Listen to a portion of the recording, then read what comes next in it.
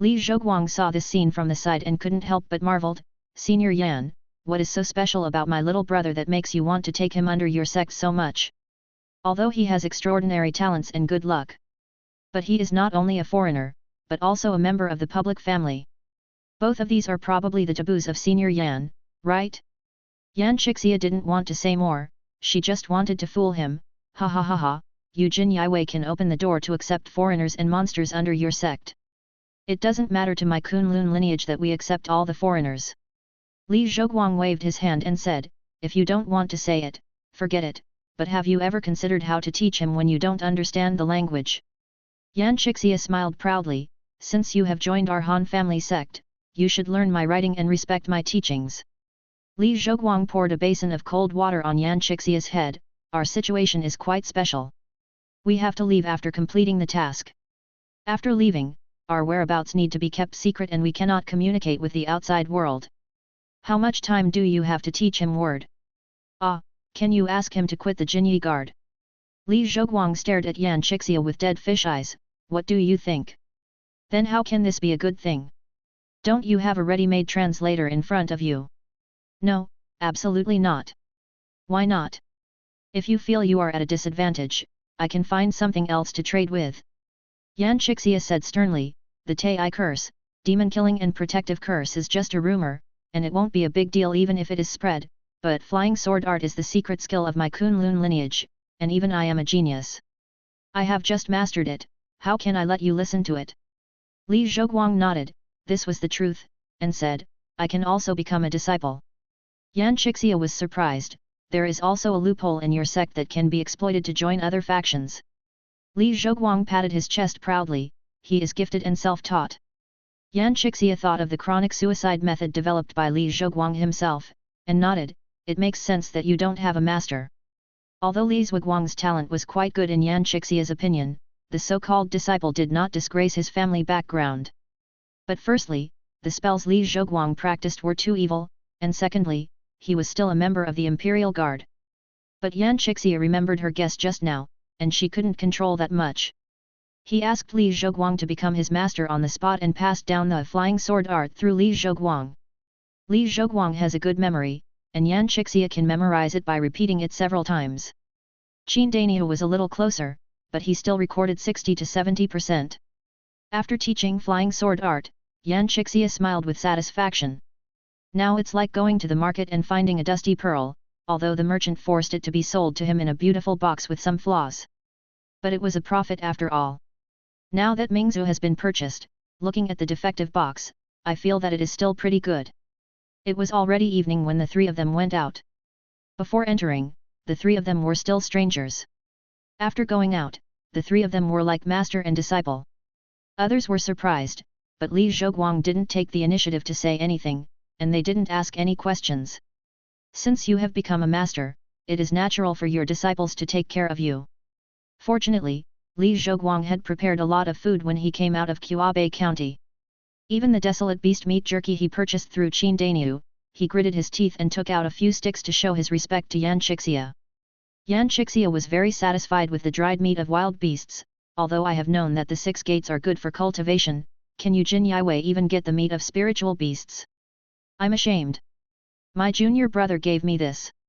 I can only borrow flowers and offer them to Buddha. What junior brother? I'm called senior brother. Ah. What? There is a first come first served basis for entry. I will let him in first. But didn't he have no apprenticeship? I don't care, just agree. Li Zhoguang could only hold his nose and admit it. Anyway, he and Qin Dainiu had different relationships. At worst, he would call Qin Dainiu his senior brother, and Qin Dainiu would call him his eldest brother. After having enough wine and food, Yan Chixia said a few words and went to rest. As for Li Zhoguang and his party, they are also planning to rest here for one night. After all, it's still not safe to travel at night, as for Lanruo Temple. The tree demon's grandmother made an agreement with Yan Chixia. As long as she is not fascinated by the beauty of gold and silver, the tree demon cannot harm anyone. When Li Zhoguang stepped into the monastery, he suddenly remembered, aren't there some zombies in the room here? They were all leftover food leftovers by grandma. Just as he was thinking about it, the group of people in the monastery heard the sound coming from under the floor of the room. Xiang Fasai twitched his nose and knew what was underneath. He raised his paw to take a picture. Li Zhoguang stopped him quickly. Brother Fasai, the house here has been in disrepair for a long time. If it has a slight bump, I'm afraid it will collapse. It's better for me to do it. Li Zhoguang manifested the crimson touch, reached down from the gap in the floor, and chopped the zombies into pieces in a few breaths. The crimson magic power was swallowed up, and even the fragments turned into dust. Without the annoying things, the few of them were ready to take a rest. Xiang Fasai also heard what Li Zhoguang said just now.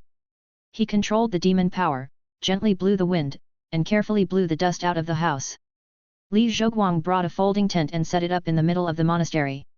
He and Qin Daniel were able to sleep even though they were squeezed together. It's easy for Xiang to make a fortune. He uses his demon power to weave a big net and ties it between two pillars to create a hammock. Although it's not as comfortable as a bed, it's okay for just one night. As for Wei Chongfeng and Wang Shiyun, they could only sleep in their clothes on the couch in the temple. Although Wang Shiyun was a woman and the world she lived in was also bound by feudal ethics. But in such a place, she really didn't dare to live in a room alone, so she could only make do with it. Everyone lay down and prepared to rest. Xiang Fasai fluttered his furry ears, hesitated for a moment, and turned his head to Li Zhoguang in the tent and said, "The silly boy who looks like your old friend is approaching this side, and there are wolves chasing him behind." Li Zhoguang frowned. "Ning Ketichan?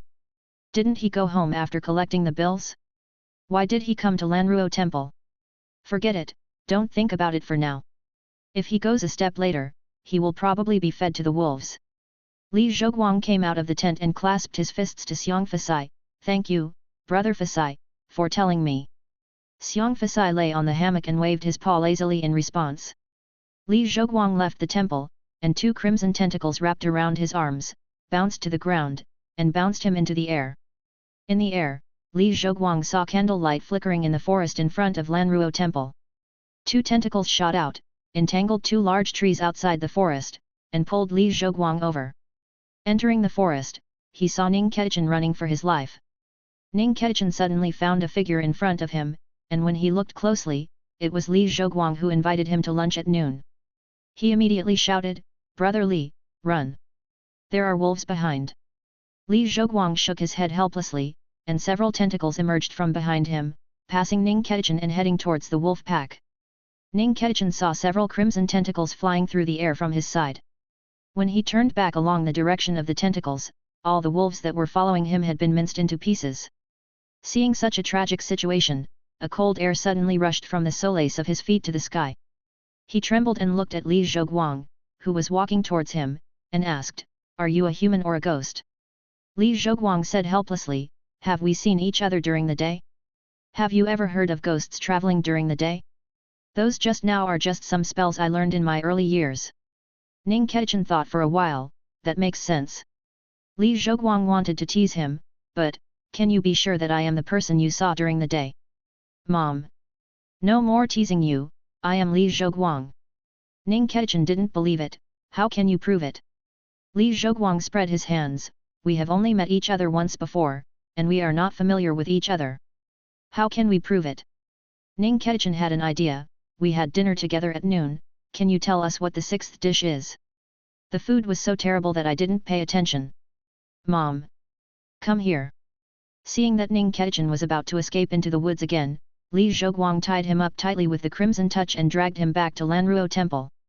After entering the monastery, he put Ning Ketichan down and closed the door. Everyone in the room looked over. Ning Ketichan was stared at by 4 people and a bear, and shivered in the corner. He had met the other people during lunch, which allowed him to confirm Li Zhoguang's identity. But being in the same room with a black bear was still too exciting for him. Li Zhoguang asked him, "Tell me, why don't you go home and come to this place?" Only then did Ning Ketichan remember the reason for his coming, and quickly explained, "I didn't pay attention when I first started on the road, but after walking for a while I found that the cage had sunk a lot, so I discovered the gold you stuffed into my cage."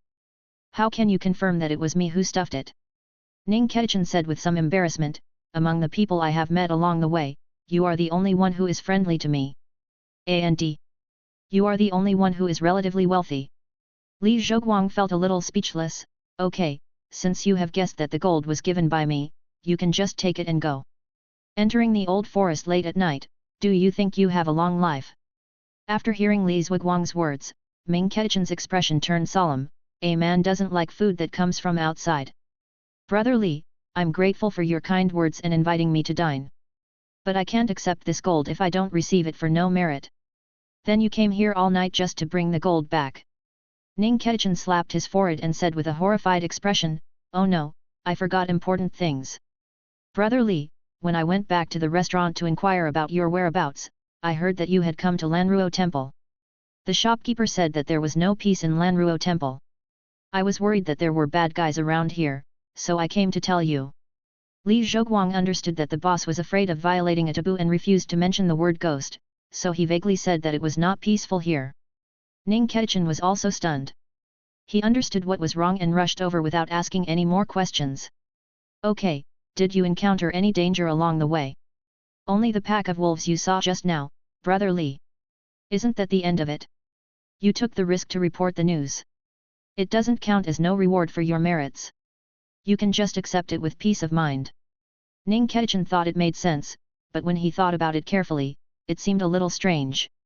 Seeing that Ning Kechen still wanted to speak, Li Zhuguang said directly, I'm going to bed.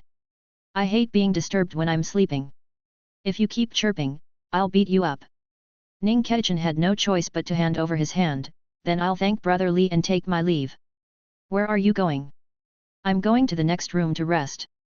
You're not allowed to go, just spend the night here. Ning Kechen looked at Wang Shiyun with some embarrassment, there are women here, so it's not convenient for me to stay. Li Zhuguang glanced at him sideways, let me tell you the truth, it's not that there is no peace here, but there is a 1,000-year-old tree demon. Do you want to die if you live alone? She doesn't mind just living here. What do you mind? Wang Shiyun, who was huddled in a corner of the couch, was about to cry when she heard Li Zhuguang's words. Although she was a merchant, she was also a well-educated and courteous woman.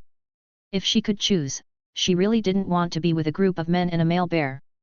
The demon lives in the same room. Brother Li, I don't have any words for strange powers and chaos. There are no monsters in this world. I was just in a moment of panic.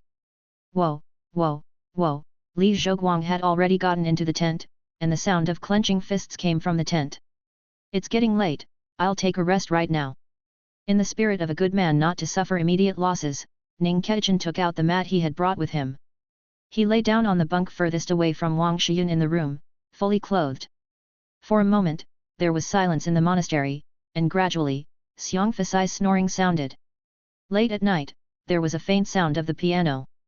Although the sound was weak, everyone knew that there was a 1,000-year-old tree demon here, and Xiang Fasai had been snoring, and everyone else was sleeping lightly. Everyone in the room was awakened by the sound of the piano. Grandma and Yan Chixia have an appointment. Only people with evil intentions who can be seduced by female ghosts will be hunted by Grandma. Although only Li Zhuguang and Qin Daniu knew about this matter. But knowing that there are monsters nearby, any idiot would go out in the middle of the night to find out where the sound of the piano comes from. Li Zhuguang heard someone getting up. Well, it was Ning Kechen, the idiot. Ning Kechen was a bit stupid because of his studies. In addition, he had good luck in the first half of his life and had never encountered any dirty things. Naturally, he believed in the saying a man does not speak of strange things, but he forgot that there was another sentence behind it, it's not that I don't believe it, but I respect ghosts and gods and stay away from them. Ning Kechen was about to step out of the door when a pair of hands were placed on his shoulders. Startled, he was about to shout, but his mouth was covered. Where are you going so late? Ning Kechen heard that it was Li Zhuguang's voice, and he was relieved immediately.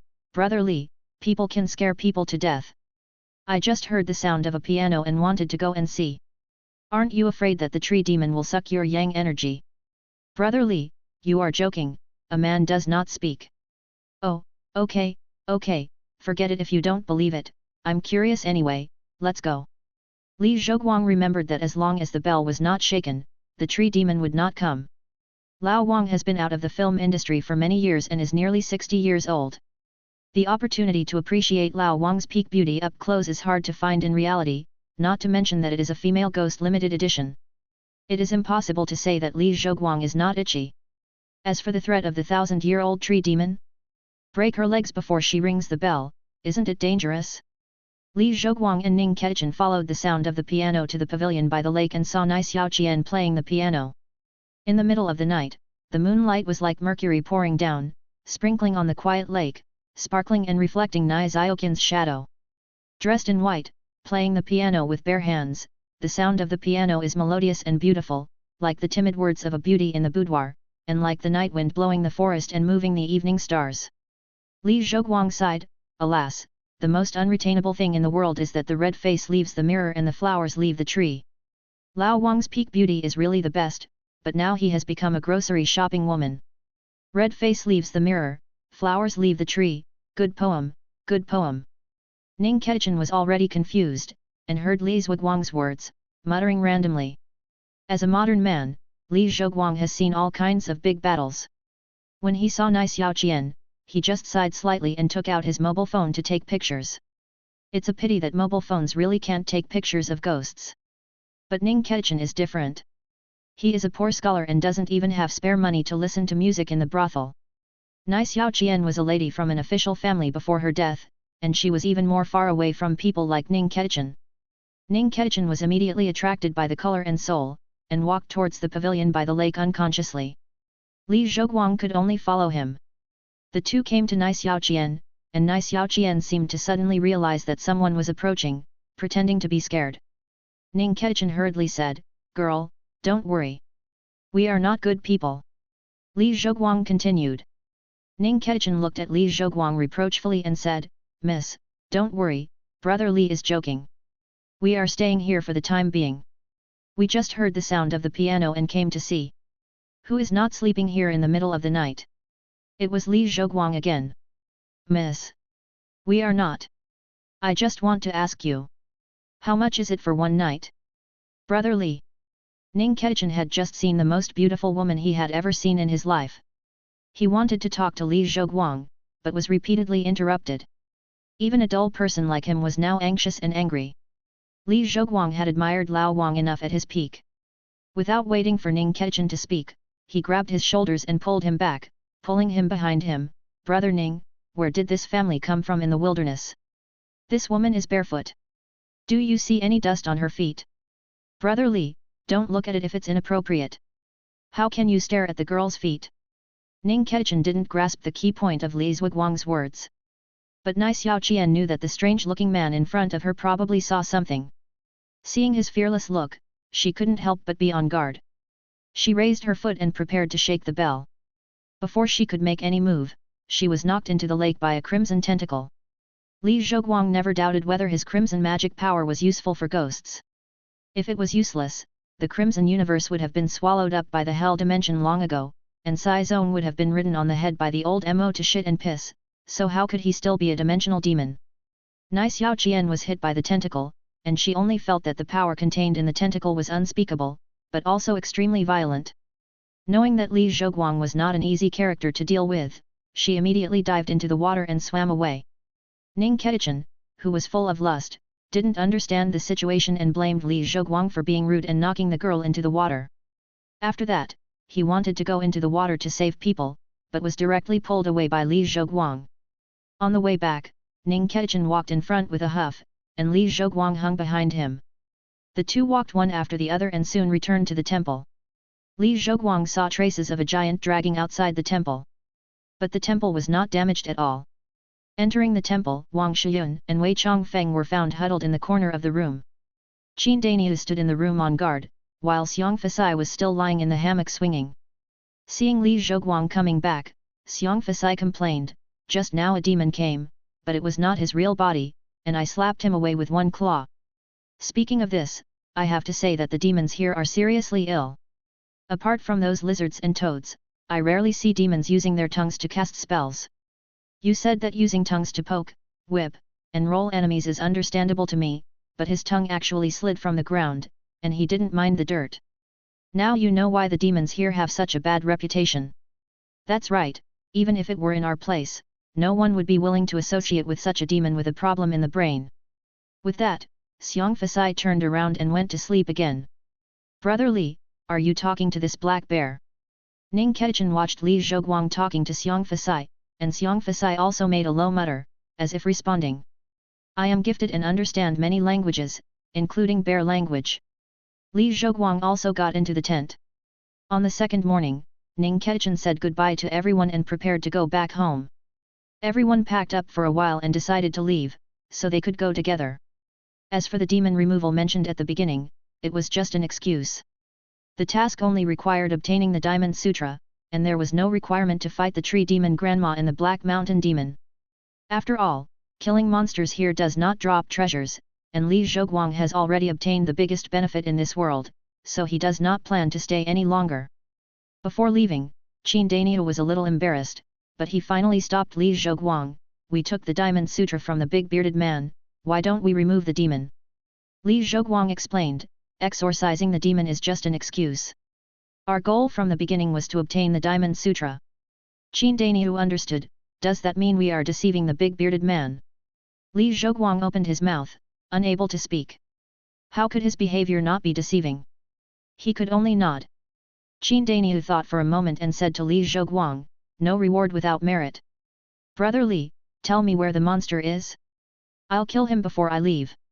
Li Zhoguang shook his head, it's hard for you to deal with the tree monster, let alone the Black Mountain monster. The skeleton has a group of ghost soldiers under his command. Then I'll stay here for a while, and when I'm proficient in martial arts, I'll go and kill them. It doesn't matter if we just leave. This is just a station. It's possible that we won't be able to come back after we leave. The court here is almost replaced by monsters. Even if we get rid of these two monsters, it won't help. Qin Daniu shook his head and said, I'm not familiar with the people here, and I can't control the evil spirits. It's just that we agreed to get rid of the evil spirits after taking the scriptures, and we must go. My grandfather said, no one can stand without faith. Li Zhoguang scratched his hair irritably. This kid was too stubborn, you still don't understand that our primary purpose is to complete the mission and survive. Only by saving our own lives can we satisfy more. If you can't even guarantee your own life safety, then everything is meaningless. Didn't we do this last time? Last time? Qin Daniu scratched his head and smiled shyly, Brother Li, I didn't quite understand what happened last time. From beginning to end, I could only understand what you said. Li Zhoguang was slightly startled after listening to Qin Daniu's words. Finally asked, are you sure you want to go? Qin Daniu thought for a while and remembered that afternoon 3 years ago, when he and his grandfather were sitting in front of the martial arts gym and basking in the sun. The master hurriedly wanted to go out, but was stopped by several elders. You can't go. There can be small frictions between martial arts schools, but if the master comes forward, it will be an all-out war. Yes, master, after decades, we have accumulated enough strength and merits, and we can move to a big city to open a tavern and teach apprentices. If we start a war with other martial arts schools now, no matter whether we win or lose, our merits will be forfeited. All our decades of hard work will be in vain. Then Wang San is just an outer disciple, and the Phantom Snake Martial Arts Hall has already compensated him enough. No matter how the elders tried to persuade him, the master strode away without looking back, leaving behind a few words that left the elders speechless. Qin Daniu heard it clearly because he was close. He thought about what his master had said back then, and said to Li Zhoguang, a martial artist, don't deceive your true heart. If you deceive your heart, your will be scattered, and your will be scattered, and your punch will be slow, and your punch will be slow, and you will die. Forbearing for a while is like selling out, and taking a step back. Dry bones in the grave. We are born in this troubled world, fighting for our lives against the sky, and those who believe in it should stick to it. Even if there are wild beasts on the road ahead, and evil miasma is everywhere, just relying on these two fists is enough. If not, why do we practice martial arts? After listening to Qin Daniu say so much in one breath, Li Zhoguang clicked his lips and said, it's not like you can say these words. Qin Daniu chuckled and said sheepishly, this is what my master said. Oh, let's go. Get rid of the demon. Brother Li, do you also agree with what my master said? No, I still insist on my opinion. Then why did you change your mind? Last time, you didn't know anything about the situation, so didn't you still follow me through life and death? Now that you've made up your mind, just go for it. But the tree demon will not come out during the day, so it can only stay in Lanruo Temple until night. Wang Shiyun and Wei Chongfeng saw that they had completed their mission and returned home, but Li Zhoguang and Qin Daniu really wanted to get rid of the demon, and of course they were unwilling to stay here for a long time. He immediately pointed out that their abilities were limited and they could not help Li Zhoguang much. He planned to go back to the train first and wait for Li Zhoguang to return victoriously. Li Zhoguang also felt that the two of them were in the way, so he let them go. Before leaving, Wei Chongfeng wanted to take the Diamond Sutra with him, saying that it was an important mission item and it would be safer to leave it with Lord Dragon God. They don't know, doesn't Li Zhoguang know? After taking the mission items back, the mission is over. I said before that the Diamond Sutra can restrain demons. I still have use for it, so I won't give it to you.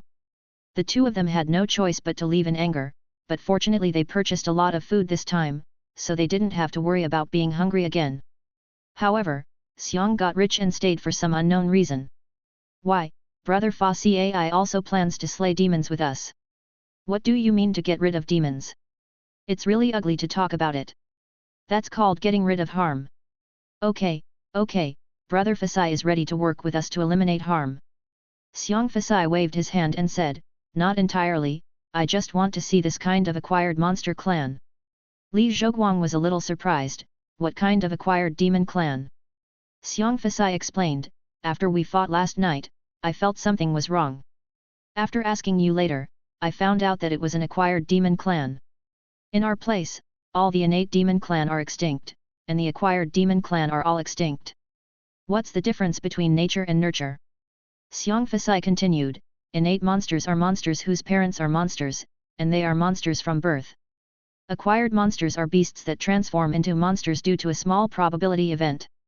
According to historical records, in ancient times, acquired demons accounted for the majority. Because they were transformed from beasts, they are wild and difficult to tame. At that time, the human race did not regard the demon race as an equal race. In school, history lessons told us that in ancient times, demons would eat humans, and humans would eat demons. Good guy, after that class, I didn't feel comfortable greeting my human classmates. But thousands of years ago, there were no examples of beasts turning into monsters. Nowadays, the acquired demon clan will only appear in history books or horror novels. Li Zhoguang understood, brother Fasai, do you want to gain experience? Hearing Li Zhoguang's question, Xiang Fasai rubbed his hands in embarrassment, brother, to be honest, I almost emptied my parents' wallets when I bought a house in Huijing City. Even when it comes to decoration, I save a little bit and decorate it myself. Now that the children are older and ready to go to school, my wife has been clamoring to buy a flying boat. If I can bring back an acquired demon clan, which is a very rare plant demon, and then hand it over to the research institute, I, Xiang Fasai, will really make a fortune. Of course, I am also a bright demon, and if things work out, I will never miss out on the two brothers. Li Zhoguang suddenly realized why Xiang Fasai was willing to stay. It seems that no matter what world we are in, there are social animals who carry heavy loads. At that moment, Li Zhoguang agreed. There was nothing to do during the day, so they started practicing separately. After Li Zhoguang's unremitting efforts, the Tai demon slaying demon cutting curse and protective spell finally made some progress. During a certain attempt, he finally borrowed a bit of mana. Li Zhoguang was so happy that he decided to imitate the method in the movie and release the magic power. He certainly wouldn't dare to expect mountains and rocks to collapse, but Li Zhoguang would be very satisfied if he could collapse a small stone. After all, it was a good start. But as soon as Li Zhoguang transferred the magic power to his palm, before he could take action, the passage deep in his soul opened automatically, and a crimson magic power rushed out. All of a sudden, the trace of the mana that was finally borrowed was drained away. Not to mention, it walked around in Li Zhoguang's palm before returning. It looked like a dog urinating to encircle its territory. Li Zhoguang stared at the empty palm and said bitterly, "Why are you so stingy? It's not like you can't squeeze in." Seeing that nothing could be done, Li Zhoguang squatted on the ground frustrated. He originally wanted to establish a good relationship with Xiang Fasai and see if he could get the cultivation method of the human monks in their world. But now it seems that before mastering the method of suppressing the crimson magic, it is probably meaningless. Sigh, why was it that I couldn't figure it out in the first place? Isn't it nice to have to draw some random skills and strengthen him in all aspects honestly? With no other choice, Li Zhoguang had no choice but to give up the Tai demon slaying demon destroying sin repelling protective curse. As for flying sword technique, I can't practice without flying sword for the time being, so I can only ask Qindania for advice on Snake Shadow Fist. Upon seeing this, Yan Qixia also practiced Snake Shadow Fist with Li Zhoguang. Li Zhoguang knew in his heart that there was a big difference between the martial arts in Qindania's world and that in this world. Although Yan Qixia has good martial arts skills, compared to Qindania who practices beast-shaped boxing, when faced with a Snake Shadow Fist that no one has practiced before, he may not be able to understand and master it as easily as Qindania. But he had already reserved the position of Qindania's next master. He really couldn't bear to be embarrassed when his master asked his disciples to teach him, so he simply practiced with Li Zhoguang to see how much he could do. Li Zhoguang felt that the Snake Shadow Fist that Qindania found for him was tailor-made for him. The characteristics of the Snake Shadow Fist are flexibility, concealment, and attack diversity. As the practitioner's skills deepen, the limbs and torso will become more flexible, and the explosive power will also increase. But ordinary practitioners only have 2 hands. Even if they practice boxing to a deep level, at most they can have an extra pair of legs to use boxing. Li Zhoguang is different. He knows the Crimson Touch. When it comes to concealment and flexibility, how can human hands compare with the Crimson Touch? Li Zhoguang's ability to do 2 things at the same time is still rusty, but he can already summon a tentacle to use the Snake Shadow Fist with both hands. In time, when fighting with others, several tentacles will come out at the same time, and it will be difficult for the opponent to resist, unless he is fighting a tentacle monster. But Qindania did not recommend Li Zhoguang to focus on this, because the boxing in their world is not only a means of attacking the enemy, but also a way to cultivate oneself. Qindania warned Li Zhoguang that when practicing martial arts, one should concentrate on moving blood and qi and understanding strength. Self-enhancement is the foundation of life, and the Crimson Touch can only be used as an auxiliary. It is not recommended to focus on practicing the combined attack method. Li Zhoguang felt that what he said made sense, so he dispersed the Crimson Touch and began to practice the Snake Shadow Fist with all his heart. But what he didn't know was that as he practiced, the passage deep in his soul opened a crack. A very small amount of crimson magic power escaped, and as he practiced, it melted into his flesh and bones. Soon it was night, and Xiang Fasai's nose was very good. After the Dryad Grandma came last night, he remembered the smell. He moved forward, walking in front. With a face full of joy, even the gloomy environment of Lanruo Temple could not affect him in the slightest. Li Zhoguang and Qindania followed behind. Li Zhoguang originally invited Yan Qixia, but Yan Qixia had an appointment with the tree demon first, and it was difficult for Yan Qixia to make a move before the tree demon broke the agreement. After all, a monk like him attaches great importance to cause and effect. The 2 of them walked like this, and soon they arrived at the place where they first met Nai Xiaoqian last night. After passing the pavilion by the lake, I saw a mansion with 3 characters living in the water written on it. Li Zhoguang paid a visit to Nai Xiaoqian last night, so this time he came to take a look at the surrounding scenery. The best way to get water is to get water, and to get water is to be quiet. Water is collected in the arms, and there is no looseness in the cave. If you suspect it, it will be more auspicious. Water can grow trees, so this tree demon will find a place. Hearing Li Zhuguang's words, Xiang Fasai turned around and said, "Little brother, are you still angry? I only know a little bit about Feng Shui. I learned about it when I was interested in it before." But Li Zhoguang casually glanced into the water while walking in the corridor, and suddenly felt a chill in his heart. Only then did he realize that he had made a mistake. "I just discovered that there are dead bodies in the water all around.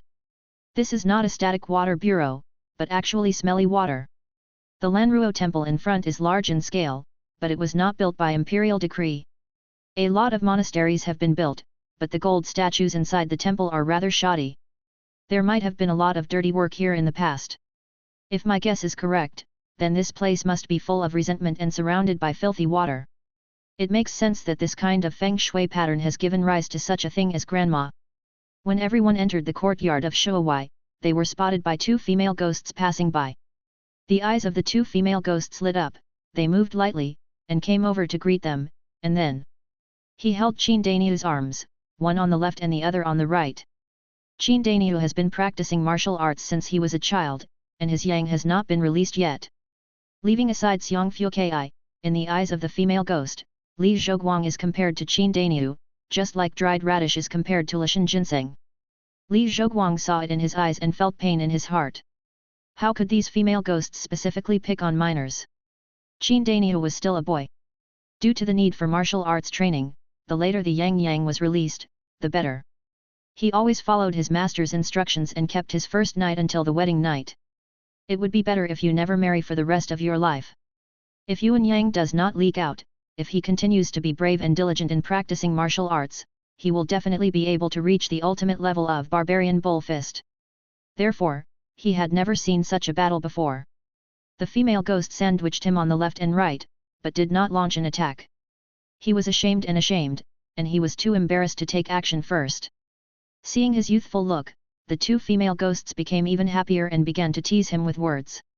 Left, my family lives in a remote place, and it's really fate that I can find my little brother. Right, yet. On the left, my little brother is handsome, but I live here alone and feel very lonely. I would like to recommend myself as a pillow. Right, me too. On the left, brother, please don't listen to my stupid elder sister's nonsense. As a younger sister, I know more about things and understand what is said. On the right, brother, I have big breasts. Li Zhoguang looked at the two ghosts speechlessly. He felt like he was watching a live version of Two Wives and One Man. He was so embarrassed that he almost dug out a 3-bedroom apartment with his toes. There was a flash of red light, and before the two female ghosts had time to scream, they were tightly entangled by the crimson touch, and they were shaken to death. At this time, a gust of cold wind passed by, and the frightening bird bell hanging in the corner of the room began to jingle. Xiang Fasai nodded and said, the two female ghosts just now have restraints on them. They should be raised by the tree demon. If you beat them to death, the tree demon will definitely be able to sense them. Li Zhoguang spread his hands and said, if there is nothing you can do, go to grandma directly. She may also recruit female ghosts to help. Kill 2 first, and you will have 2 less to deal with later. Xiang Fasai waved his hand and pointed to the room next to him where the woman's teasing laughter came from. I just want to say that you did a great job. Anyway, if you kill, you will kill. We should seize the time to kill more before the tree demon comes. Several. Li Zhoguang suddenly realized it and broke into the main hall in a few steps. A group of female ghosts were dressing up, and Li Zhoguang went deep into them, as if he had entered the lounge of a business club. When the female ghosts heard the commotion, they all stared blankly at the 2 men and 1 demon who broke in. Seeing the looks from the female ghosts, Li Zhoguang took a deep breath and shouted, girls, we're accepting guests. The female ghosts were not ashamed to be teased by Li Zhoguang, but instead gathered around with interest. Before formal cooking, diners have a high tolerance for ingredients. Facing the female ghosts surrounding him, Li Zhoguang didn't panic. He stretched out his arms and hugged 2 of them, with one lying on his chest. The female ghost lying on his chest was drawing circles on Li Zhoguang's chest with her fingertips. He also didn't understand why, no matter whether they were ancient or modern, human or ghost, as long as they were women, they were all circle drawing enthusiasts. The female ghost lying on Chang Huan's chest looked at Li Zhoguang in a daze and said with a sweet smile, brother's body is so warm and smells so good. What is brother thinking about now? Looking at the female ghost close at hand, Li Zhoguang grinned, I feel that your body is too cold and you are wearing too little, so I want to cover you with a quilt. The female ghost smiled even more charmingly when she heard this, brother, why don't you sleep with me under the quilt? Li Zhoguang took a deep breath, as if smelling the scent of the female ghost's hair. The 3 female ghosts embraced by Li Zhoguang felt that something was wrong. Why does it seem like what Li Zhoguang said, there is an extra quilt on his body, and the quilt is getting tighter and tighter? Before the female ghosts could react, they were already firmly bound by the crimson touch. As the red light was gushing out, they were turned into ashes by the overbearing and violent crimson magic. The female ghosts thought they had encountered a chicken who had fallen into the trap, but they didn't expect it to be a big goose. They were all shocked. They were stunned, but Li Zhoguang was not. Li Zhoguang concentrated his mind and calmed his breath, connecting the channel deep in his soul, making the channel open. The violent and turbulent crimson magic poured out, overflowed from Li Zhoguang's body, turned into tentacles, and spread out in the hall. Wrap, entangle, roll, hit, stab, and chop. The female ghosts who were not in a hurry to dodge were caught by the tentacles, and their souls were scattered. 1 or 2 lucky ones were just knocked to the ground by the tentacles and could not move. Li Zhoguang did not let go of the ghost. He stepped forward, and the tentacles wrapped around his arms. He raised his hands and used the opening move of the Snake Shadow Fist, swaying Snake Shadow. Although the moves were not very skillful, with the blessing of the Crimson Touch, the ghost was scared to death. Xiong Fasai and Qin Daniu also had good results. Xiong Fasai used both claws to draw black claw marks in the air. From time to time, a female ghost suddenly lost a large part of her body, as if she was torn by invisible claws. In the blink of an eye, she was broken into pieces and disappeared. Qin Daniu was even simpler. His Tai demon slaying and sin eliminating protection spell was much more proficient than Li Zhuguang's. After borrowing the magic power, he did not use it, but only used it at the peak of his fists, and then used the bull fist. With the blessing of magic power, the bull fist was as effective in beating ghosts as it was in beating people. There seemed to be many female ghosts in the room, but they also disappeared in large numbers under their attack. Li Zhuguang was in high spirits when a female ghost suddenly attacked from behind, but her hands were cut off by his tentacles. Li Zhuguang used the snake retreats from the Thousand Mountains move and pounced back, then captured the female ghost, and danced with his tentacles, ready to crush the female ghost. But what he didn't expect was that the female ghost he captured in his arms was also a familiar face. Feeling the two bombs against his chest, Li Zhuguang took the opportunity to strangle her in his arms again. "Oh, it turns out to be Alan, you were pretty good looking before the plastic surgery." The female ghost was wondering who Alan he was talking about, and was strangled to death by Li Zhuguang. The beauty in his arms was terrified, and Li Zhuguang didn't linger. Then, he killed other female ghosts. When there were only 2 people and 1 demon left in the hall, except for 1 or 2 female ghosts who escaped, the rest were all terrified. It seems that Nai Xiaoqian is lucky, at least in the killing just now. Li Zhuguang did not see her figure. They had no time to care about the 1 or 2 who escaped. Because the bird alarm bells under the eaves rang more and more urgently, making people panic. Even without Xiong Fasai's hearing, Li Zhuguang could hear the sound of a giant dragging from far to near, approaching them quickly. Li Zhuguang knew that the mouth of the old lady was coming to kill them. The old lady's huge tongue broke through the door. When reading the original book before, Li Zhuguang wanted to complain. This old lady is not a tree demon, but a mouth spirit. The crimson touch that Li Zhuguang manifested chopped down on the head, but it did not cause any substantial damage to the tongue. Instead, the tongue rolled up, cut off the tentacles, and hit Li Zhuguang. But because the tongue was too large, although the force of the whip was heavy, the movement was not so fast that ordinary people could not reach it. Li Zhuguang either bounced off with his tentacles or jumped away by wrapping around a pillar to gain leverage. He was always able to avoid the tongue's attack. Seeing that the previous attack was useless, Li Zhuguang gave up the chopping and reappeared several tentacles. When they passed by the tongue, they tightly wrapped around the tip of the tongue, creating an attack opportunity for Xiong Fasai and Qin Daniu. Qin Daniu and Xiong Fasai did not waste Li Zhuguang's efforts. The red magic power and the dark demonic energy complemented each other. In a moment, several attacks fell on the tongue of the grandmother. White mucus immediately gushed out from the wound. The tongue struggled hard in pain and tore off the tentacles. It rushed around the house, and the white mucus was scattered everywhere because of the impact of the tongue. Li Zhuguang jumped up and down to avoid the mucus. Although Yan Chixia and Ning Kechen were sprayed in the face in the original work, they were fine, which shows that the blood of the tree demon is not poisonous. But Li Zhuguang still didn't want to be sprayed with white mucus by a monster that was neither male nor female. The tongue was too big and turned slowly. After several attacks, Li Zhuguang figured out the pattern and always waited for the tongue to rush over, and concentrated his output while it was difficult for it to turn. Xiong Fasai was even more skilled and daring. Facing the tongue that was rushing over, he jumped onto the tongue and ran along it. While running, he waved his claws, and immediately there were more than 10 claw marks on his tongue. The tongue of the grandmother had not hit anyone for a long time, and it seemed to be a little anxious. A low roar came from the tongue, and the outer skin of the tongue fell off, revealing the sharp big mouth inside. Countless slippery little tongues came out of the mouth and rolled towards the few people from all directions. Maybe it was Xiong Fasai who caused the most damage to him, and he hated Xiong Fasai the most. Half of the little tongues went to his fat bare head.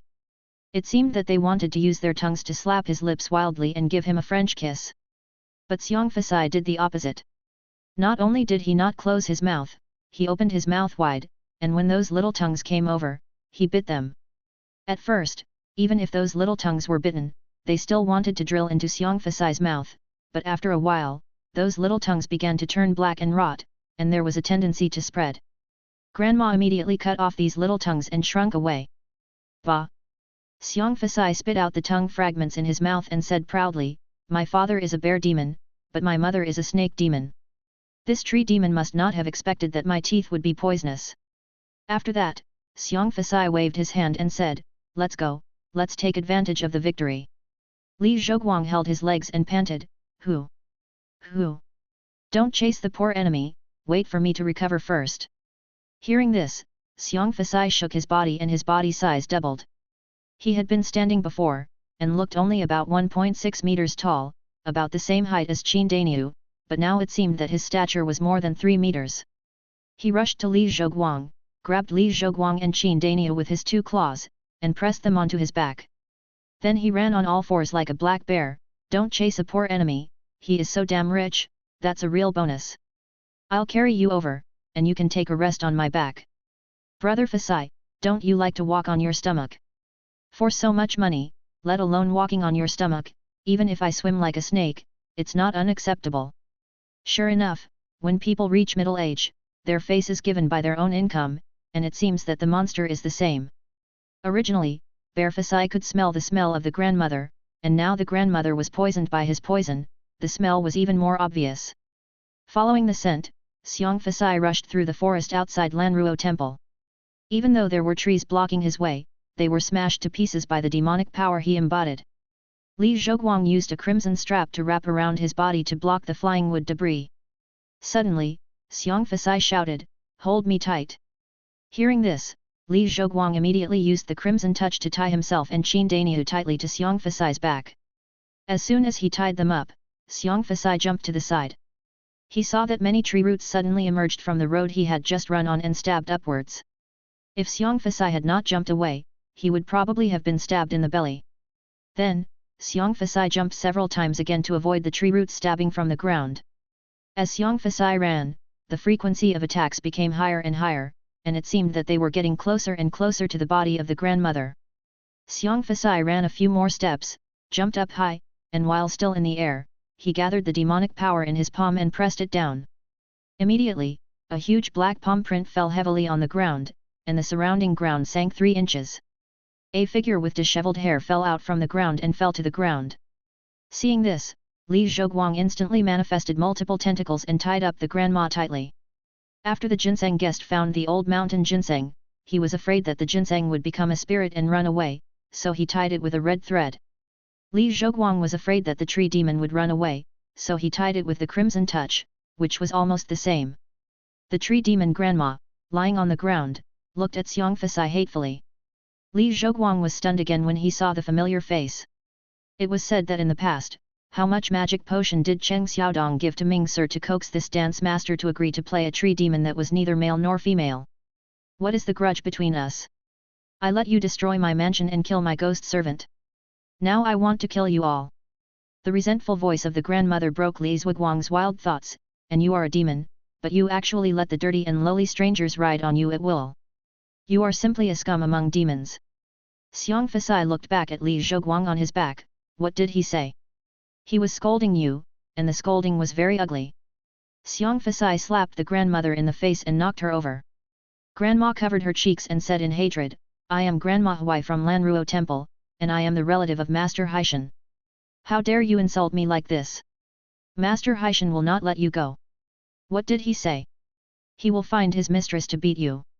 He said so much, and you only translated this little. I think your translation is not very authentic.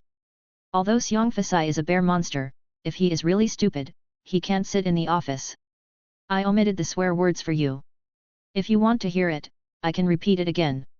Li Zhoguang naturally would not admit that there were indeed a lot of private goods in his translation. Forget it. With that, Xiong Fasai stood up again, shrank his body, and walked towards the shivering grandma lying on the ground with a greedy look on his face.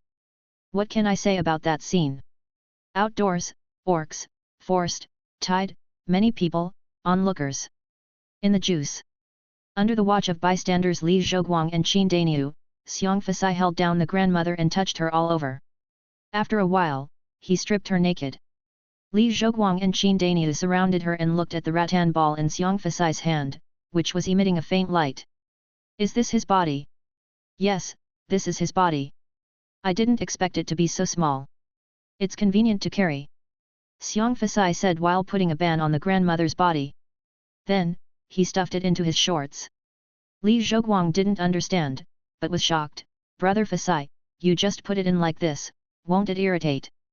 Xiang Fasai said proudly, I have refined every pair of my underwear, and there is a hidden storage space inside. Li Zhoguang continued to ask, is there any explanation for adding storage space in underwear? Hearing Li Zhuguang's question, Xiang Fasai's eyes showed a hint of sadness. As a male monster, it is difficult. Especially for a male monster who is married and has cubs, it is even more difficult. Li Zhoguang understood that the little treasury of the bear monster was built in his underwear. This is really a little golden pants. After dealing with the tree monster grandma, several people prepared to go back to Lanruo Temple for repairs. The Black Mountain Old Monster's lair is in the underworld. They can't go there for a while, so they can only wait until tomorrow to ask Yan Chixia. Because of the matter of the tree demon grandmother, Li Zhoguang and Qin Daniu both made great efforts, and Xiang Fasai also readily said that he would help the two to deal with the Black Mountain Old Demon. After hearing this, Li Zhoguang was slightly relieved. The Black Mountain Old Demon is not like the tree demon grandmother. In his plan, he still needs Yan Chixia's help to deal with it. Now with the addition of Xiang Fasai, he has a better chance. The two people and the demon walked back while chatting. After walking in the forest for a while, they heard rustling sounds coming from the grass on the side of the road. Xiang Fasai fanned his ears and didn't care. But Li Zhoguang heard the rustling sound getting closer and closer to them, and for safety reasons, he also summoned the Crimson Touch. With a rustling sound, the grass in front of him was separated, and a ball of brown and yellow hair rolled out. Li Zhoguang looked closely and saw that it was a fat yellow-skinned animal. On its back, it was carrying a mask that was sold by vendors at the Lantern Festival. When the yellow-skinned animal saw someone, its eyes lit up. It stretched out its fat claws to touch the mask on its back. Because it was too fat, it tried several times to reach it. It put the mask on its head, stood up, and bowed to the crowd. Li Zhoguang was stunned. Is this, asking for a title? Seeing the yellow-skinned animal in front of him standing on tiptoe with difficulty, and its fat little claws kept bowing, Li Zhoguang gave up the idea of splitting it in half with the Crimson Touch. Since it still needs to ask for a title, it has not yet become a climate. Li Zhoguang asked the yellow-skinned animal, do you want to ask for a title? The yellow-skinned animal had already opened its spiritual intelligence. Although it had not refined the horizontal bone and could not speak human language, it could understand human language. Hearing Li Zhuguang's question, it nodded repeatedly, and the mask on its head kept shaking up and down. From Li Zhuguang's perspective, it looked very evil. Li Zhoguang thought for a while, deliberately teasing this little thing, then grinned and pointed at the yellow-skinned man, I think you look like Huang Tianba in the Wuan cave of Kunlun Mountain. Do you think Huang Tianba looks like a human? The yellow-skinned man listened to this and seemed to be in a fixed state. The paws that were bowing were also fixed in mid-air. The mouth was wide open, the head was raised, and it stared straight at Li Zhoguang. The humanized little eyes were full of questions like are you a dog? After being stunned for a long time, the yellow-skinned man screamed, turned around and got into the bushes, and even the mask fell to the ground. After a while, there was another rustling sound, and the yellow-skinned man turned back and picked up the mask on the ground. He ran away again. But before it ran far, Li Zhoguang rolled it back with the Crimson Touch, and wrapped its butt tightly. Li Zhoguang didn't want to smell the yellow-skinned creature's stinky fart. Li Zhoguang handed the yellow-skinned creature to Xiang Fasai and asked, Brother Fasai, do you think this little thing can be exchanged for money? Xiang Fasai approached the yellow-skinned creature and began to smell it. This scared the yellow-skinned creature terribly. It had just seen someone passing by, and rushed over in a hurry to get a title. Only then did it realize that there was a powerful monster traveling with the two people. The monster had already started to smell it, and it might swallow it in a bite. Li Zhoguang found that the Crimson Touch that he had used to tie up the yellow-skinned creature began to drip water down. Xiang Fasai frowned and took 2 steps back. This kid is useless to me, although it is only 1 step away from becoming a monster. But I just checked and it has never eaten other people or monsters. That tree monster has eaten people, so no matter how I treat it, no one will say anything when I go back. But this little thing has never eaten, which means it has never violated our laws. I will take him back. Not only will the research institute not accept him, but I will also have to take care of his food and accommodation before the poor children's home comes to accept him. Let him go. Li Zhoguang reached into the bag, pinched off a piece of wild beast jerky, and stuffed it into the yellow-skinned man's mouth. Don't come out to ask for a title in the future. Harming others for your own benefit is harmful to the harmony of nature. Work hard on your cultivation. After that, he threw the yellow-skinned man back into the bushes.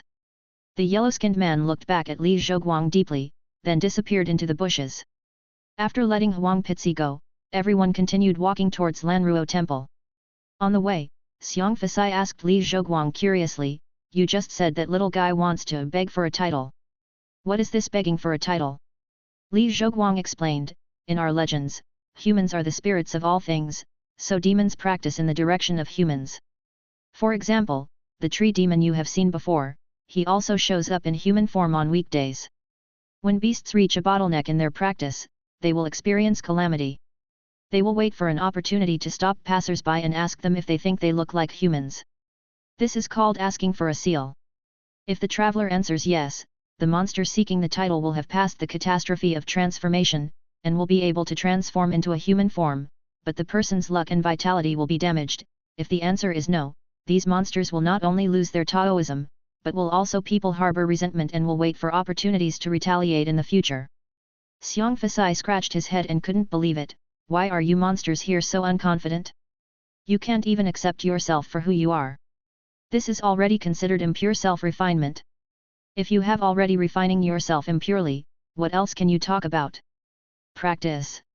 Li Zhoguang shrugged, "They don't have any serious cultivation methods, and they also eat people. The more they eat, the stronger they become. In the examples I know, there are more monsters that eat people than those that don't." Xiang Fasai shook his head, "It's too sad, not to mention the self-destructive method of drinking poison to quench thirst by wantonly devouring and absorbing the essence of other races. Just eating other creatures with enlightened intelligence makes me feel sick. The monsters here are so primitive and barbaric that I simply can't imagine what kind of life they live." Li Zhoguang patted Xiang Fasai on the shoulder, "Didn't your history lessons tell you that there was such a period in your ancient times? You can understand that this place is exactly in that period in your ancient times. Therefore, you must thank your ancestors for their contribution to your life today. In this ghost place, let alone monsters eating people, people may eat people in a few years.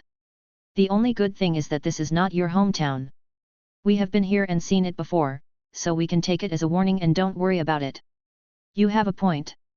Everyone walked back while chatting. When they were about to approach Lanruo Temple, not only Xiang Fasai, but even Li Zhoguang noticed something was wrong. The sky above the temple was covered with dark clouds, and the clouds were not static, but formed a vortex. No matter how you look at it, it doesn't look like it was formed naturally. When they approached the gate of Lanruo Temple, they heard the sound of fighting inside, and everyone hurried in. They saw Yan Chixia in the open space in front of the main hall of Lanruo Temple, with agile figures and flashing swords, fighting with a team of ghost soldiers. Those ghost soldiers were led by a ghost general, wearing armor and holding sharp weapons, with ferocious faces, and emitting waves of creepy war roars, rushing towards Yan Chixia in waves. The ghost general was riding on a horse, keeping his troops still, and only supporting the formation from the back. Yan Chixia's face was calm, his sword skills were like flowing clouds and water, and the red light on the magic sword moved, and wherever he went, the ghost soldiers turned into ashes. However, the ghost soldiers seemed endless, coming one after another, constantly pouring out from the shadows around, as if to swallow Yan Chixia. Yan Chixia knew that if he continued like this, he would only slowly exhaust his magic power and let the ghosts eat him. With a decision in his mind, he made a concerted effort and strengthened his mind. The sky and the earth are boundless, and the universe borrows the law. He chanted a mantra, held the seal with both hands, and in a moment, his hands pushed forward, and a series of talismans with flashing divine light were cast, illuminating the entire Lanruo temple in an instant. The light transformed by the talismans was as hot as the sun, sweeping away the ghost soldiers around, and waves of ghosts and wolves howling rang out in Lanruo temple. Taking advantage of the pressure around him, Yan Chixia rushed to the gate of Lanruo temple. Unexpectedly, he ran into a few people who came back. Yan Chixia was about to speak when he saw Li Zhoguang summon the Crimson Touch to cut him. He was about to raise his sword to block, but the Crimson Touch had bypassed him and slashed behind him. There was a sound of metal clashing, and Yan Chixia looked back and found that the Ghost General had come behind him without knowing when, holding a huge axe and was about to chop him head on. If Li Zhoguang hadn't stopped him, he would have been dead. The Ghost General saw that his attack missed, so he slowly disappeared from everyone's sight. Li Zhoguang knew from reading the original that this Ghost General had the ability to become invisible and teleport, and he was riding a horse, and his speed was not bad. His disgusting degree was comparable to that of the Lost Knight. Li Zhoguang immediately summoned several tentacles, and with himself as the center of the circle, he spread the Crimson Touch in a spiral shape on the ground. This was a technique he developed based on the nebula chain of the Andromeda Saint, which was specifically designed to defeat this kind of invisible enemy. As expected, one of the Crimson Touches reacted, as if it was stepped on by something. The tentacles on the ground immediately jumped up, wrapped the Ghost General layer by layer, and tried to crush him together. But Li Zhuguang's strength was still a little bit lacking, and he couldn't crush him at all. But the Ghost General was also entangled by him layer by layer and couldn't move. Seeing this, Yan Chixia drew his bow and arrow, and the arrow was like a meteor. The magic arrow engraved with the talisman instantly pierced the Ghost General's head. Li Zhoguang also felt that there was no resistance suddenly, and the Ghost General's body was crushed into ashes by the Crimson Touch. The Ghost General died in battle, and the ghost soldiers retreated. Seeing that no more ghosts appeared, Yan Chixia breathed a sigh of relief. Li Zhoguang asked, "Why did you get into a fight with the Black Mountain Demon's men?" Yan Chixia spat and said, "I was resting here, and suddenly there was a sound of music outside. I went out and saw that it was the Ghost King welcoming the bride. Then you rushed over to grab the bride." "Bullshit. I didn't care about them because I didn't want to interfere with others. Who would have thought that they would go around Lanruo Temple and come towards me? Two little ghosts wanted to drag me into the wedding sedan. Bah! I'm a Tibetan man, and it's impossible for me to marry a ghost." Li Zhoguang smiled brightly, but didn't respond. If he remembered correctly, before the plot began, Nai Xiaoqian had been betrothed to the Black Mountain Demon by her grandmother. Maybe it was decided to get married today. But the grandmother had been subdued by them, and most of the female ghosts were beaten to death by them. The few lucky ones who were left also fled because the grandmother was restrained by someone and they were unable to control them. There is no female ghost in Lanruo Temple now. The Black Mountain Old Demon must be a person who doesn't care about the cold and the cold. The ghosts under his command have set their sights on Yan Chixia, the only one present. "What are your plans now?" Li Zhoguang asked. Yan Chixia thought for a while. The Ghost King is very powerful, and now is midnight, when the yin energy is the heaviest. I will avoid him first and then make a long-term plan. After saying that, Yan Chixia called a few people to prepare to leave Lanruo Temple, but as soon as they stepped out of the door, they found that something was wrong. The surrounding area of Lanruo Temple was originally a dense forest.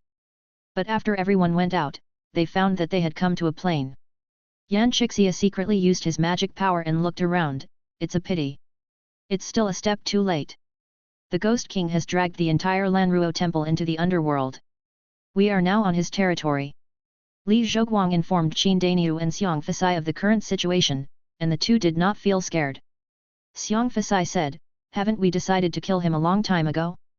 Now that we've met, there's no need to wait until another day." Qin Dainiu also agreed with Xiang Fasai's opinion. Li Zhoguang smiled bitterly and said, "I was thinking of taking another night off, but I'm exhausted tonight. Forget it, let's just do it." After saying that, he activated the steel armor. Seeing this, Qin Dainiu also activated it. This stunned Yan Chixia and Xiang Fasai. "Fuck, this magic weapon is so cool. This looks like the method of the Mahist school." Li Zhoguang estimated the ammunition reserve, then called Qin Dainiu, and together they ejected the sharp blade on the armor's arm, and said to Yan Chixia, "Master, let's light it up." Yan Chixia glared at him angrily, but still bit her middle finger, used her magic power, and wrote talismans on the sharp blade. Li Zhuguang's shoulder magazine opened, and the universal launcher fired several rounds of illumination bombs, illuminating the surrounding scene. I saw an altar of bones in the distance, with a shadowy figure on top of the altar. There were hundreds of Yin soldiers guarding the lower part of the altar, rushing towards this side. Li Zhoguang knew that he and Qin Dainiu were still weaker than Xiang Fasai and Yan Chixia, so he took the initiative to assume the responsibility of assisting.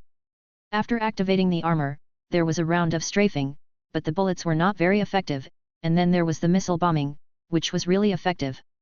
In the end, he swept away from the ground, and all the Yin soldiers he passed were decapitated by the illuminated sharp blade. Even if he encounters a ghost general on the road, he can still be controlled by Li Zhoguang, and then Qin Daniu will use the barbarian ox fist mixed with magic power to kill him. Xiang Fasai and Yan Chixia went straight to the Black Mountain Old Demon through the hole created by Li Zhoguang and the others.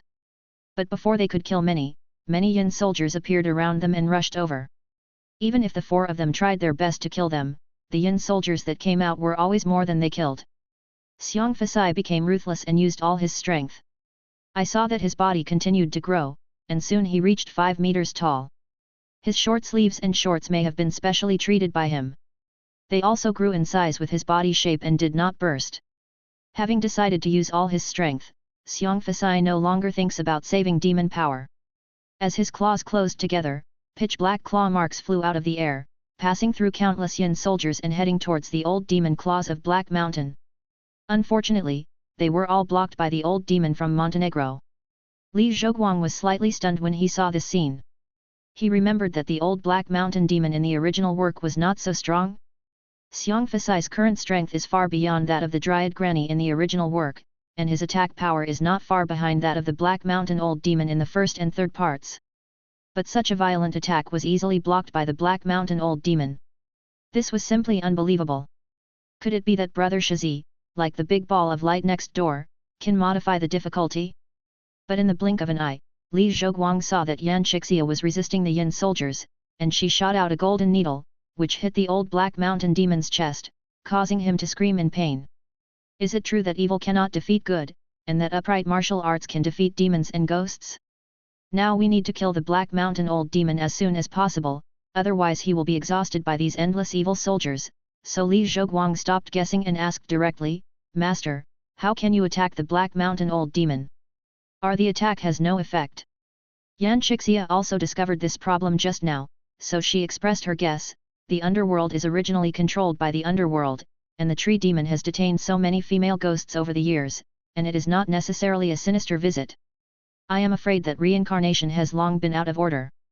In the past few years, various sex methods of inviting gods have become increasingly ineffective, and coupled with the proliferation of evildoers in the world, everyone has speculated. Now it seems that all the gods in heaven and earth have indeed disappeared, otherwise it would not be the turn of a monster to call the shots in Fang Yinsi. This evildoer must have stolen the throne of the Yin division.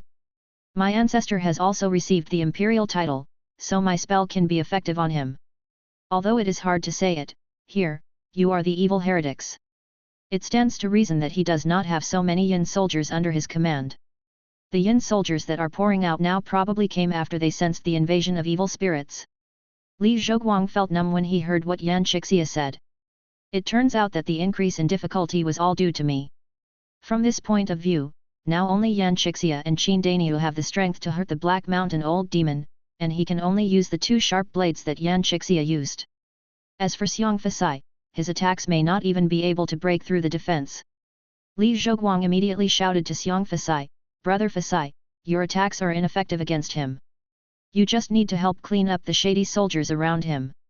Hearing this, Xiang Fasai nodded and shrank back. Since we are clearing out the miscellaneous soldiers, we don't need to use so much effort.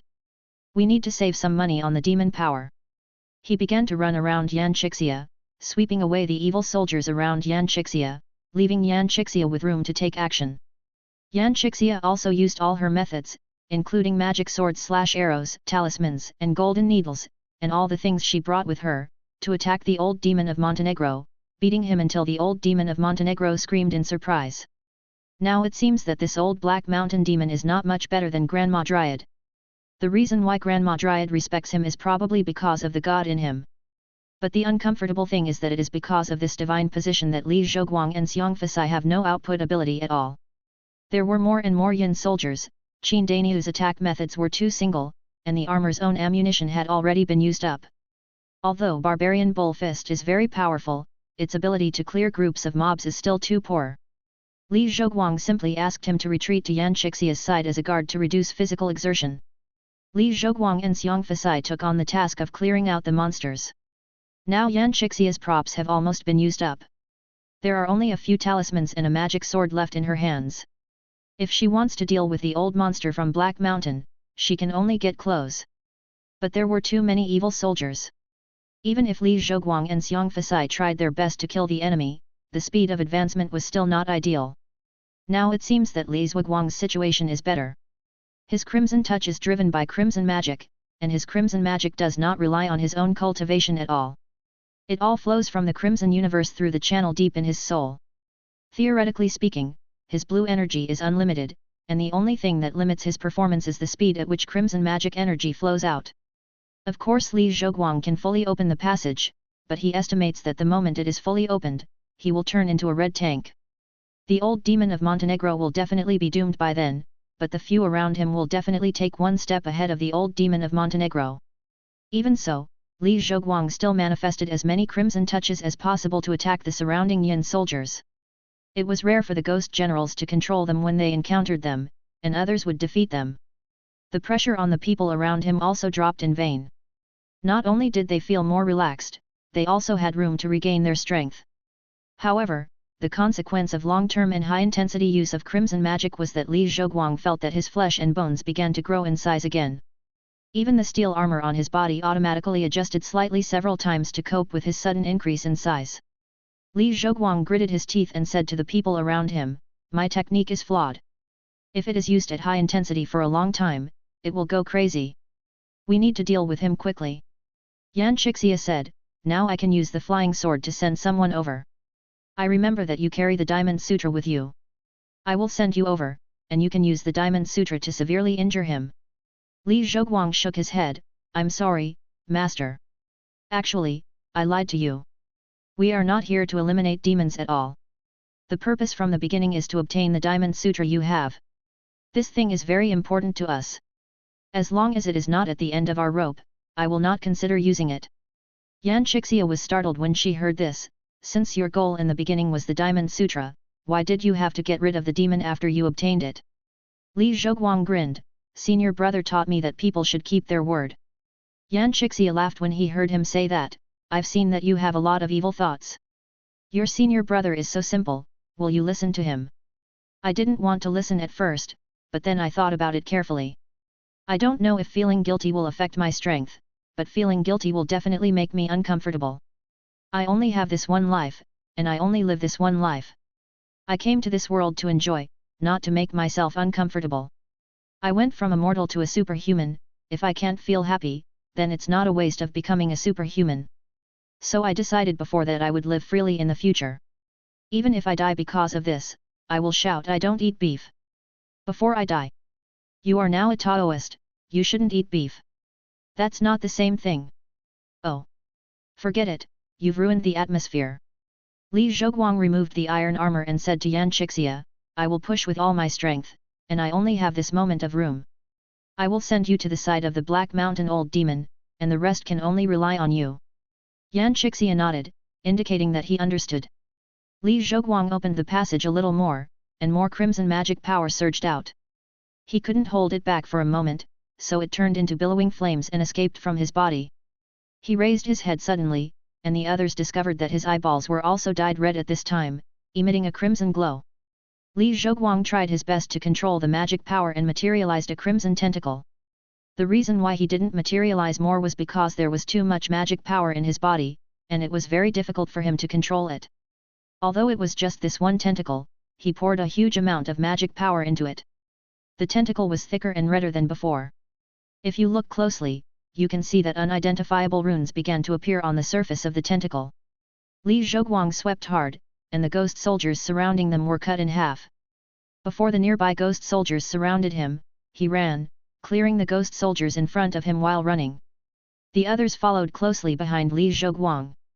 Whether it was the ghost soldiers or the ghost generals, they were no match for this strengthened tentacle. But as a price, Li Zhoguang's muscles and bones began to grow faster.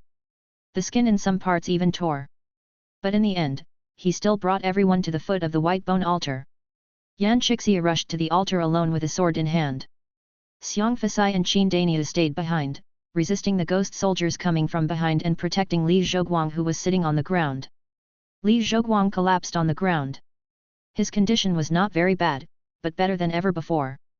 He felt that there was an endless supply of power surging out of his body, constantly strengthening his body, but in his heart, he began to have distracting thoughts such as destruction and killing. He could not do anything now, and he had no time to pay attention to Yan Xixia's situation. Just to gather his mind and gather his magic power had consumed all his energy. Before he finished gathering his magic power, he heard a gloomy roar from above his head. The sound was like the howling of the wind and the crying of hundreds of ghosts. Then there were countless sounds of breaking through the air. Li Zhoguang raised his head with difficulty and saw countless evil ghost heads flying towards him. That was also a move used in the original work of the Black Mountain Old Demon, which posed no threat to Yan Xixia. As for the heads flying towards him, they were all blocked by Xiong Fasai and Qin Daniu. It seems that Yan Xixia and the Black Mountain Old Demon have already fought on the altar. If the Black Mountain Old Demon only has the few moves in the original book, Yan Xixia should be able to deal with it without Ning Kechen's burden. Wait! Li Zhoguang was shocked. In the original book, he remembered that the Black Mountain Old Demon had another move. As expected, he immediately felt a suction coming from the top of his head. Xiong Fasai was lucky because he was a powerful demon, and this suction was not a threat to him. Qin Daniu has practiced martial arts for many years and has not lost his yang. He can barely resist it by chanting the spell. But as for him, Li Zhoguang, he is actually immortal. The only extraordinary skill he got was obtained by lottery after completing the task. In terms of his own cultivation, he is really the worst among the crowd. When the suction force came, the ring that he had been wearing on his thumb flashed a faint light again, covering Li Zhoguang's body surface to resist the suction force. But after a while, the faint light broke, and the ring also cracked. Without the ring to help resist, he had no ability to resist at all, and was sucked away by this suction force. But it was not his body that was sucked away, but his soul. This is the underworld.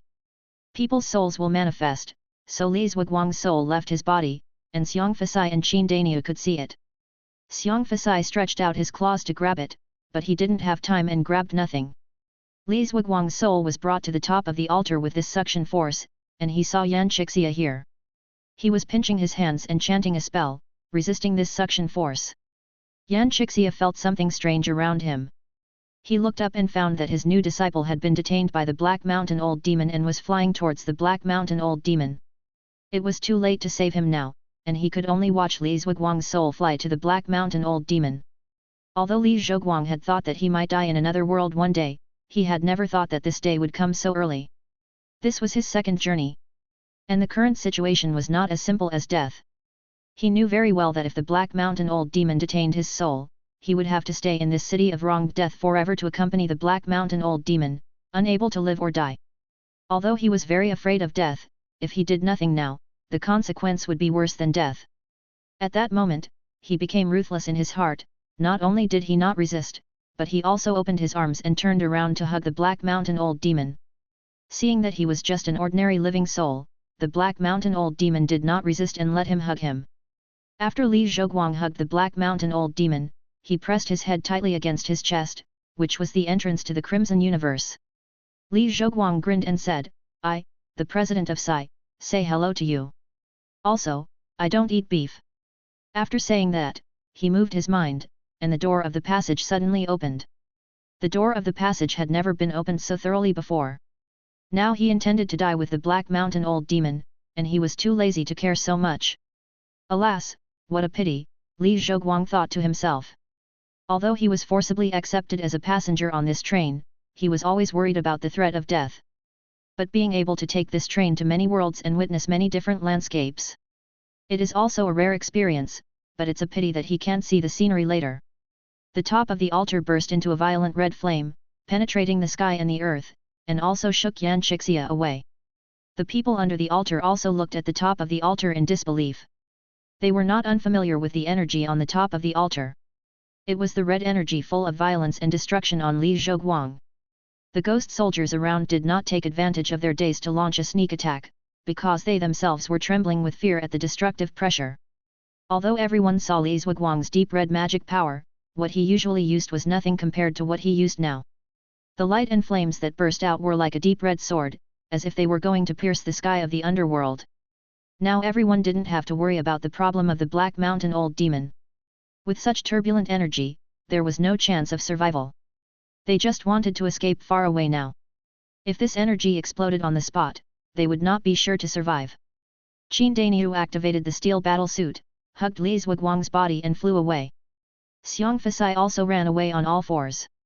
As for Yan Chixia, he used the last bit of his magic power to use the sword control technique and flew away with Qin Daniu. They didn't stop until they were far enough away from here. When they stopped and looked back, they could still see the red light column that penetrated the sky. Suddenly, a shadow appeared above the light column. It was a red face with a hideous and majestic face. Just when his eyes swept over, several people felt their hearts and minds shaken, their breathing stagnated, and all kinds of terrifying illusions appeared in their minds uncontrollably. Everyone lowered their heads and dared not look at him again. After an unknown period of time, the light column disappeared, and the surrounding scene disappeared along with it. They found that they appeared outside Lanruo Temple again, and they had returned to the world of the living. Xiang Fasai's ears moved and he looked up at the sky.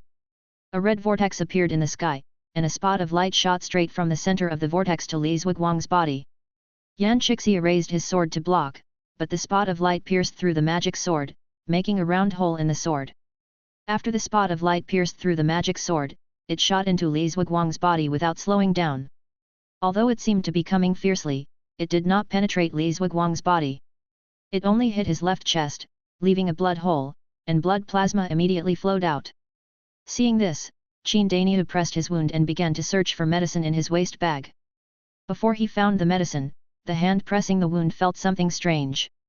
Qin Daniu took his hand away and found that Li Zhuguang's chest was no longer bleeding. He wiped the remaining blood on his chest and found that the blood hole was gone. At this time, Li Zhuguang also opened his eyes. The next day, Li Zhuguang woke up from the monastery of Lanruo Temple. The area around Lanruo Temple had almost been cleared away by them. For dozens of miles around, the only monster is Xiang Fasai. So that night, I slept well. When he woke up, Qin Daniu had already made breakfast, which was millet porridge made from desolate beast meat jerky. After one bowl, your whole body feels warm. Yan Chixia finished a bowl and said to Li Zhuguang, "Last night, I checked your body. This time it is a blessing in disguise. Your muscles and bones are much stronger, and you are already on par with masters who have practiced martial arts for many years." Li Zhuguang grinned. He didn't know if it was a blessing in disguise. Although his body had become stronger, it was also closer to a red tank, which was not a good thing at all. If this time the channel is not opened while the soul is out of body, but directly opened with the physical body. It is estimated that at this moment, he has already transformed into a red tank and wreaked havoc in the underworld. Yan Chixia continued, "I have also checked your body, and the foreign object that entered your body seems to be attached to your heart. I looked at its heels and feet, and it seems that they are exactly the same as yours. It is attached to your heart, and every time your heart beats, the strange power contained in that thing will cleanse your body along with the rise and fall of your qi and blood. It's like you are practicing every moment, which is wonderful." After hearing what Yan Chixia said, Li Zhuguang covered his face with his hands and picked out the blue and thin mushrooms. "In the past, I could just use crimson magic slowly and without going wrong. Now the crimson magic power continues to infect his body. It is like placing a time bomb on his body. When the time comes, he will turn into a red tank." Based on Yan Chixia's description of last night's situation, Li Zhuguang guessed that the foreign object attached to his heart was the ruby produced by Sidorak itself. This gem contained the deep red magic power of Sidorak. In the comics, the first-generation red tank, Kane Marco, discovered the temple of Sidorak in a cave in North Korea during the war to resist US aggression and aid Korea, and was transformed into a red tank after being exposed to this gem. Logically speaking, just touching the gem will turn him into a red tank, but now this gem is embedded in his heart. He does not directly turn into a red tank, but slowly transforms into a red tank. This is already a blessing among misfortunes. This left some room for Li Zhuguang to find a way to restrain the crimson magic power. Yan Chixia did not notice Li Zhuguang's depressed mood. The meat porridge was delicious, and he added another bowl to his own. "By the way, there is a strange thing." "What's weird?" "After we came back last night, I felt that TNG was chaotic and something was wrong, so I opened the forum." "What's going on?" Yan Chixia felt a little melancholy. "The underworld is gone. Li Zhoguang didn't quite understand, what does it mean to be gone? Yan Qixia continued, it's gone. It's like the underworld has never existed. There is no trace left. Li Zhoguang still had a vague impression of what happened in the underworld last night. After thinking about it for a moment, he knew that Mr. Sai must have been here. According to Yan Qixia, the immortals and gods disappeared here many years ago, and the underworld also lost Yama. A scoundrel like the old demon of Montenegro can obtain the status of the underworld. This shows that there is no one in the underworld who can fight. How can he still get it if Mr. Sai comes? It is estimated that the underworld plane of this world has been merged into the Crimson Universe by Mr. Sai. Combined with the fact that the foreign matter entered their bodies after they were expelled from the underworld. Good guy, is this thing called love a reward personally given by the CEO? Thank you very much. Well, I don't think about it anymore, the more I think about it, the sadder it becomes. After breakfast, several people were ready to leave. Li Zhoguang asked Qin Daniu to buy some of the dried beast meat. He grabbed a few of them as snacks and gave the rest to Yan Qixia. In his current situation, he no longer needs to use external objects to strengthen his body, because the crimson magic power is helping him strengthen it all the time. Yan Qixia sent everyone out of the temple, thought for a while, and handed a volume of Qingjing Sutra to Li Zhoguang. Your situation is very complicated. Although the method is powerful and convenient, it misses the truth and peace. I will give this volume of Qingjing to Li Zhoguang. The sutra is given to you, and I hope you can practice it day and night without slacking off. Li Zhoguang took it solemnly, thank you, master. The two of them said goodbye to Yan Qixia and headed towards Quabe County.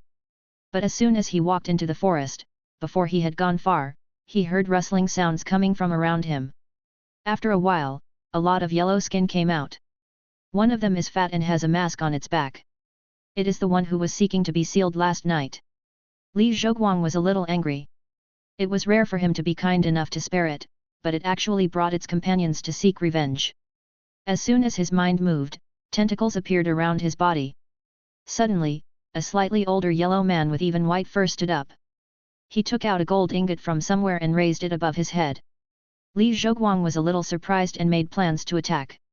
Immediately, another yellow man came out of the crowd, took out a few ingots of silver from behind, and raised it above his head. Li Zhoguang didn't know what they wanted to do, so he just stayed where he was, secretly on guard. Seeing that Li Zhoguang was motionless, the two yellow-skinned men approached him tentatively. When they were still 3 meters away from him, they stopped and placed the gold and silver in their hands on the ground. One after another, other Huangpaiza came out and piled their belongings in front of Li Zhoguang. There were pearls, strange trees, books with only half a volume left, and some simply put a few pieces of fresh fruit there. Finally, the oldest yellow-skinned fox pulled the one that was wearing a mask and asking for a title last night to Li Zhoguang. The older fox barked twice, and the masked yellow-skinned fox knelt down like a human and began to kowtow to Li Zhoguang. Li Zhoguang frowned and said, "Are you here to apologize?" "There's no need, I don't remember it." The older yellow-skinned fox shook his head and barked twice more, and the masked one kowtowed even faster. Li Zhoguang looked around and saw that the yellow-skinned foxes around him were looking at him expectantly. He thought of a possibility, "Do you want me to take it in?" The older yellow-skinned foxes saw that Li Zhoguang understood their thoughts and nodded happily. Li Zhoguang turned to ask Xiong Fasai, "Brother Fasai, do the demons in your place have this custom?" Xiong Fasai shook his head, "In our place, abandoning children is illegal." "What about them?" Xiong Fasai analyzed, "In fact, I can guess what they are thinking. Although this little guy is young, the demon power accumulated in his body is stronger than many of his fellow tribesmen present. He should be the most talented in this tribe. We should not be able to hide the fact that we defeated the tree demon last night. In addition, you let it go last night, showing that you have no ill will towards it, and you gave it the meat of the spirit beast to eat, which shows that you are of extraordinary origin. It and its fellow tribesmen think you are a good Thai, and there will be no such store after this village, so they brought it to block you. If it weren't for that, the bearded man is in Lanruo Temple. They will probably be waiting at your door early in the morning." Li Zhoguang said in disbelief, "Is it so exaggerated?" Xiong Fasai said sourly, "Just the bag of spirit beast jerky you just gave to the bearded man. If you take it to our blind date square, you can use it as a souvenir.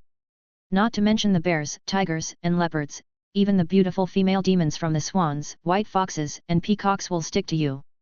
Not to mention these demonized beasts that are not strictly considered demons.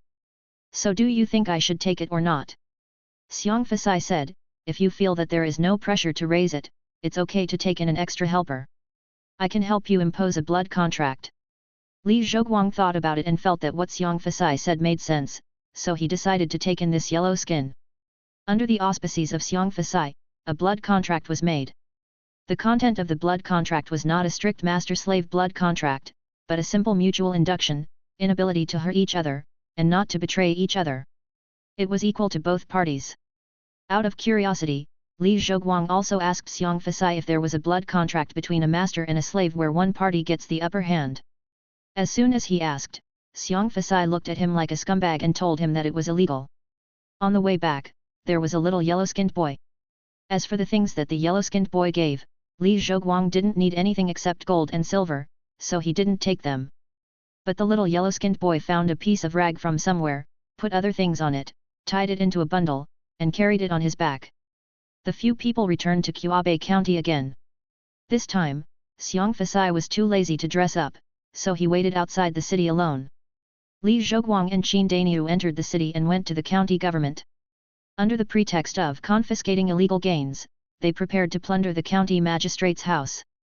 But unexpectedly, when the yamen runners heard Li Zhuguang's intention, they moved out a box full of gold, silver, jewelry, and treasure banknotes. There was also a list on the top, which was hurriedly counted by the county government's lawyers in the past few days. Ever since the county magistrate committed suicide out of fear of punishment, the yamen runners in the county government have been living in fear day and night. After all, the county magistrate eats meat, and they also drink a lot of soup. If they really want to settle accounts, everyone here is enough to be skinned and stuffed with straw. So they decided to prepare such a box. Most of the property in it is indeed the county magistrate's. The remaining ones are all collected by everyone, just to shut Li Zhuguang's mouth. Since the main culprit has been eliminated, please raise your hands. Li Zhoguang was very satisfied with their attitude, so he only took gold, silver, and jewelry. As for the treasure banknotes, they were useless, so he returned them to them. Everyone saw Li Zhoguang accept the box and divide some of it out, showing an attitude of everyone getting a share. They all breathed a sigh of relief and happily sent Li Zhoguang out of the gate of the county government. The matter here was settled, and several people left Qaobei County and set off to where they came from. Not long after walking, everyone came to the outskirts of Qaobei County, where the train stopped. Wei Chongfeng and Wang Shiyun could be seen from a distance basking in the sun outside the train. They were relieved to see everyone return safely. When Li Zhoguang approached the train, a light screen appeared in front of him. Detected non-passenger creatures following, expel them? 1. Yes. 2. No. Li Zhoguang whispered, no. After getting on the train, Li Zhoguang handed in the Diamond Sutra. Since no other passengers were left outside, he skipped the stage of summoning the remaining passengers and started the strengthening stage directly. Please select the task reward. Select the countdown, 30:00. 1. Strengthen the body once. 2. Increase lifespan by 10%. 3. Strengthen the designated skill once. 4. Obtain random skills in the task world. 5. Obtain random props in the task world. Like last time, Li Zhoguang pulled Xiang Fasai and Qin Dainiu aside to avoid Wei Chongfeng and Wang Shiyun. And Wei Chongfeng and Wang Shiyun also had a good look and didn't come over to make trouble. In fact, it has been so long since the incident happened, and Li Zhoguang no longer has any bad feelings towards them. However, because they did not contribute during the mission, Li Zhoguang did not intend to accept them into his team. Li Zhoguang said to Xiang Fasai and Qin Dainiu, there will be rewards for completing the mission, which are strengthening the body, increasing lifespan, strengthening skills, and obtaining random skills and items. Just whisper what you want. Xiang Fasai asked, can it be exchanged for money? There is no such option. In the end, Xiang Fasai chose to strengthen his body, because the stronger the body is, the faster the practice speed of his family's martial arts. Qin Dainiu still chose to strengthen the barbarian bull fist, but this time he did not break through directly, but pushed his realm to the peak of the 3rd level. As for Li Zhoguang, he does not need the first and second items for the time being, does not want the third option, and dares not take the fourth option. The crimson magic is extremely exclusive. Who knows if the crimson magic will go out of control if there is suddenly an additional skill. It seems that he only has one option to choose: get random props in the mission world. After the selection time, Li Zhoguang had an extra half-body scale armor in his hand. It looked familiar. It was the Kimen flying armor of Yan Chixia in the third part. After wearing it, he would gain extremely fast speed. But this Yan Chixia is not the same Yan Chixia. The story of the third part takes place 100 years after the first part. The Yan Chixia in the third part admired the Yan Chixia in the first part, so after the original version died, he changed his name. The timeline of Li Zhuguang's mission this time is in the first part. Yan Chixia in the third part may not even be born yet, let alone himself. But now Li Zhuguang has obtained the Kimen flying armor. It seems that this flying armor may be a treasure passed down from generation to generation in the Kunlun sect. Even in the timeline of the first part, it already existed. Xiang Fasai suddenly thought of something and said, I almost forgot that you probably can't use the money we have. I might as well just exchange it for supplies and bring it to you. What do you need? I know you may want a technique, but I don't know if you can practice the techniques we have. Next time, I'll give you some basic techniques of the human race to try. If you can practice, I'll find advanced ones. Xiang Fasai's world is obviously a world of immortal cultivation. Although the crimson magic is exclusive, which man can withstand the temptation of cultivation? Li Zhoguang was ready to ask for a technique. But after hearing what Xiang Fasai said, Li Zhoguang felt that he was more thoughtful, so he changed his mind and asked for space storage equipment and flying swords. Li Zhoguang knew that Xiang Fasai's underwear had storage function, and he had been coveting it for a long time. Xiang Fasai said, I can only buy civilian storage equipment. Commercial versions require licenses, and military versions are even more out of the question. Although there are expensive civilian storage equipment, it is not worth mentioning compared to the value of this tree monster.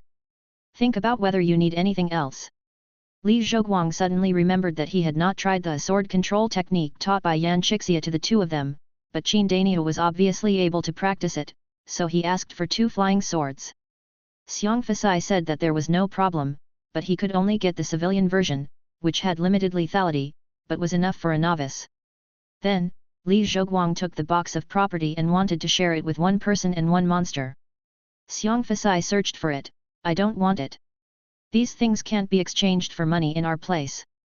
Because Qin Daniu is already an inner disciple, and now he is also a junior master at the top of the 3rd level of Barbarian Bull Fist, as long as he doesn't meet the head or elder of the martial arts hall, he can walk sideways in Xiangshui County. Li Zhoguang was not worried that he would not be able to keep the money, so he did not restrict him from taking it. He could take as much as he needed. But Qin Daniu only took a little from his share. I live and eat in the martial arts hall. Apart from inviting my senior brothers and buying some things for my grandfather, I have no other place to spend money. Li Zhoguang thought about it, took out 2 gold bricks from his share, and asked Qin Daniu to buy some dried meat for him. Even if he didn't eat it, Huang Paiza needed it. When Xiang Fasai heard it, his eyes were straight. You bought all those spirit beast dried meat from Brother Qin? Yes, I said so before, I remember you were there at that time. I thought you were talking nonsense. Then, Xiang Fasai smiled and rubbed his hands, can you trouble Brother Qin to bring some for me? If you need anything, I can exchange it with you with my specialties. Xiang Fasai regretted it a little at this time. When Li Zhoguang proposed to split it equally, he gave up his part. If he had known that these scraps could be exchanged for spirit beast meat from Qin Daniu, he would never give up. But since he had given up, he would never regret it. Although Xiang Fasai loved money, he was also a stickler for his word. It was Li Zhoguang who took the initiative to propose to divide the wealth into 3 parts again, and only exchange Xiang Fasai's share for spirit beast meat. Although Xiang Fasai was very tempted to hear Li Zhuguang's initiative, he still insisted on not accepting it. There was no way, Qin Daniu could only symbolically ask for a few magic tools. Xiang Fasai nodded with satisfaction, then looked at Li Zhoguang again, and continued to rub his hands. I wonder if you, Brother Li, have any cheap and good local specialties. Li Zhoguang looked at the fat bare face that came forward and asked tentatively, do you want honey? Xiang Fasai looked at Li Zhoguang in disbelief. I am a monster in the city, and we can still buy honey there. But then he hesitated and asked, how much do you sell honey for? Li Zhoguang took out a small gold bar and weighed it in his hand. It was about 100 grams. He estimated the price of gold and honey and threw the gold bar to Xiong Fasai. This small gold bar can probably be exchanged for high-quality honey 2,600 times its weight. If it is a higher grade honey, it may be less. Xiong Fasai stared at the gold bar in his hand, imagining how much honey 2,600 times heavier than this would be, and he exclaimed in his heart, "Wow!" The pocket money he secretly saved on weekdays was only enough to go to the tavern twice a month and drink 2 cups of mead. The tavern was very stingy and only added a spoonful of honey to each cup of mead, just to taste the sweetness. He trembled and said, "How high-end is the high-end honey you mentioned?" Li Zhoguang explained, "In fact, the difference is only in packaging and production. They taste the same to me, because the main flower sources are different, and the fragrance is different." Xiong Fasai asked, "Can you control the flower source of honey in your place?" "Yes, the most expensive one is pine red plum honey, and then lychee honey, longan honey, citrus honey, linden honey, locust honey, astragalus honey and vitex honey are the first tier. Rapeseed honey, jujube honey, sunflower honey, cotton honey and schisandra honey are the second tier. My family does not sell honey after the second tier." Xiong Fasai grasped the key point, "Your family?" Li Zhoguang explained, "My family is engaged in agricultural product trade, so of course we sell honey." Li Zhoguang found that after Xiong Fasai heard what he said, his eyes were shining when he looked at him. Xiong Fasai suddenly put his arm around his shoulders and said to him, "From now on, you are my half-brother." Li Zhoguang felt a little hot from the fur on his body, so he pushed him away slightly and emphasized, "We don't have any spirit beasts there, and all the honey is ordinary honey, without any special functions, unlike the dried meat that Dania brought." Xiong Fasai waved his hand, "The honey made by spirit beast bees in our place is so rare that even dignitaries can't find it. The honey circulating in the market is ordinary honey." "That's good, how much honey do you want?" Xiong Fasai grinned exaggeratedly, but then he thought that buying some honey from Li Zhoguang to sell might seem to make a fortune, but he couldn't explain the source of the honey, so he couldn't get a certificate and couldn't stand up to inspection, so he could only buy some for himself. Xiong Fasai said somewhat disheartenedly, "Just sell me 10 kilograms, it should be enough for a while." Li Zhoguang nodded, "It's just 10 kilograms, let's not talk about selling it, I'll give it to you." Xiong Fasai shook his head, "My parents are also in business, it's not easy to do business, every bit of money is a bit, it's not good for you to give me things from your own store." "It's okay, my family just bought 50 tons of honey, I can just give you 2 cans. 50 tons? Yeah, the demand for honey in our place is not ideal. Although it has warmed up, this year is the same as the level 10 years ago, so not much is bought." "Then you don't eat honey for every meal on weekdays?" "I loved to eat it when I was a child, and I spread honey on toast every morning. But now I'm old, my metabolism has slowed down, and I will get fat if I eat like this, so I haven't eaten honey for many years." Crack, crack, Li Zhoguang heard the sound coming from his ear, turned his head and looked. The sound was made by Xiong Fasai. Xiong Fasai felt so sad. If he could sell 50 tons of honey to them. Feeling that Li Zhoguang was looking at him, Xiong Fasai explained, "The meat in the meat porridge got stuck in my teeth just now. I'll grind my teeth to see if I can grind it out." Seeing that Xiong Fasai didn't need much honey, Li Zhoguang began to think about what he needed in his world. Then he thought for a while and said, "Do you need weapons from our world?" Xiong Fasai's eyes lit up, "Is it the flying armor you wear?" "Sorry, I got the steel armor by accident. We can't buy it there. But the weapons there can cause the same attack effect as the steel armor." Xiong Fasai thought for a while and said, "The kind that shoots small iron beads is useless. The power is too small. The kind that explodes is good. That kind of thing can be obtained, but both the launcher and the ammunition are not small in size." Xiong Fasai patted his chest and said, "It doesn't matter. Just put it in the storage bag when the time comes." Seeing that Xiong Fasai had no objection, Li Zhoguang planned to apply for a visa for Pakistan as soon as possible after returning. Although what Xiong Fasai wanted could not be obtained in China, Pakistan's Peshawar still had a large stock of goods. When it was time to get off the train, another ticket appeared in front of everyone. Wei Chongfeng and Wang Shiyun knelt down again, and Xiong Fasai also wanted to kneel, but was pulled up by Li Zhoguang. Xiong Fasai whispered, "It's not good for you to be so disrespectful to the dragon god, right?" Li Zhoguang said indifferently, Trust me, it's okay if you don't kneel. Xiang Fasai remembered that when he came, the two did not kneel either, and it seemed that there was no problem, so he did not kneel.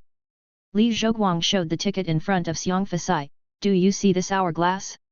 When the sand inside is drained, it means that the next mission is about to begin. Remember to prepare in advance.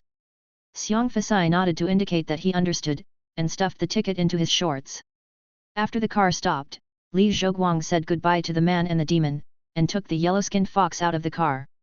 After coming out, he saw the living room of the villa in the resort area. Looking back, the car door had indeed disappeared. After returning, Li Zhoguang first gave the yellow-skinned fox a bath. Fortunately, the yellow-skinned fox, who was almost a demon, could understand human language. Although he was still a little scared, he let Li Zhoguang do what he wanted. After a while, the yellow-skinned fox, who had adapted to the hot water, began to enjoy it. He lay in the basin and learned to rub his fur with shampoo. Seeing that he was having a lot of fun, Li Zhoguang said to him, I can't always call you a yellow-skinned fox, do you have a name? The yellow-skinned fox thought about it, nodded, and made a quick chirp. It seemed to be famous, but Li Zhoguang couldn't call it out. So he discussed with it, well, I'll give you a name so that I can call you at ordinary times. I'll pick a few names later and read them one by one. If you are satisfied, just nod your head. The yellow-skinned fox agreed. So Li Zhoguang took out his phone and started searching for random name generators. He was a bad namer and couldn't think of a few good names even if he scratched his head. Why bother himself? Let me see, it's a male. Oh, you are still shy. And the surname should be Huang. Li Zhoguang held the phone and started reading, Huang Shiren, Huang Tian, Huang Silang. What kind of crappy name generator is this? But before Li Zhoguang could change the name generator, he saw the yellow skin nodding frantically. Li Zhoguang and Huang Pitzi discussed, little guy, you don't want to call these names. But Huang Pitzi held Li Zhoguang's hand with his two paws and began to twist his body and act coquettishly. Li Zhoguang said helplessly, okay, I've reminded you anyway. Which of these names do you like? Li Zhoguang read a few names again, and finally decided that Huang Pitzi liked Huang Shiren's name. Now that the name was confirmed, Li Zhoguang made a call, and after a while, he heard a buzzing sound coming from the phone. Hey, why did you remember to call Mom? 2 tubes. I want to ask you something. I remember that my uncle set up a breeding base. Yes, what, you want to develop in this direction? Come on. No, I have a weasel. This thing cannot be raised privately. I want to hang it in my uncle's breeding base. Your uncle's farm does not raise weasels, and he does not have a license to raise weasels. And there is no need to go to such trouble. Isn't your uncle in the forestry bureau? If you only raise one, you can just go to him to get a license. That's okay. By the way, I have something to go abroad in a few days and I'm leaving in a hurry. Isn't that what Uncle Zhang does? I would like to trouble him to help me apply for a visa as soon as possible.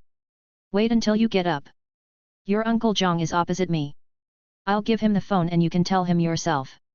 Oh, what's wrong?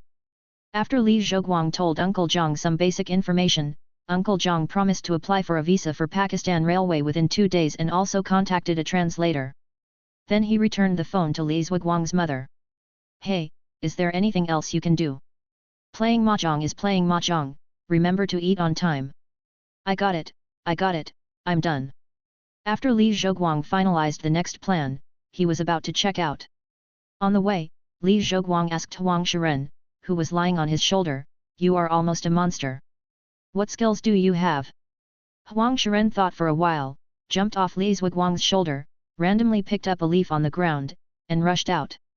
Li Zhoguang followed him and found that he had arrived in front of another villa. The residents of this villa were having lunch in the garden in front of the house. Huang Shiren jumped directly onto the table and took a few bites when the man wasn't paying attention, but the man didn't notice that there was an extra yellow skin on the table. Li Zhoguang looked at the leaf that Huang Shiren had been holding in his claws, thinking thoughtfully.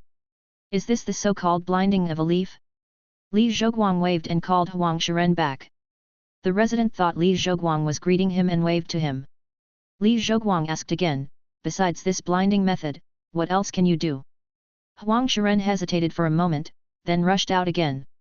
It was still the same villa, but this time it went directly into the villa. Li Zhoguang ran out immediately after seeing it go in, not knowing what it meant. But after a while, the people in the villa also ran out. After they left the villa, they squatted on the ground and retched, and it took a while before they stopped. The man who was having breakfast in the front yard quickly went up to ask what happened. The person who rushed out took a few breaths and said, "Old Joe, hurry up and see if something has leaked. It stinks." Li Zhoguang understood what Huang Shiren had done just now. He could only say that this skill was in line with the world stereotype of the weasel. When checking out, I took a ride-hailing ride back to the city. When getting on the bus, the driver felt a little strange when he saw Huang Shiren. "Hey, little brother, what are you raising?" There were no weasels in the south, so Li Zhoguang said, "Sable, weasel." Huang Shiren pulled Li Zhuguang's clothes and chirped, as if in protest. Li Zhoguang reached out and touched his head to comfort him. In the south, there are still many people who keep pet minks, but there are probably almost no weasels. Although minks also have scent glands, they are much better than weasels. The driver said casually while driving, "Merc, I know, you are not the kind who likes to steal chickens." That's a weasel," he said unexpectedly. Along the way, Li Zhoguang chatted with the driver from time to time. As for Huang Shiren, since the car drove into the city, he had been lying on the car window with his mouth wide open and never closed it. Maybe the city of the 21st century is still a little too exciting for a little demon from the Ming dynasty. Finally, Li Zhoguang got off the car at the forestry bureau. Because he had contacted his uncle in advance before setting off, Li Zhoguang got the certificate quickly. Before leaving, the uncle asked Li Zhoguang if he had started exercising and that he had become much stronger. Li Zhoguang could only smile and nod in agreement. On the way home, Li Zhoguang bought a roast chicken. After returning home, Li Zhoguang stuffed the roast chicken into Huang Shiren's arms, opened Tom and Jerry on his tablet, put it in front of him, and went to the room to do his own thing. In the past, when I had cats at home, playing Tom and Jerry would always make the cats sit down and watch. Li Zhoguang was not sure whether this trick would work on weasels, so he specially added a roast chicken. The house Li Zhoguang currently lives in was bought near the company for the convenience of work. Because housing prices were relatively cheap a few years ago, he bought the largest apartment.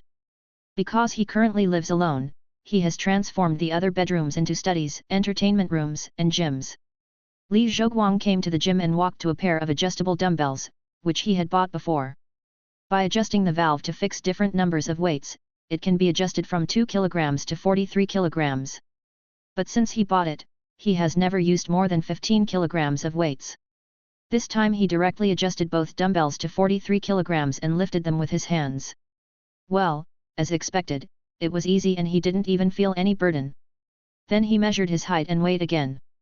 He was 1.85 meters tall and 100 kilograms. His height increased by 5 centimeters and his weight increased by 25 kilograms. He took off his clothes and stood in front of the mirror. His muscles were angular. Although he was not exaggerated, he was already very strong, and his body fat rate was not increasing but decreasing. In this way, his body density is much higher than that of ordinary people, but it is barely within the normal range. However, Li Zhoguang knew that this situation was temporary. Since the gem was placed on his heart by Sai Zong, whenever he was in a calm state, he could feel the deep red magic escaping with the beating of his heart. It is foreseeable that he will have a second growth spurt in the future. In the end, his height should be close to 3 meters, and his weight should be 800 kilograms. Well, a standard red tank figure. It is also time to consider getting a house in a place with few people, otherwise it will easily attract the attention of outsiders after the height and weight increase. When thinking about this, Li Zhoguang felt a little bored, and he decided to do something to distract his attention. The Tai demon slaying and sin removing protection spell could not be practiced, and the sword controlling technique could not be practiced before the flying sword, so the only things left were the Qingjing Sutra and Snake Shadow Fist. Now I really can't calm down, so I just practiced a set of boxing. Fortunately, the gym is large enough to move around, so Li Zhoguang stood in the middle of the room and started practicing. But before he practiced for a while, Li Zhoguang found something different. Since the gem was implanted, his body has been slightly swollen because it is constantly strengthened by the crimson magic. But just when he was practicing just now, he clearly felt that the swelling disappeared.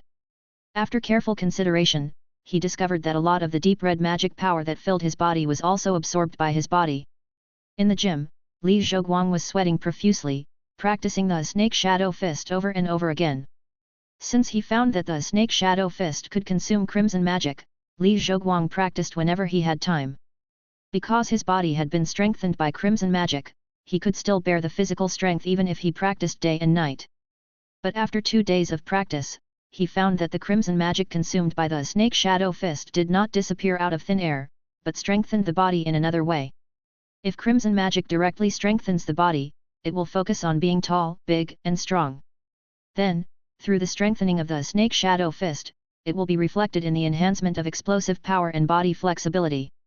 Li Zhoguang practiced for 2 consecutive days, and not only did he not gain weight, but he also lost a few pounds.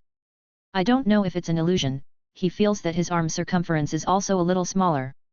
This is a good start.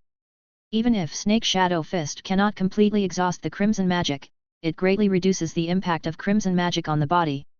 Li Zhoguang took a shower casually, packed up the luggage that had been packed long ago, and went out. Uncle Zhang's company is still very efficient. He said that he could get a visa within 2 days, and he got it as expected. When Li Zhoguang arrived at the airport, he was not in a hurry to go through security check. Instead, he took Huang Shiren to the periphery of the airport. He threw the iron battlesuit and Huang Shiren into the fence together. Of course, the iron battlesuit could not pass the security check, so Huang Shiren used a blindfold to take him on board. Fortunately, Huang Shiren is not an ordinary weasel, otherwise he really couldn't carry such a heavy backpack. As for the Kimen flying armor, it looks like an ordinary half-body armor. If the weight does not exceed the standard, it can be checked in. Before boarding, Li Zhoguang contacted Huang Shiren through the blood contract at the window in the waiting area.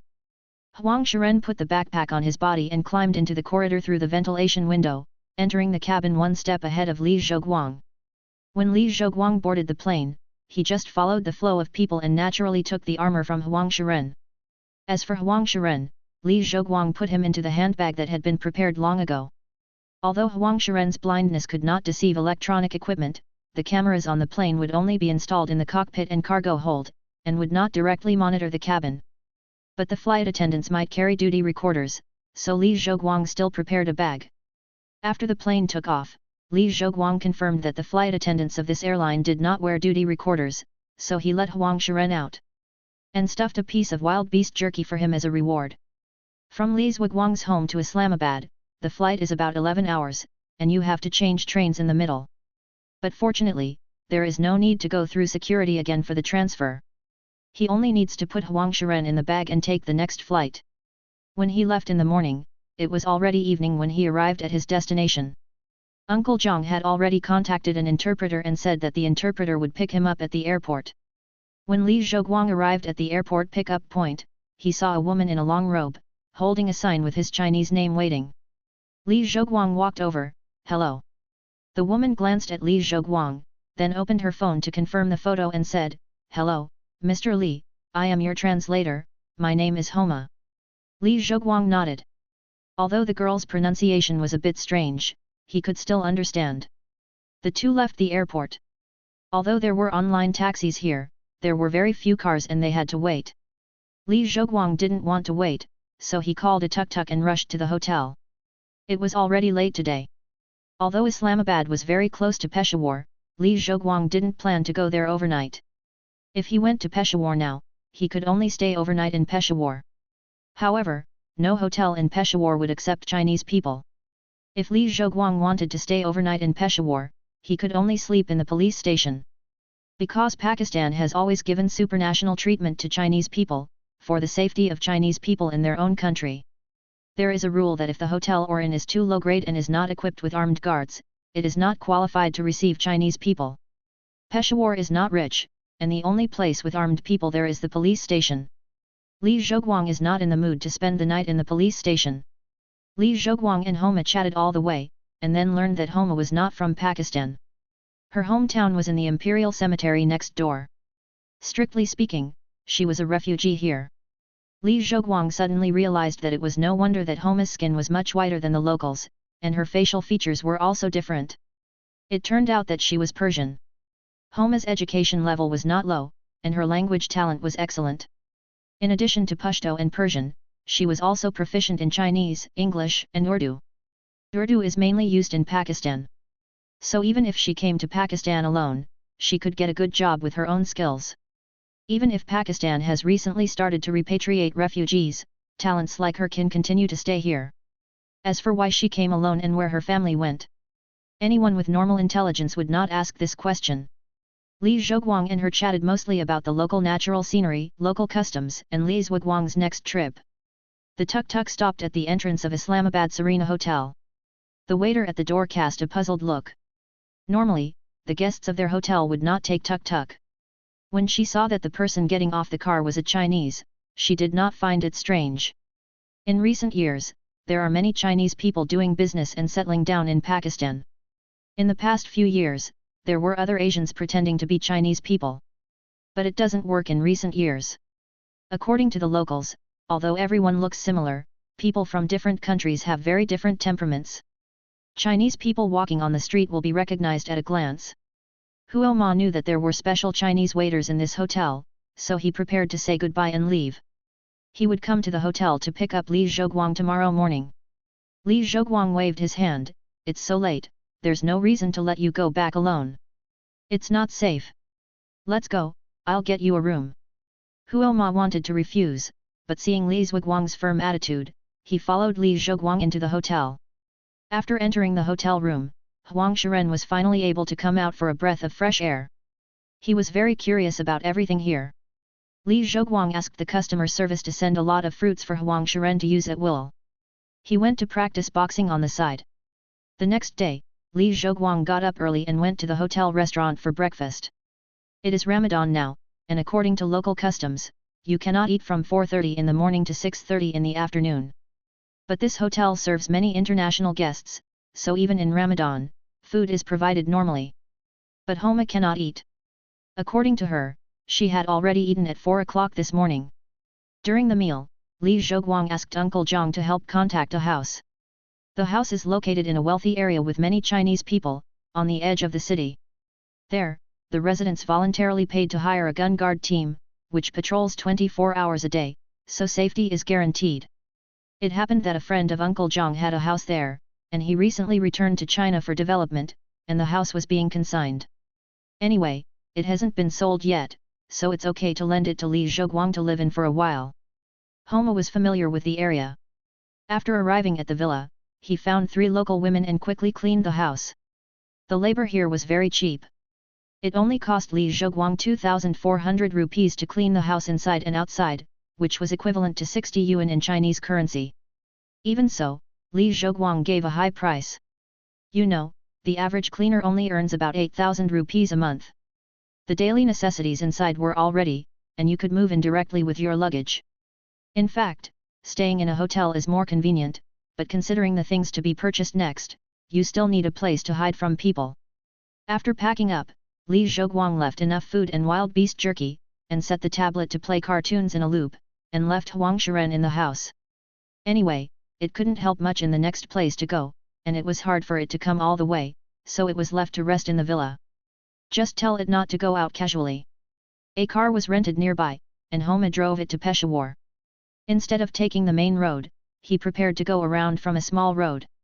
Because Peshawar is not very peaceful, if you enter Peshawar from the main road, you will encounter checkpoints set up by the police. If you see Li Zhoguang, a Chinese, you will definitely arrange police to follow and protect him. Even if he leaves Peshawar, police will be arranged to escort him along the way until he reaches his destination. Although this supranational treatment is very touching, it is sometimes inconvenient.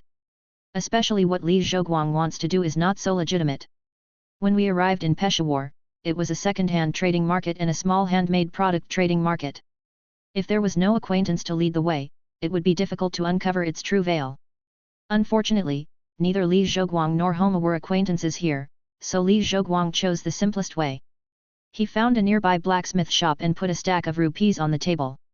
When the blacksmith saw that the visitor was a Chinese, he asked happily, "Young man, what do you want to buy?" Li Zhoguang got straight to the point, "I want to buy arms. The people here are different from those in China, and they don't use any incisions. Put forward the request and pay the money, then it will work, if not, find the next one. As for not showing off your wealth, as long as the Pakistanis have no problem with their brains, they will not trouble the Chinese people in places where other people are present. One is from the education from childhood to adulthood, and the other is that the status of the Chinese people here is really transcendent. Because, behind every Chinese person, there is not only their powerful motherland, but also their own motherland. Li Zhuguang's offer is not small, and the old man is also happy to be the guide. He has seen many people like Li Zhuguang. He was suppressed in the gun-banning country, and the first thing he did when he arrived abroad was to play with guns. As for the Chinese buying guns for terrorist attacks? Haha, even the BBC group of people who lie with open eyes can't make up such outrageous nonsense. The old man closed the shop door, rode a tuk-tuk from the back of the shop, and motioned Li Zhuguang and Homa to get on the car. After getting on the car, they didn't drive far before they arrived in the depths of the Wastaram market in Pesha. The old man introduced Li Zhuguang to the manager of the market. Li Zhuguang took out another stack of rupees as a gift. The administrator politely declined several times, but then accepted it. And he thoughtfully arranged several guards for Li Zhuguang. Walking into the market, Li Zhuguang was amazed. He was born and raised in China, and the Staram market seemed to him to be a very magical place. Perhaps the door of this store is full of a dazzling array of dried fruits, and the nearby residents are here to buy snacks for Eid al-Fitr. And the door of the next store may be full of various bulletproof vests and bulletproof helmets. Entering the store, you can even see popular equipment in the game. All the military products sold in the market here are claimed to be international goods flowing from the cemetery of the empire, and some are left behind when the lighthouse withdrew. But after so many years, even if there were many supplies that could not be taken away when the lighthouse withdrew, they were basically sold out. In fact, in addition to being an arms market, this is also an arms processing factory. There are many small family workshops here, all of which make a living by making guns. There are many guns with Made in CN logos, but Li Zhuguang knows that these are engraved by small workshops themselves, because guns with this logo symbolize good quality and low price, and are easier to sell. Some workshops even put this logo on all their products, such as the M16 in Li Zhuguang's hand. It's simply outrageous. It's outrageous to the extreme. Li Zhuguang casually entered a larger store and flipped through the guns in the store. Regardless of whether they are genuine or not, the types of guns here are more abundant than those at the International Arms Expo. But these are not what he wants, so he proposed to the store owner that he wants to buy some large caliber weapons. The store manager saw Li Zhuguang's Chinese face and his eyes lit up. He knew what Chinese people like. He bent down, estimated in the cabinet for a while, and took out a Desert Eagle. He wiped the maintenance oil on it with a rag and handed it to Li Zhuguang. Li Zhuguang shook his head, indicating that he wanted a larger caliber. The shop owner's eyes lit up even more, and he ran into the back room and brought out a Barrett. But Li Zhuguang shook his head again, indicating that he wanted a bigger one. The shop owner was confused, because anything bigger would be a machine gun, which was not something a human could use. Li Zhuguang simply said, "RPG." The boss scratched his head. Although he had a complete range of things, he didn't have this thing. But considering that it was what the Chinese brothers needed, the boss still made a phone call. After a while, a small truck drove up. When the cargo box was opened, there were 2 RPGs and 2 boxes of ammunition. Peshawar didn't have such heavy firepower, and they were all shipped from Saada next door. Li Zhuguang jumped into the car and checked the launchers and ammunition one by one. It can be confirmed that they came from the assembly line because there was no trace of handwork on the seams and inscriptions on them. Li Zhuguang took them all directly. By the way, he also bought a lot of conventional caliber bullets and howitzers to supplement the consumption of the steel armor in the last mission. After buying what he wanted, Li Zhuguang went directly to the person in charge of the market and asked him to arrange a small truck to transport the goods purchased by Li Zhuguang back to the villa. It was still a detour back from the small road, and there was no ripples on the road. After returning to the villa, Li Zhuguang had no other plans, so he let Homa go back first. Anyway, 80% of the residents in this community are Chinese, and the supermarkets and restaurants in the community are also run by Chinese. If Li Zhuguang does not leave the community, his life will be completely fine. Anyway, there are only 10 days left, and Li Zhuguang plans to spend the rest of the time in Pakistan. He still needs to transport the purchased arms to the train. As for returning to China, he will wait until he returns from his next mission. Li Zhoguang was woken up by Huang Shiren in the morning. When he opened his eyes, he saw Huang Shiren rushing towards him, holding a tablet and shouting. Li Zhoguang took the tablet and said, "Is it locked again? It shouldn't be. I've obviously recorded your palm prints." After pressing it several times and getting no response, I discovered that the battery was exhausted. Li Zhoguang looked at Huang Shiren. "Tell me honestly, did you stay up all night watching Tom and Jerry again last night?" Huang Shiren slowly turned his head to the side and began to appreciate the scenery outside the window. "I told you to go to bed early and get up early, so I won't let you see it, but tell me yourself, how many hours do you sleep a day? Can your body handle it if you stay up all night every day?" Huang Shiren patted his chest to indicate that he was fine. "I almost forgot, you are a demon and your body can handle it.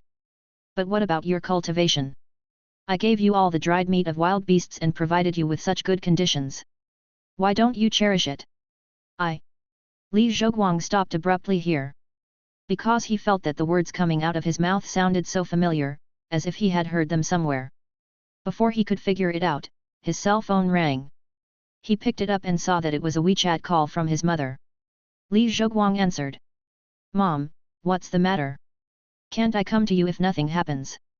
You're quite busy, aren't you?" Li Zhoguang heard the sound of shuffling cards coming from the other end of the receiver. "Humph! If I hadn't told you when I met your Uncle Zhang, I wouldn't have known you had gone to Batty." "That's right. Didn't I tell you that day that I was going to take a trip? I thought you were going out to play. It's so chaotic over there. Why did you run over there?" "Vacation. There are guns, artillery and grenades flying everywhere over there every day." "What kind of vacation are you on? Which city are you in? I'll book the nearest flight ticket for you and be back right away. I have business here. You think I don't know you quit your job? What else can you do? You can have 4 wives in this place. Is that so? Does our country recognize it? Can you bring it back? If you give birth to a child, can you get Chinese citizenship? Let me tell you, the medical conditions there are not good, so you have to come back to give birth to the child. It seems that the women here don't want to marry outside. Otherwise, I can stay here and settle down. Come back right away. Do you hear me? If you dare to settle down outside, I will break your legs. I will come back to see you during the spring festival. Are you crazy about women? You don't even want a home anymore. Aren't you in a hurry to hold your grandson?" I thought about it carefully. If men and women are equal, it is better to be monogamous. Then I'll be back in a few days. Okay, you just need to come back. All joking aside, do you want to leave your flesh and blood in this world?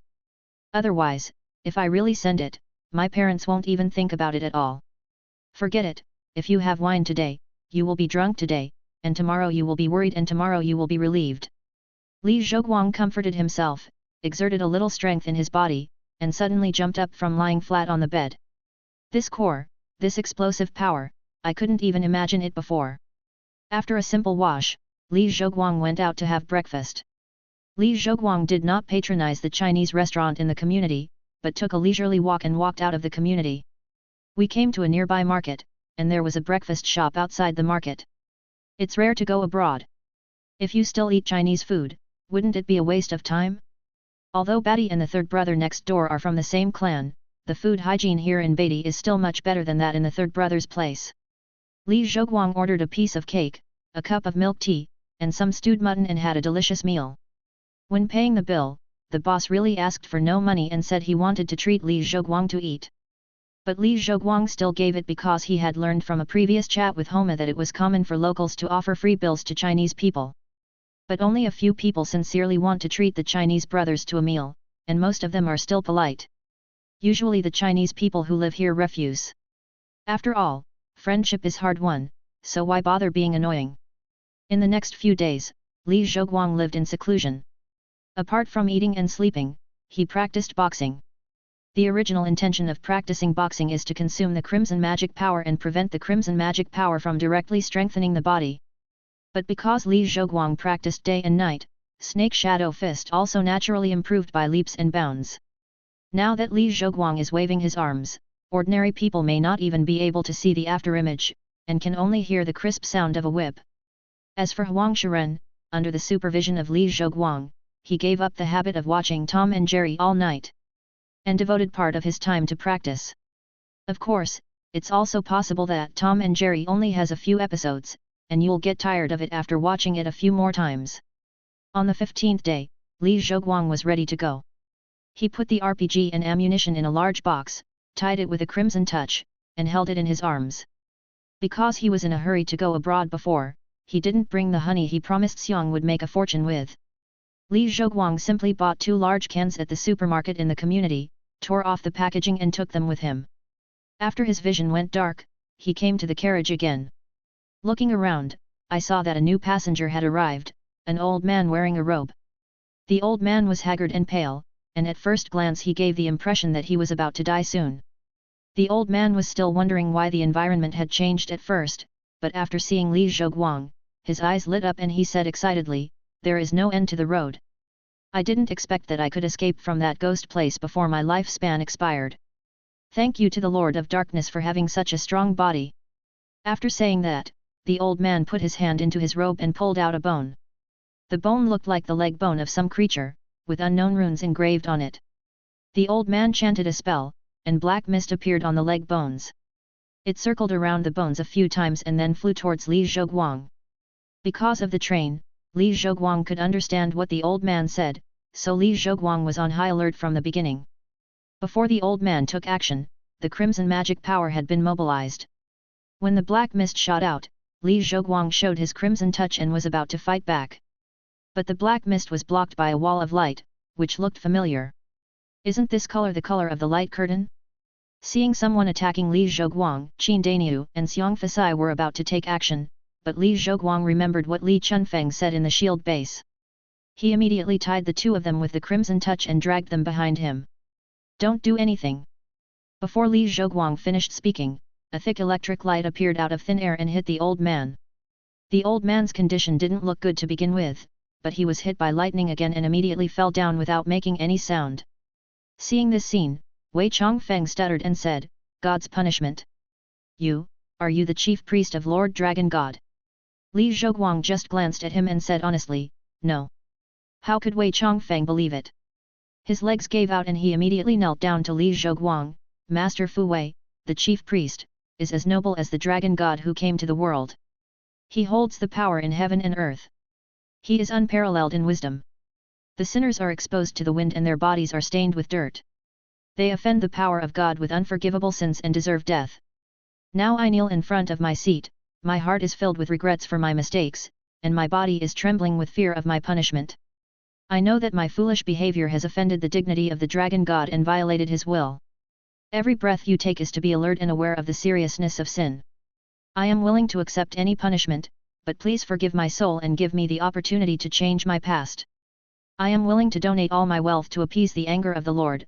I am willing to pray in the temple day and night to atone for my sins. I am willing to be a servant and a maid, so that I can prove my repentance through my actions. Respect is the meaning of respect, and the reverence of the guilty people for the respect and reverence for God have not diminished slightly. Lord Priest, kindness and forgiveness are the blessings of the community, and they are the priesthood bestowed by the dragon god. I beg you to be kind enough to give me a chance to survive, so that I can correct my behavior and get back on the right path. May the dragon god bless you, and may your glory shine on this land forever." The guilty people bow their heads and wait for orders, in the most humble posture, waiting for the judgment of the Supreme Being. "Good guy," Li Zhoguang called him a good guy. He didn't even knock him, he just said a long sentence of begging for mercy, and he said it quite well. Li Zhoguang always felt that Cao Ji's 7-step poem was just an exaggerated description. Now it seems that when people are in extreme panic, their potential is not small. While Li Zhoguang was still dazed, Wang Shiyun realized what he was doing and knelt beside Wei Chongfeng, saying in horror, "Master Priest, please spare your life." Tisk, what a scumbag! No matter how much Li Zhoguang denied it, both of them recognized that Li Zhoguang was the chief priest of the dragon god. Even Xiong Fasai and Qin Dainiu think so. Li Zhuguang's mouth went dry as he spoke, so he didn't bother to say any more. He only said that he did not bear any grudge against them, that he would not retaliate privately, and that the punishment would not be reduced for trivial matters. After hearing what he said, Wei Chongfeng and Wang Shiyun breathed a sigh of relief. Li Zhoguang thought to himself that Li Chunfeng had previously revealed that passengers who hurt each other would be punished, and the intensity of the punishment would depend on the degree of harm. He was kicked by Li Chunfeng before and was kicked away directly, but he was not really injured. It should be because the opponent used clever force. The scratch he got with his sword was just a small cut. It can be seen that as long as the degree of harm is small, there will be no punishment. The old man was struck by lightning, and he must have been killed just now. Li Zhoguang knelt down and began to touch the corpse. The old man was obviously an extraordinary person. It would not be too much to collect some relics as compensation for mental damage. But Li Zhoguang was disappointed. The old man was really poor. Apart from a handful of bone magic weapons, he only had a tattered robe and no underwear underneath. It's really eye-catching. Based on what he said before, he may have been trapped in one place and lingering. Judging from his skinny appearance and pale complexion, he may even lack basic survival supplies. Li Zhoguang didn't know the purpose of the white bone magic weapon, so he tried to pour crimson magic into it, but the magic weapon was eroded by the crimson magic and shattered into slag and scattered on the ground. Well, it seems there is nothing of value left. Li Zhoguang stood up and handed the ammunition he brought to Qin Dainiu to replenish his steel armor. He took out the honey again and gave it to the bear to make a fortune.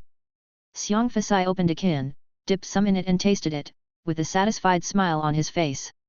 This is the first time I have tasted honey from a single flower source. The floral aroma is really mellow and sweet. Mixed flower honey does not have this taste. Li Zhoguang asked curiously, don't your beekeepers place their beehives next to a single flower source? Xiang Fasai closed the lid without finishing it and said, we don't have beekeepers there. The land in the city is very precious, so it won't be used to grow flowers. All the honey is brought back from outside the city. It's not very peaceful outside the city, and going out of the city is risky, so I try to bring back high-value items when I go out of the city. Only when there is really nothing good that someone would bring honey. So the honey we have there, you may say it is precious, but that's not necessarily true. You could say it's ordinary, but that's not necessarily true.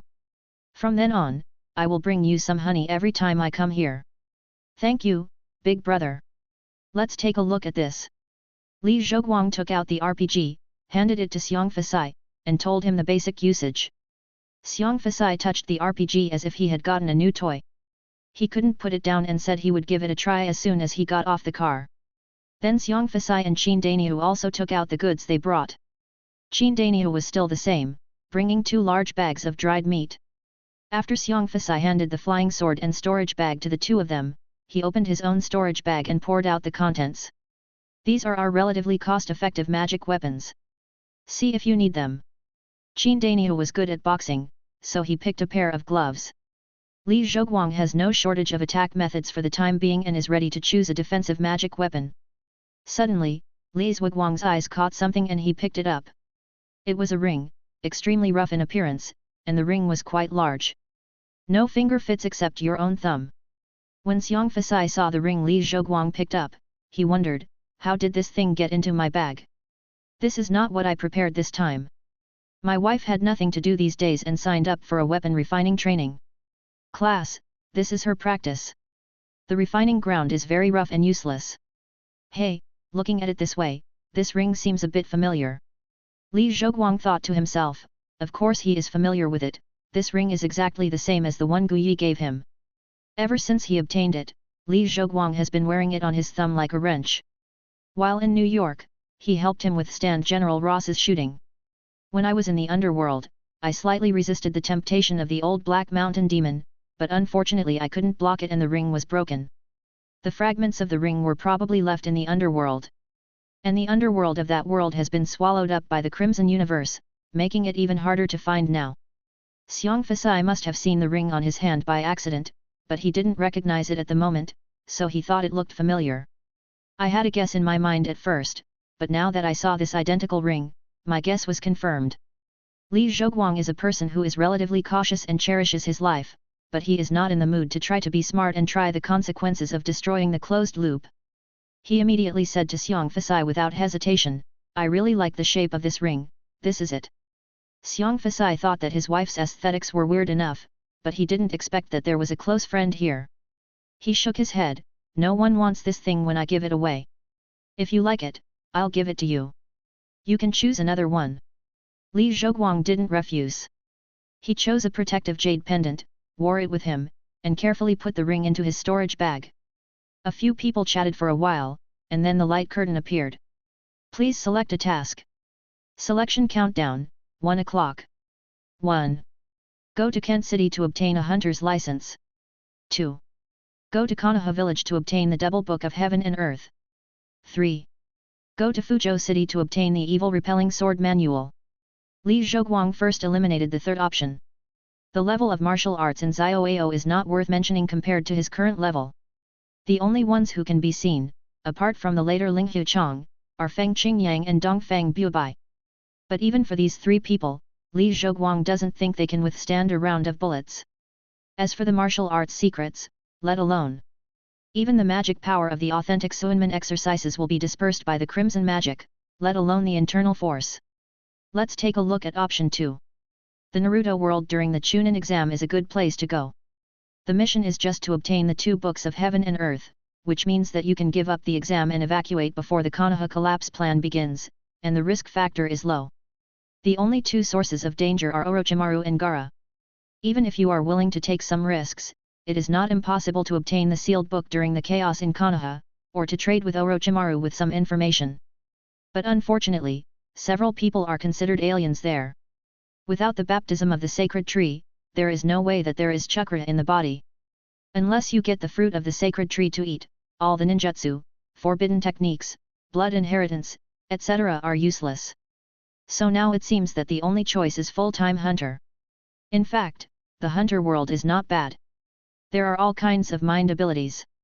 What if there is a mind ability that can solve the crimson magic? So Li Zhoguang chose option 1. Please select the initial auxiliary. Selection countdown, 1 o'clock. 1. Language proficiency. 2. Mission map. 3. World identity. This time, facing the auxiliary options, Li Zhoguang did not hesitate for long. First exclude the second option with the lowest cost performance, and after a little thought, he made a choice between options 1 and 3. The first item, language proficiency, is not an important option for this mission. Through what he saw in the previous mission, Li Zhoguang learned that the language system of these mission worlds is generally based on the works.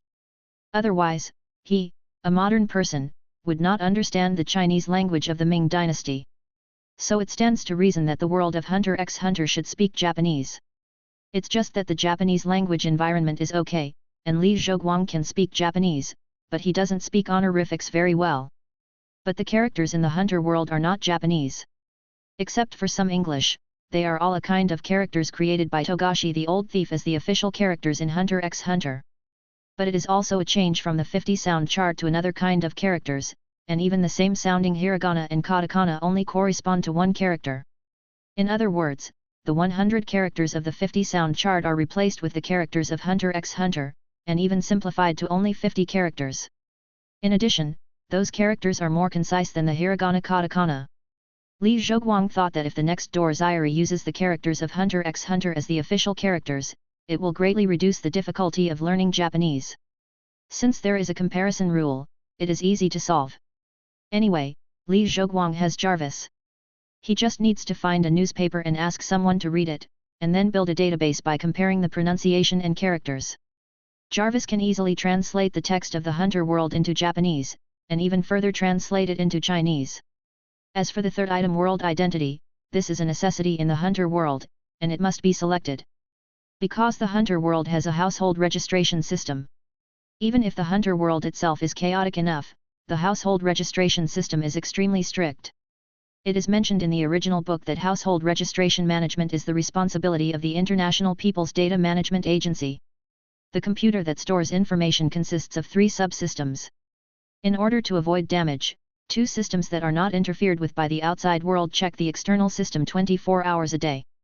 Even if someone invades, modifies, or destroys the data will be restored after 0.1 seconds. And international law stipulates that illegally invading the agency and destroying personal data is the same crime as murder, and there is no chance of probation. If a group of people cannot find their household registration, there are only 2 situations. One is from Meteor Street, because neither the outside world nor Meteor Street itself regards the residents of Meteor Street as human beings. Naturally, no one would give household registration to a bunch of garbage. Another possibility is that they came from outside human society, that is, the Dark Continent.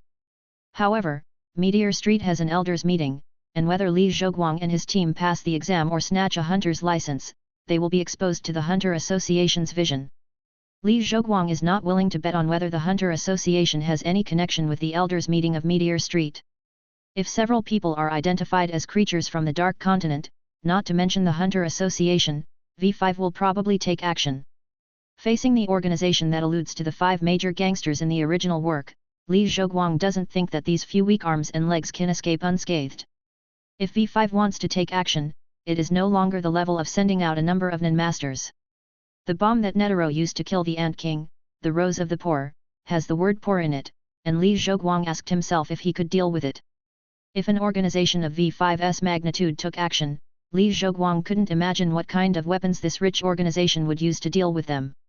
This is not an exaggeration, because according to the plot of Hunter World, the 5 disasters from the Dark Continent can no longer be regarded as creatures, and their characteristics are closer to the rules of the story. The Chimera Ant, who is also a visitor from the Dark Continent, fled to human society because they were too weak to survive. Even the harm caused by this little Karami, who was eliminated by the Dark Continent, was solved by the strongest human being Netero. So even if Li Zhoguang and his team look normal and harmless, as long as they are identified as creatures from the Dark Continent, they will basically not be let off lightly. After Li Zhoguang chose the assistant, the train slowly stopped and everyone got off. Before getting off the train, Li Zhoguang deliberately opened the light curtain, which only showed the pattern of a hunter license, and did not require the number. It seems that as long as the group can get 1 license, it will be considered a pass. This made Li Zhoguang feel relieved. It was easier to get a license. The most direct way was to take the exam. If something unexpected happened and the license was not obtained, it would be easier for them to deal with the newcomers who had not learned the ability of mind. The train stopped in a forest, but the wind blowing in the forest had a salty smell, which seemed to be at the seaside. Li Zhoguang thought about the original plot and felt that it was reasonable. Because although the location of the hunter exam was in Kent City, the place where the exam started was in Port Dory. The candidates who participated in the exam were all pulled over by a ship. In fact, the exam had already started when they boarded the ship. After walking a few steps in the forest, they also found a huge brown bear, but the bear was obviously larger than an ordinary brown bear, and its appearance was also a little different. The grinning look did not seem very friendly. Li Zhoguang licked his lips. His grandfather was a veteran during the Korean War and later joined the bandit suppression unit. When in the mountains, he would kill any wild beasts he encountered. One is to ensure the safety of nearby residents, and the other is to have a good meal. According to my grandfather, the meat of wild animals is actually very unpalatable, but there was nothing to eat at that time, so having some meat was considered good. But the only thing that my grandfather missed was bear paws. According to him, even when he became rich later, he never ate anything more delicious than bear paws. Li Zhoguang didn't know whether bear paws were really delicious or his grandfather's memory had beautified them. But bear paws were not available in the main world, but here. Li Zhoguang felt his saliva begin to secrete faster. Ah! The roar sounded, and the brown bear seemed to be frightened. After a whine, it turned around and ran away. The one who roared was Xiang Fasai. He said proudly, "These beasts with no skills can be scared away with just a little roar. They are easy to deal with." "Hey, why are you looking at me?" Li Zhoguang smacked his lips in disappointment. "Nothing, I just think your outfit today is quite unique." Xiang Fasai smiled and patted the black armor on his body and said, "This is the armor I was issued when I was a city guard. It is already a military magic weapon and is much more useful than ordinary civilian armor. When we were transferred, we were allowed to buy our own equipment with money. I didn't have much money at the time, but I still borrowed money to buy this set of armor. It's a pity that I didn't have money to buy other equipment at the time." As they chatted, they walked a distance and found a path where people walked out. Following the path, they soon saw the outline of the house. Xiang Fasai took out a necklace and hung it around his neck. Immediately, the black bear who stood up disappeared, replaced by a sturdy man who was about 1.6 meters tall, with thick hair, coarse hair, and a beard. Seeing that everyone was looking at him, Xiang Fasai explained, who knows if he will go to a place that is not friendly to the demon tribe like last time. I specially took this toy shape-shifting necklace from my children. I didn't expect that Xiang Fasai looked rough, but he was meticulous. On the way to the town, Li Zhoguang casually asked, "Brother Fasai, how many children do you have?" 8. Is it easy to raise so many children? Xiang Fasai sighed, "It's just that it's not easy to raise too many children, but there is no way, some monsters can give birth to many children at one time." Li Zhoguang remembered that Xiang Fasai's wife is a pig monster, so it's normal for her to give birth. After a while, everyone came to the town. I wanted to stop passers-by to ask about the time and place, but I saw that the pedestrians on the street were rushing in one direction. Some people were walking and talking excitedly, and Li Zhoguang heard someone mention the king of the swamp. Well, Li Zhoguang knew where they were. It seems that the train did not stop at the seaside, but on an island, which was the hometown of the protagonist Jeffries, Whale Island. Since the Swamp King is mentioned, it must be the protagonist who fished the Swamp King. It seems that it was just when the plot began. When several people rushed to the square, they learned that the Swamp King had been put back into the lake. The spectators who arrived at the same time as Li Zhoguang shook their heads in disappointment and then dispersed. Li Zhoguang was not disappointed. His goal was not to see the Swamp King. After asking passers-by for directions, Li Zhoguang walked towards the small hotel opened by Mit. When he entered the store, Mit and Xiaja had indeed returned. The old customers in the store were still boasting about Xiaja's deeds of fishing the Swamp King. The last person who could fish the Swamp King was Xiaja's father, and that was more than 20 years ago. Everyone looked very happy, but Xiaja's aunt looked very ugly. Because the hunter exam is inherently dangerous, many people die in this exam every year. As for the tasks faced after becoming a hunter, it will not be easier than the hunter exam. It can be said that they live on the edge of a knife and lick blood all year round. Even if they are alive, they mostly travel around the world and it is difficult for them to go home. For example, Xiaja's father, Jin Fulishi, has never returned home since he became a hunter except for the time when he brought Xiaja back to Whale Island. His family doesn't even know whether he is alive or dead. Instead, his student Kate is more thoughtful and will come to see if Jin's family is okay and share Jin's recent situation. As for Xiaja, he has only seen what his father looks like from photos since he can remember. I don't know how Togashi's childhood was, anyway, the father-son relationship in his comics is mostly hard to describe. Sitting down in the lobby of the small hotel, Li Zhoguang ordered 3 beers and a simple meal, turned his head and said to Wang Shiyun and Wei Chongfeng, "This mission is very dangerous, you may not survive. So I let you choose whether to stay on this island and wait for us to come back, or go with us to complete the mission. Those who don't work, don't eat." Li Zhoguang has been letting the two hide in the back and fish, and to a large extent, let the two fend for themselves. Since a time bomb was tied to his body, he has become indifferent to many things and is not so vengeful. This time, he took the initiative to ask, which is to give them a chance. Wang Shiyun refused without thinking, "I am weak and I am afraid that I will drag you down if I go. Let's wait here. May the chief priest have a prosperous military career." Li Zhoguang nodded, indicating that he understood, and turned to look at Wei Chongfeng. Wei Chongfeng gritted his teeth, his mind was racing. As the son of a county governor, his political sense is much stronger than Wang Shiyun. He saw everything that Li Zhoguang did with Xiang Fasai and Qin Daniu's small group. Every time he completed a task, Li Zhoguang was not satisfied with completing the task, he would also collect many rare treasures. Before each task started, the people in this small group would share what they had. What they shared was not something insignificant, but resources that could increase the survival rate. In the missions that are always at stake, the small group formed by Li Zhoguang is very valuable. Wei Chongfeng knew that Li Zhoguang didn't like him before, so he didn't rush to get close to him. Li Zhoguang just ignored him and didn't retaliate against him, which made him very satisfied. He also knew the truth that those who don't work don't eat, so the opportunity given by Li Zhoguang was a pleasant surprise for him.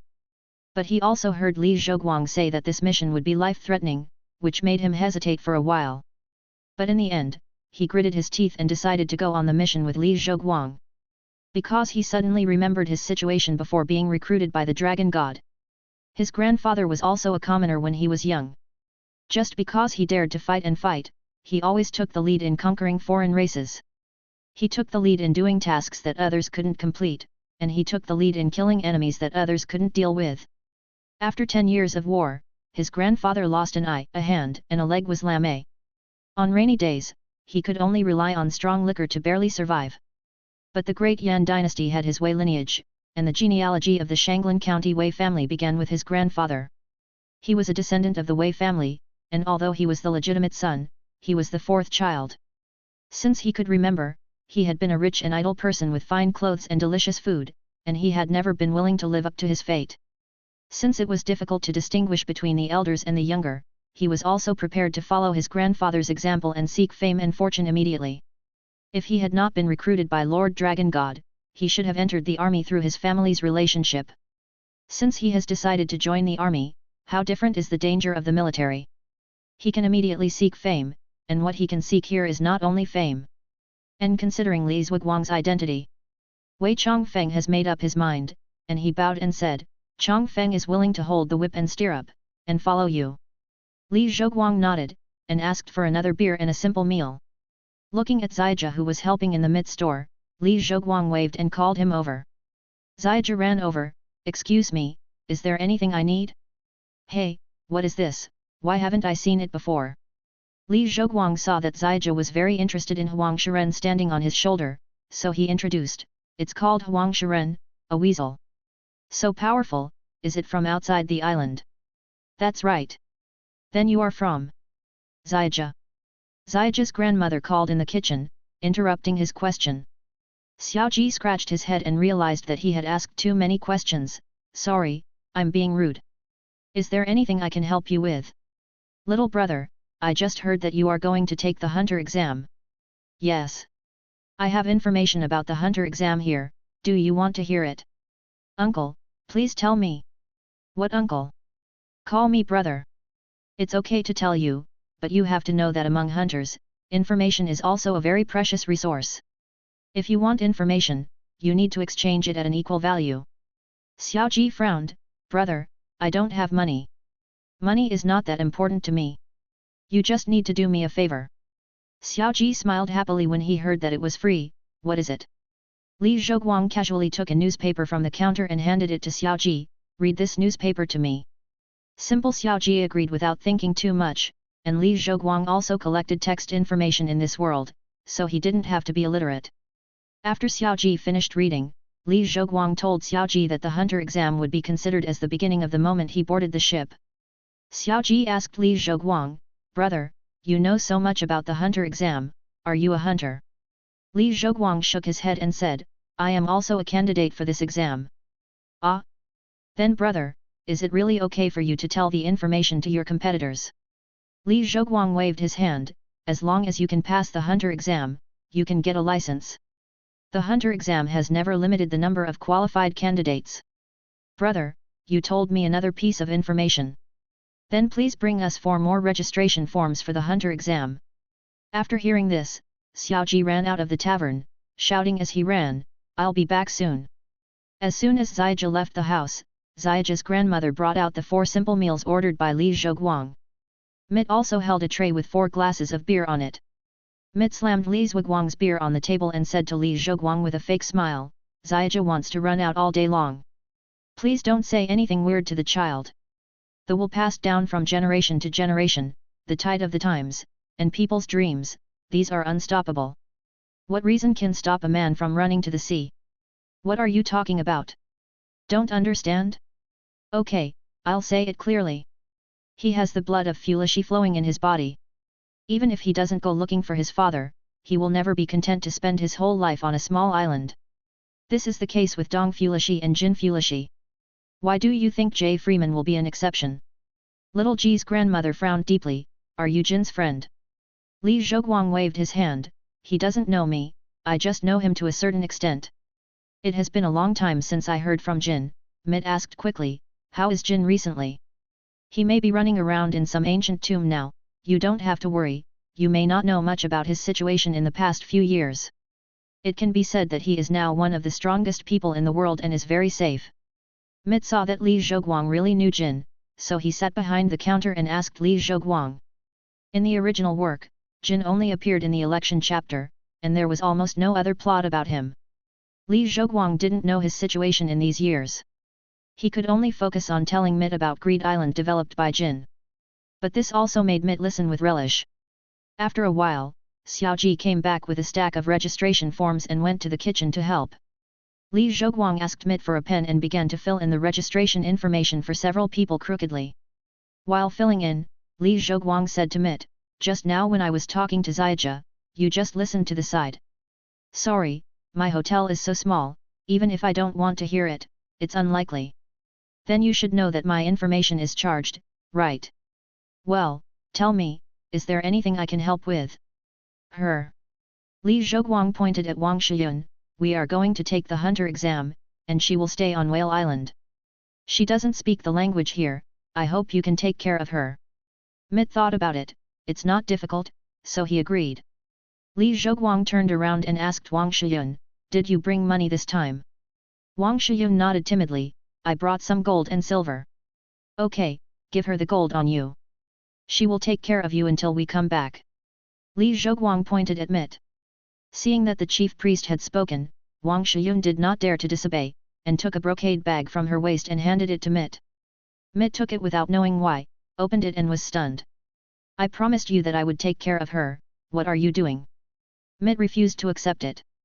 Li Zhouguang explained, "The information just now is the reward for taking care of her. But her food and accommodation must cost money, right? You are just running a small hotel, and it is also a burden to support a person out of thin air. And there is a small probability that we will be wiped out. By then, she will have nowhere to go and will probably end up on Whale Island. Please take her in and work in your store." Mit knew that the hunter exam had a high casualty rate. After listening to Li Zhouguang's words, she remembered that Ziyajia would also take the exam, and her mood suddenly sank. Li Zhouguang said casually, "Don't worry, Ziyajia is fine." Mit raised his head. He has a beast-like intuition. Among all the candidates, he will never be the strongest, but he must be the one with the highest chance of survival. Mit did not comment, but undoubtedly felt much better. In the next few days, Li Zhouguang and his friends simply stayed in Mit's hotel, and Xiang Fasai also read the human cultivation method he brought to Li Zhouguang and Qin Dainiu. As for Wei Chongfeng, he has not yet contributed to the small group, so the shared resources in the small group are temporarily not open to him. With the help of wild beast jerky, Li Zhouguang and Qin Dainiu quickly cultivated true essence, but Li Zhouguang, like before, the true essence he cultivated with great difficulty was directly dispersed by the crimson magic. It seems that he can't use the cultivation method of Xiang Fasai's world. However, when Li Zhouguang was practicing flying sword technique, he found that he could use flying sword technique with crimson magic, but unfortunately, crimson magic is a destructive energy. Although it can be barely used to perform flying sword technique, the crimson magic poured into the flying sword and began to destroy the internal structure of the flying sword. Li Zhouguang estimated that if he practiced flying sword technique forcibly, the flying sword would probably be damaged before he became proficient in flying sword technique. It seems that Li Zhouguang can no longer use ordinary flying swords, unless he can find a flying sword that can carry the crimson magic. In the next few days, everyone practiced while waiting for the arrival of the boat to pick up the candidates. Li Zhouguang and his party did not have to wait for long. The boat arrived 2 days later. Li Zhouguang and his party boarded the boat on time, but did not see Ziyajia. It was not until the evening when the boat had left the dock that Ziyajia and a middle-aged man were seen running towards this side. Li Zhouguang looked closely and saw that the middle-aged man was wearing a suit and carrying a briefcase. It was Li Orio. He looked very anxious. Only a ghost could tell that he had just turned 18 this year. Ziyajia used the crane to hook the mast of the ship and dragged himself and Li Orio onto the ship. The two fell on the deck. Li Orio was seriously injured, but Ziyajia was relatively strong and was not seriously injured. Ziyajia stood up, patted the dust off his body, and saw Li Zhouguang who was also standing on the deck. "Brother, you are here too." "Yes, after all, this exam is very important to me." Li Zhouguang chatted with Ziyajia in a casual manner, and Qin Dainiu and the others did not understand Japanese, so they sat on the other side to chat. After a while, Li Orio also came over. He asked Qin Dainiu curiously, "Hey, why can't I understand a word you say? Where are you from?"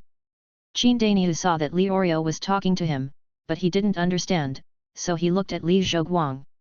"You can't understand what they say, why do you think they can understand what you say?" Li Orio thought so, but still said stubbornly, they are all here to take the exam. If they can't even understand what they say, how can they take the exam? I'm just their translator. Oh? Then where are they from? Their language is so strange. They speak like different languages, but there is no communication barrier between them. Li Zhoguang said perfunctorily, we all come from the same place and use the same language, but we are in different regions and have different accents. Li Orio didn't ask any more questions, and then said to Li Zhoguang, you are the big brother that Zaija mentioned, who lives in his store and knows a lot. Li Zhoguang glanced at Zaija, who grinned. Li Zhoguang turned around and replied, if nothing unexpected happens, it's me. Liu Li heard Li Zhuguang's admission and said excitedly, that's just right. I heard that you know the content of the hunter exam quite well. Can you tell me about it? Li Zhuguang sighed. Zaija's big mouth and Li Orio's loud voice were really troublesome. The deck is so small, so many people gathered around him when he shouted like this. Li Zhuguang shrugged, each exam has different examiners, and the content of the exam is also determined by the examiners. To be honest, no one knows what the exam content is before starting the exam. The specific situation is indeed like this, and of course Li Zhuguang can only say this. The captain also looked here because of Li Orio's words. If Li Zhuguang leaked the contents of the exam, it would be a big problem. Others don't know, but based on the casual character of Men Qi, the second examiner, it is estimated that the exam questions may not have been decided yet. If Li Zhuguang could guess it in advance, how would he explain it? But it was obvious that some people were not satisfied with Li Zhuguang's answer. A sidekick took out a knife and walked over, boy, I advise you to tell me what I want to hear. Seeing someone coming forward, some people also gathered around. Li Orio also realized at this time that he had caused trouble for Li Zhuguang. He immediately took off his suit and said to Li Zhuguang, I will open a gap for you in a while.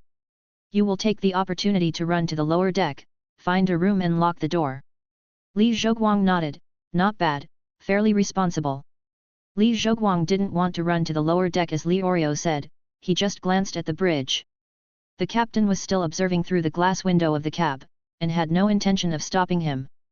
Well, your choice, captain. After saying a few words to Huang Shiren jumped off Li Zhuguang's shoulder, ran to Xiang Fasai's side, and jumped onto Xiang Fasai's shoulder. In an instant, Li Zhuguang exerted his strength and silently appeared in front of the person in front of him with a snake and stealth movement, and tapped his finger on the other person's collarbone. With the strengthening of the crimson magic power and the practice of snake shadow fist, Li Zhuguang's explosive power has reached a very exaggerated level. With just 1 point, the opponent's collarbone was shattered. After smashing the collarbone, he didn't stop, and immediately appeared in front of another person, pointing out the same finger. When the person in the front felt the severe pain from his collarbone, Li Zhuguang had already used his old trick and shattered the collarbones of the 3 people. No one can dodge or resist. This was Li Zhuguang's mercy. With his current strength, if he used the moves in Snake Shadow Fist to deal with these minions, no matter where his fist landed, nothing other than limb explosion would happen. If you crush your collarbone, you won't be able to take the next exam, but you won't die. When those who surrounded them screamed and fell to the ground, the captain ran out of the cab. Stop. Hearing the captain finally speak, Li Zhuguang stopped moving and stepped aside. The captain is also the examiner, and of course he has the power to disqualify candidates from taking the exam. But those around who had escaped unscathed did not give up after seeing Li Zhuguang stop. Instead, they took the opportunity to launch an attack. Li Zhuguang didn't fight back, he just used his body skills to dodge. Of the people on this boat, only the 3 protagonists were okay, the other minions basically all left before the end of the exam. Therefore, even if several people surrounded him, they could not touch Li Zhuguang in the slightest. Seeing that these people were not going to obey the order, the captain asked the sailors to come forward and subdue a few people and throw them directly into the sea. The ship hasn't left the port for long, and if we can find the right direction, swimming back won't be that difficult. The captain glanced at Li Zhuguang and said to everyone, when you get on the ship, you must follow my instructions, otherwise you will be like those few. Do you understand? Because of the captain's intervention and seeing Li Zhuguang's skills, no one bothered to trouble him again and dispersed in 2s and 3s. Li Orio picked up the suit, patted it, and said to Li Zhuguang, oh! If I had known you were so skilled, I wouldn't have stood up. Li Zhoguang said with a smile, who do you think caused this? Okay, sorry. Li Zhoguang didn't show mercy. He found a place to sit on the deck, took out the Qing Jing Sutra and started reading. After a while, perhaps because the unchanging sea surface became boring, there were fewer and fewer people on the deck, and most of them went to the lower deck to rest. And Zijia had been sitting on the side of the boat fishing because he had a fishing rod with him. Many of Li Zhuguang's friends are fishermen, and they have taken him out fishing with them. But he is impatient, and fishing will only make him feel bored. He couldn't even understand where the fun came from when his friends fished. At this time, Xiang Fasai sat down next to Li Zhuguang, and Huang Shiren also returned to Li Zhuguang's shoulder. Xiang Fasai rubbed his hands like flies. Hey, big brother, when we stayed in the hotel before, I saw that you had a very happy chat with that hedgehog-headed boy. Yes, that boy's father is a powerful character. And he himself is not a simple person either. Since you have a good relationship with him, can you lend me his fishing rod? Li Zhoguang turned his head. You also fish? Occasionally. If you stand at the water's edge and dip your paw, the fish will float. Is there any need to catch it? Using demonic power to catch fish, what fun is there? And if someone dares to do this, I guess the nearby fisherman will beat him up. Well, it seems that you are also a fisherman. Wait. Li Zhoguang walked to Zijia and pointed at Xiang Fasai behind him. The uncle over there wants to borrow your fishing rod to play with. Zijia turned his head and looked at Xiang Fasai, who showed a friendly smile and looked a little creepy. Zijia's personality is not bad, he lent it very readily. But he also made a request, wanting to know more about hunters. Li Zhoguang had no objection. He knew that Zijia's main purpose of being a hunter was to find his father, so he focused on introducing him to Greed Island. In short, this is the charm of Greed Island. And the most interesting thing is that there are 11 creators of Greed Island, and the initials of their names form the word Greed Island. I know 6 of them, namely Jin Fula C, G, Liza, R, List, L, Elena, E, Ida, E, and Duan, D. Xiaoji grasped the key point. This game was developed by Jin. Yes, Jin Fula C is one of the main developers of the game. Hearing Li Zhuguang's affirmative answer, Xiaoji became excited. You just said that the creator is also in the game, so if I enter this game, I can see Jin. Li Zhuguang asked again, then do you mainly want to enter the game, or do you want to find your father? Zijia heard Li Zhuguang's question and replied without hesitation, I want to do both. But I still want to find Jin more. Li Zhuguang asked, then do you know how much it costs to play this game? How many? In 1988, that is, 11 years ago, the rich man Batra was willing to buy the game for 1.7 billion Jin and the memory card for breaking the level with 50 billion Jin. However, so far no one is willing. Sell. The number Li Zhuguang said exceeded the limit of Zijia's imagination. He exclaimed, what? You can't afford the game anymore, and the gold may not be in the game, but if you just want to meet gold, it's easy. Zijia asked, what should I do? You can definitely spend some money on bounty commissions in the Hunter Guild, which is less than buying a game. Zijia swallowed and asked carefully, less, how much is it? Li Zhuguang thought for a moment and said, if you are willing to leave Jin to entrust you to your aunt's care and never come back, and if you write down the details of the entrustment that you have ignored you all these years, I guess you can only wear a ring. Hey, there will be many people who are willing to beat Jin up and then bring him to you. Zijia was overjoyed after hearing this, really? This is really great. But can you not beat him and just bring him to me? Li Zhuguang glanced sideways at him, you've already spent less money, so don't be so demanding. You can't let the hunters who complete the commission not make any money and not feel happy at the same time. Zijia recalled the principle of equal exchange between hunters that Li Zhuguang mentioned, scratched his head and said with a smile, brother, you are right. Li Zhuguang and Zijia chatted for a while. Suddenly, Zijia twitched his nose and said to Li Zhuguang, a storm is coming soon, probably in 2 hours. Li Zhuguang nodded and said, it's normal to encounter storms. Do you still remember what I told you before? You mean? How can we conduct an assessment without any difficulty? Do your best, little brother. After saying that, Li Zhuguang turned and left, walking towards Xiang Fasai Qindaniu.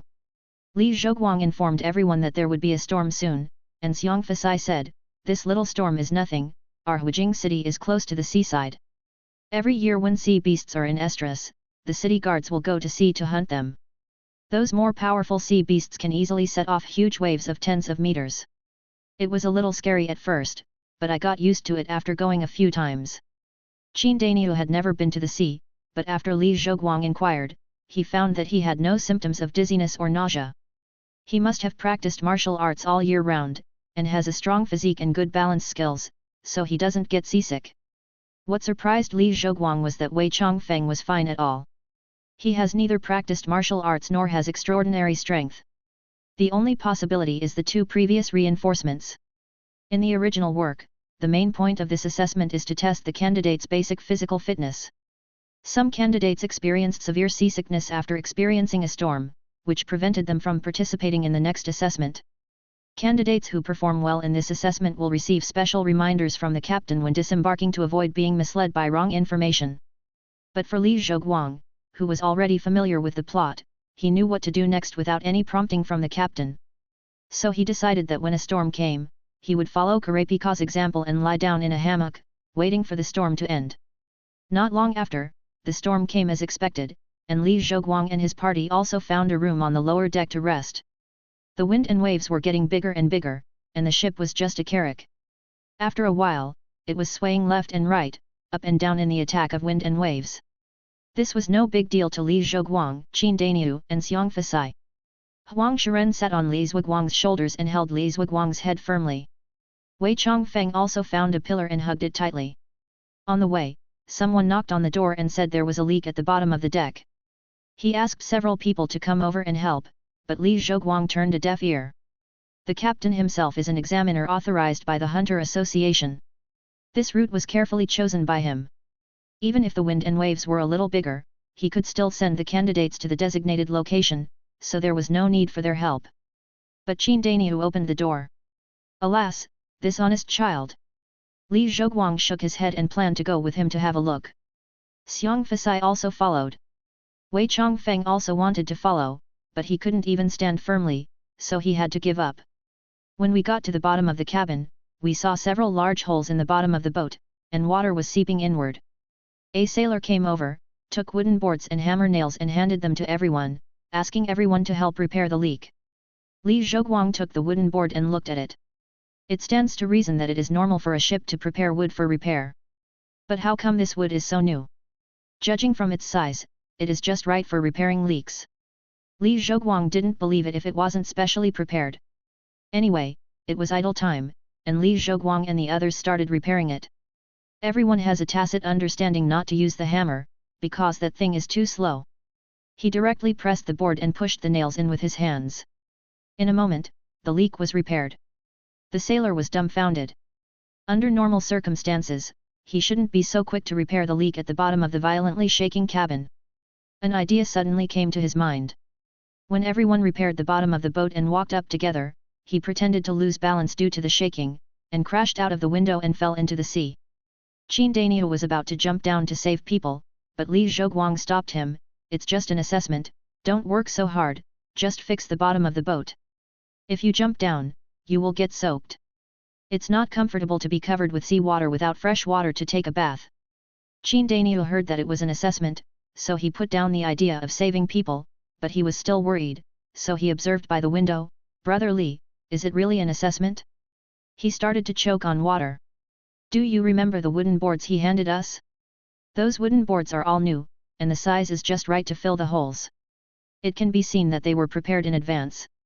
Qin Dainiu nodded, and after a while he said, "Brother Li, he started to sink, and his hands and feet were weak." Li Zhoguang nodded and affirmed, "Well, his acting is really good." At this time, the captain came over and asked several people, "What are you doing here?" Li Zhoguang glanced at him and said, "Watching your crew perform." The captain asked in confusion, "What performance?" Qin Dainiu pointed out the window, and the captain looked over, "Gus." Li Zhoguang clapped his hands, "This emotional investment is really good." The captain was too lazy to talk to Li Zhoguang, and directly found a bundle of ropes in the room next to him, tied one end to the nearest pillar, and jumped into the sea with the remaining ropes, swimming towards the sailor. Qin Dainiu asked, "Brother Li, are they really acting?" Well, I'm not sure now. After the captain jumped into the sea, he adjusted his swimming skillfully, resisting the surrounding waves, and his swimming speed was much faster. But because of the storm, even with the sails folded, the speed of the ship was much faster than normal. The rope in the captain's hand also reached the end, and the crew member was getting farther and farther away from him. Qin Daniu scratched his head, isn't acting so bad. Li Zhoguang didn't speak this time, and two crimson tentacles shot out, inserted into the water, and rolled the sailor and the captain back. The tentacle that rolled the sailor turned over, and with a little force, he vomited the sea water he drank. The captain and the sailor who returned to the ship lay on the deck gasping for breath. The rescued sailor whispered to the captain in shame, "I just had a cramp." The captain nodded, stood up, and looked at Li Zhoguang, "Are you an user?" Li Zhoguang shook his head, "Just some special skills, not none." "Then why didn't you save him just now? I thought you were acting to test the candidates." The captain looked at Li Zhoguang in disbelief, "When you saw someone fall into the water, why would you think of this first?" Li Zhoguang said, "Just tell me if you are the examiner." "Yes, but, no, how do you know this is a test?" "How fresh, this is already the 287th Hunter exam, haven't your seniors played enough tricks? You still lack imagination, Lao Deng." "What are you talking about, what's wrong with my test?" Li Zhoguang briefly introduced to the captain several small games that appeared in Alice in Borderland, Squid's Game, and Gambling Apocalypse, which shocked the captain. On the morning of the second day, the ship docked at Dori Port. Zijia and his team were excellent because of their performance, while Li Zhoguang and his team helped to repair the bottom of the ship and rescue the crew. When they got off the ship, they were all kept by the captain. The captain pointed to the huge fir tree on the top of the mountain in the distance and told the two groups that there lived a guide couple under the fir tree, and they could take people to Kent City by a shortcut.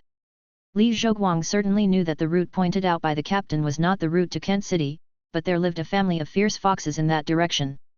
If they passed their assessment, they would take the candidates to Kent City. In terms of time, it is indeed the fastest way to reach Kent City. Zijia is a person who is willing to trust others, while Li Zhoguang is suspicious by nature, but he knows the plot.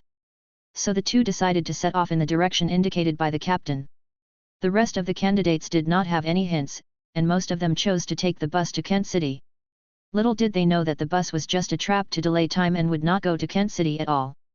Zijia and his team had a dispute because the direction indicated by the captain was inconsistent with the map.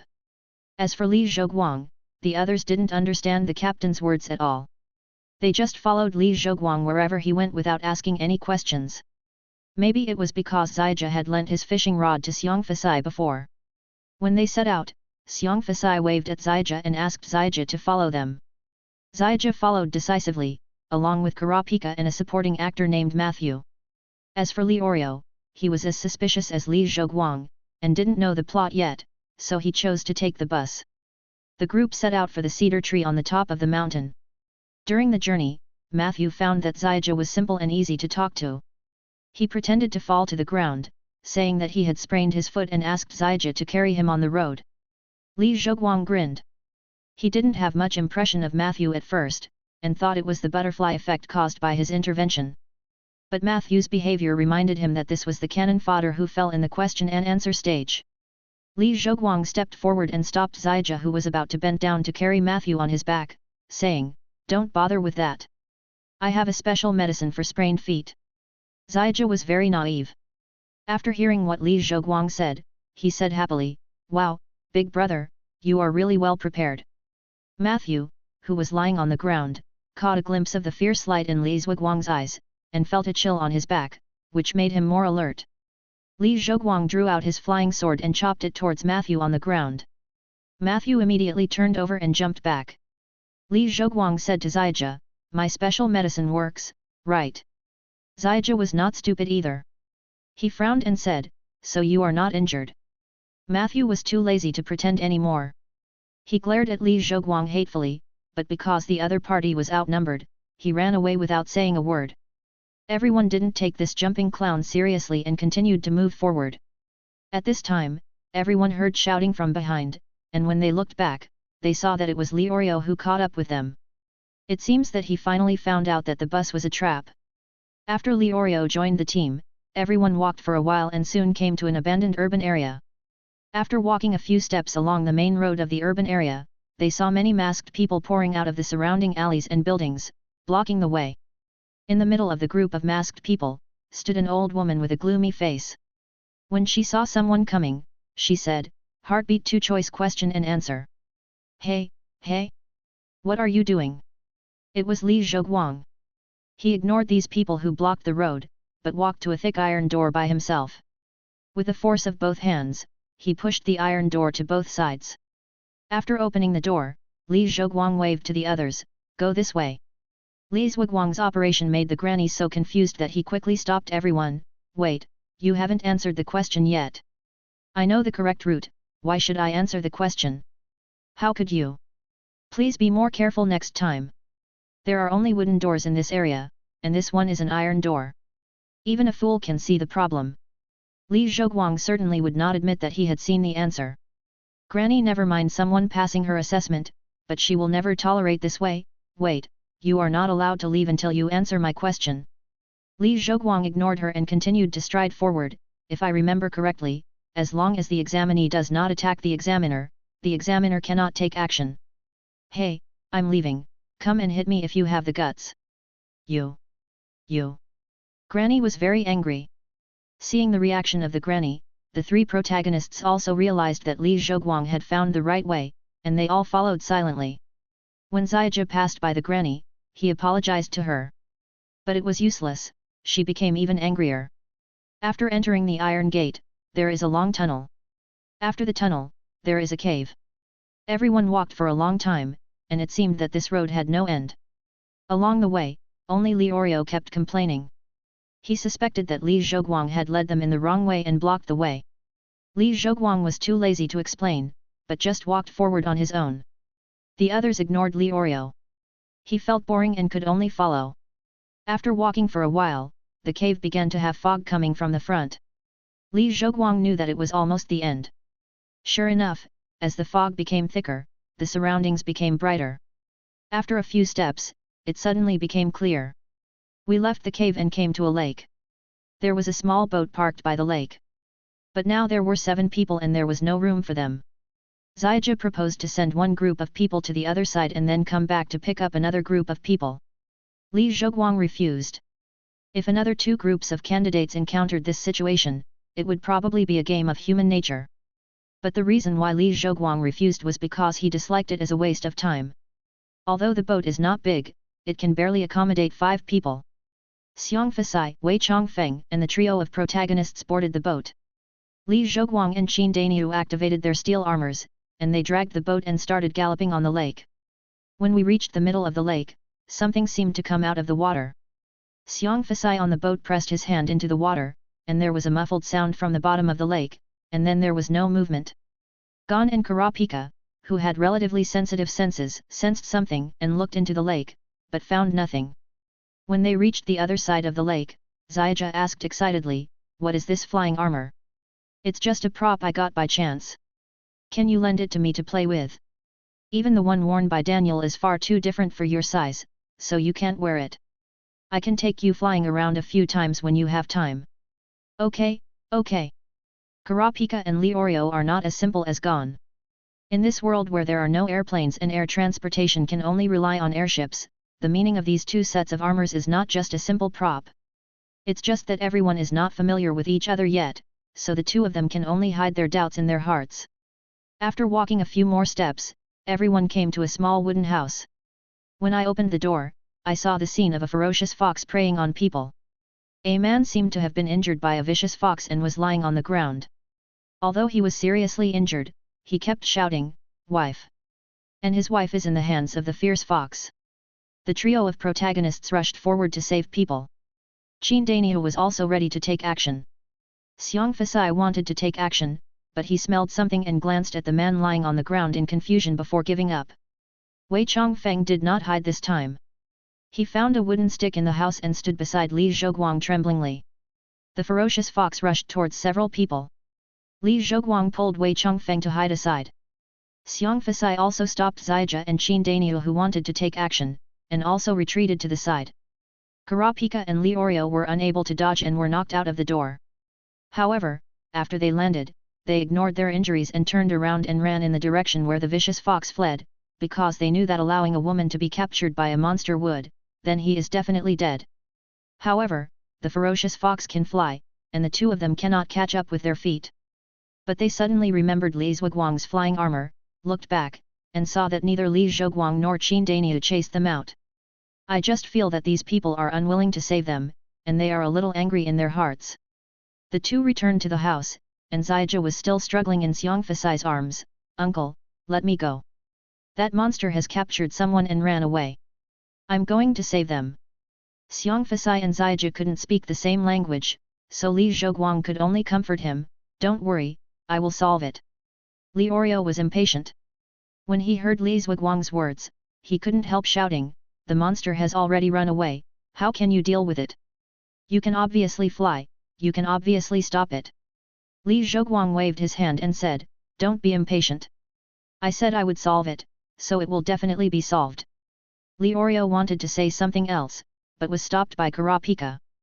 Based on Li Zhuguang's previous performance, this person is indeed not the kind of person who is aimless. Li Zhuguang took out his flying sword, put it on the injured man's neck and said, I'm going to Kent City and I need you to lead the way.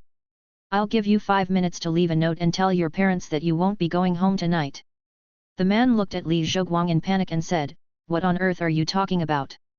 Li Zhuguang lowered his sword, you don't admit it, do you? I heard that the ferocious fox's whip-infused wine is very tonic after drinking it. Even though the man's face turned pale, he still said bravely, I really don't know what you are talking about. Seeing Li Zhuguang going so far, Leorio immediately wanted to rush out and stop him. But when Kurapika heard Li Zhuguang mention the ferocious fox, he stopped Leorio and began to look at the injured man suspiciously. Seeing that he still refused to admit it, Li Zhuguang certainly wouldn't actually cut off his whip and soak it in wine. He just found a piece of rope in the house and tied him up. He also asked everyone to leave the house, but Leorio refused and was pushed out by Qin Daniu. After everyone left the house, Li Zhuguang said to Huang Shiren on his shoulder, it depends on your performance. Huang Shiren patted his chest to express his promise to complete the task, then jumped off Li Zhuguang's shoulders and ran into the house. The ferocious fox who was tied up in the room and pretending to be an injured man was still thinking that Li Zhuguang seemed to have discovered his identity. Should he continue to persist, or would he directly announce that they had passed the assessment later? After all, they were kidnapped. It's not very comfortable either.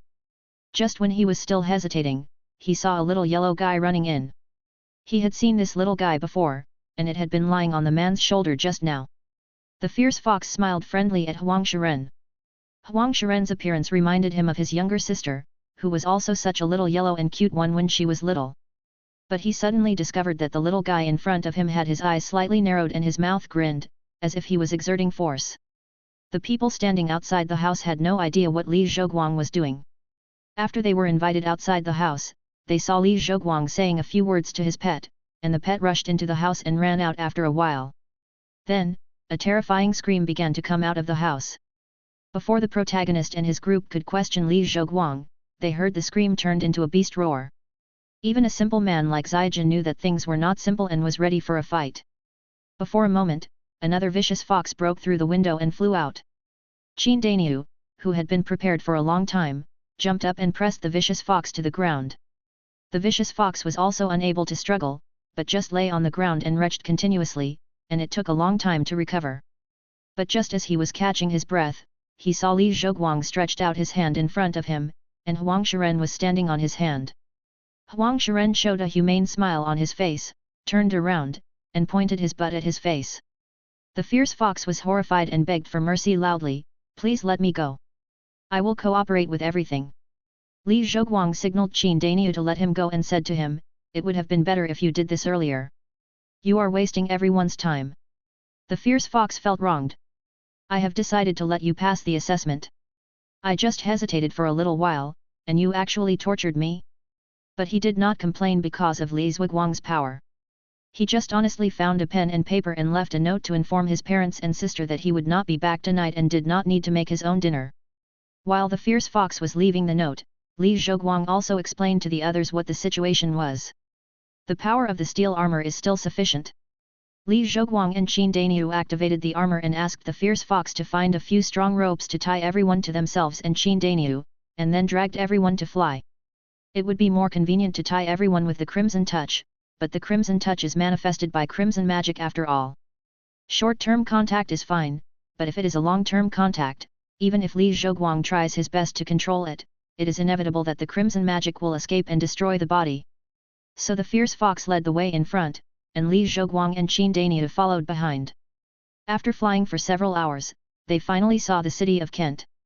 In order to avoid shocking the world, the fierce fox landed outside the city and turned into a human form. Li Zhoguang and the others also put away the armor. They chose to walk into the city. Walking on the road, Ziaja hesitated for a moment, walked to Xiang Fasai and asked, "Uncle, you are not a human either." Xiang Fasai didn't understand what Ziaja said, so he could only ask Li Zhoguang for help. After Li Zhoguang translated, Xiang Fasai frowned, "Why do you ask that?" Ziaja said, "When you hugged me just now, I smelled your scent, and I felt strange before. Then I smelled the scent of the evil fox, and I found that your scent is closer to that of a evil fox than a human."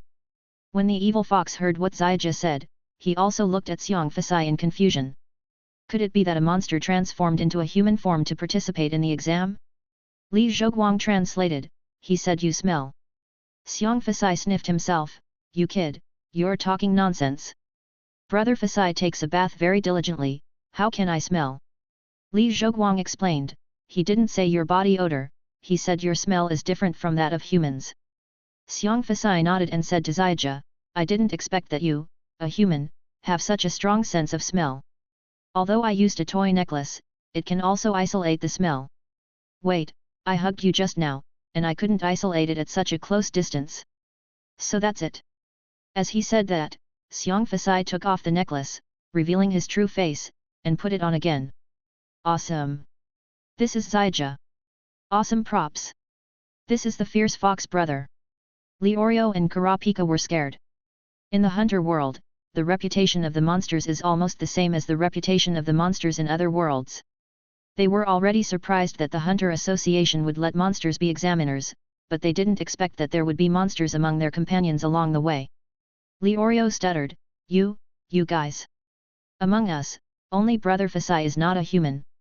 Li Zhoguang said, but then a chirping sound came from his shoulder. Li Zhoguang sighed and added, "Well, it's not a human either." Huang Shiren nodded with satisfaction. After walking for a while, everyone arrived in Kent City, just after dark. Li Zhoguang recalled the plot of the original work and asked the Fierce Fox, "The formal exam should not start tonight, right?" Brother Fierce Fox nodded, "Yes, the start time is tomorrow morning." "Then there is no rush, we will rest here for one night, and you will take us to the examination room tomorrow." But what, even if you fly back now, it's past dinner time. "Let's go, I'll treat you to dinner." The Fierce Fox was not as strong as Li Zhoguang, and was dragged by him into the luxury hotel next to the entrance of the hunter examination room. The evil fox certainly didn't have much money. Gon, Karapika and Leorio were all poor. When they were on Whale Island before, Li Zhoguang exchanged a lot of gold for the nuns, so he generously covered everyone's food and lodging. At dinner, everyone ate a table of food. Li Zhoguang took out a strip of meat from his storage bag and handed it to the evil fox. "Hey, this is compensation." The evil fox took it without knowing why, took a bite, and squinted his eyes and stared. "This is a monster." "No, it's not monster meat, what kind of meat is this?" "Don't ask so many questions, just eat it, it's good for you." Li Zhoguang took out another one and handed it to Huang Shiren. Leorio and Karapika were also very curious about what this was, but they couldn't speak. Xiaoji didn't think too much. "What kind of meat is this? Can I have a taste? This meat is precious. Are you sure you can exchange it for something?" "Well, I can help you. If I ask you to give up at a certain stage of the hunter exam, what will you do?" Xiaoji shrugged, "Then I don't want it." Li Zhoguang shook his head and gave him a piece of jerky. "Just teasing you." Xiaoji immediately laughed happily again. The next morning, the Fierce Fox took everyone to the steak restaurant next door, exchanged secret codes with the manager, and led everyone into the private room. "This is the entrance to the exam. Here, this is your number plate." As he said, the fierce fox threw the number plate to several people. The number plates of the three protagonists did not change. Li Zhoguang and his number plates were extended from 406 to the back. After the fierce fox brother closed the door, everyone felt the ground move and went down, only to find that the whole private room was an elevator. Not long after, the elevator reached the bottom and everyone came to an underground passage. From the numbering, it can be seen that they arrived relatively late, and the place was already full of candidates who came to take the exam. Li Zhoguang noticed that the spiritual abnormal pervert of the protagonist and his party, as well as the twisted rivals, the eldest son of the rivals, Ilmi Richar Control, also arrived at the scene. However, in order to hide his identity from others, Ilmi used a telepathy needle to disguise himself, and even Killua, who also came to take the exam, did not recognize him. Seeing the arrival of new people, some of the miscellaneous fish backdrops gave them unkind looks. Li Zhoguang shook his head. It seemed that these people did not have a full understanding of the hunter exam. If the ability was not up to standard, even if only one person took the exam, they would be dismissed. If the candidates' abilities satisfy the examiners, the Hunter Association would like to have a few more qualified candidates in one exam. After everyone walked a few steps, a fat man with an honest face came over. Li Zhoguang glanced at him and recognized him as the new killer Dongba. This person has taken more than 30 exams. His purpose is not to become a hunter, but to enjoy the process of trapping candidates. He is a fun-loving person with a twisted personality, which reminds Li Zhoguang of Patch. However, although Patch can also cheat people, he also has a righteous side. This Dongba is a pure psychopath. Before Dongba could speak, Li Zhoguang said to Qin Daniu, "Control him." Qin Daniu pushed Dongba to the ground in one glance and cut his hands behind his back. Li Zhoguang found several cans of juice from his body. Several people traveling with Li Zhoguang were not surprised to see Li Zhoguang causing trouble again. Zijia also ran over and asked doubtfully, "Is he also transformed into a monster?" Li Zhoguang shook his head and opened a can of juice. "This man's name is Dongba, and this is the 35th time he has taken the hunter exam. He is well known in the hunter circle, and his purpose for taking the exam is not to get a license, but to weed out more newcomers." As Li Zhoguang spoke, he forced the juice into Dongba's mouth. Li Oreo was surprised. If he does this, will the Hunter Association not care? Li Zhoguang shrugged. With people like him existing, the Hunter Association may be happy to see the results. After becoming a hunter, you may encounter any situation. It's better to have people like him to help eliminate a group of gullible people. Future died in the commissioned task. What's more, he is just trying to trick people. You must know that killing is not prohibited in the hunter exam. As soon as he spoke, Li Zhoguang drank several cans of juice for him. And kicked him to the corner. "That's it for this year. You are welcome to apply again next year." Suddenly a piercing alarm bell sounded. Everyone looked in the direction of the sound and saw a man standing on a high place with a strange human head-shaped alarm bell in his hand. Seeing that everyone's attention had been attracted, the man jumped down and announced, "The reporting time is over, and the hunter exam officially begins now." With that, he walked in one direction and said as he walked, "I am Sats, the examiner of the first exam. Now follow me to the venue of the second exam." After hearing this, all the candidates followed him. Sats walked slowly at first, but as time went by, he walked faster and faster. Someone raised a question, "If we go to the venue of the second exam now, what is the content of the first exam?" Sats turned around and replied, "Follow me to the venue of the second exam, which is the content of the first exam." Everyone now understood that there was either something waiting for them on the road ahead, or it was a simple endurance competition. This kind of test is not difficult at all for Li Zhoguang. If he remembers correctly, the first part of the hunter test is mainly a physical test. The first 80 kilometers is a flat road, and the final sprint near the exit is stairs. But in the last section of the journey, we have to enter the Shimile wetland. In terms of distance alone, it's almost a marathon round trip. Looking at the speed, Li Zhoguang visually estimated that Sassy's pace was about 3.7 m/s, which means that it takes 4.5 minutes per kilometer, which is considered the standard marathon pace. If you are a professional athlete, you can go even faster. With the level of physical fitness of people in this world, such an exam can no longer be considered harsh. Maybe the purpose of the first half of the first exam was just to weed out some people who were cheating. The real life-threatening exam begins in the second half. One of the characteristics of the red tank is its unlimited physical strength. Li Zhuguang's body has been strengthened by the crimson magic power. Although he has not reached the point of unlimited physical strength, it is still very easy to pass the first exam. As for Xiong Fasai and Qin Daniu, such intensity of exercise is not a problem. At the beginning of the exam, Li Zhuguang pulled Qin Daniu aside and said, "Keep an eye on Wei Chongfeng later. If he is exhausted and gives up, don't worry about him. If he is almost exhausted or faints from running, just help him." Qin Daniu nodded. It took about 3 hours to complete the first 40 kilometers. Some people couldn't keep up at first. Wei Changfeng's body had been strengthened twice. Although he had begun to pant, he could still keep up. Gon spotted Killua, a fellow student of his own age, in the examination room. He was familiar with him and started chatting with Killua while running. Qin Daniu and Xiong Fasai still didn't look tired at all. Maybe for them, this kind of intense activity couldn't even be considered a warm-up. Xiong Fasai even yawned while running out of boredom. Li Zhuguang thought to himself, since he has nothing to do, he should practice boxing. He followed Sats with snake sneak and hurried on, only to see his figure constantly disappearing and reappearing. Even after disappearing and reappearing so frequently, there were even after images. Sats felt something strange behind him and glanced back without saying anything. Killua's face hardened.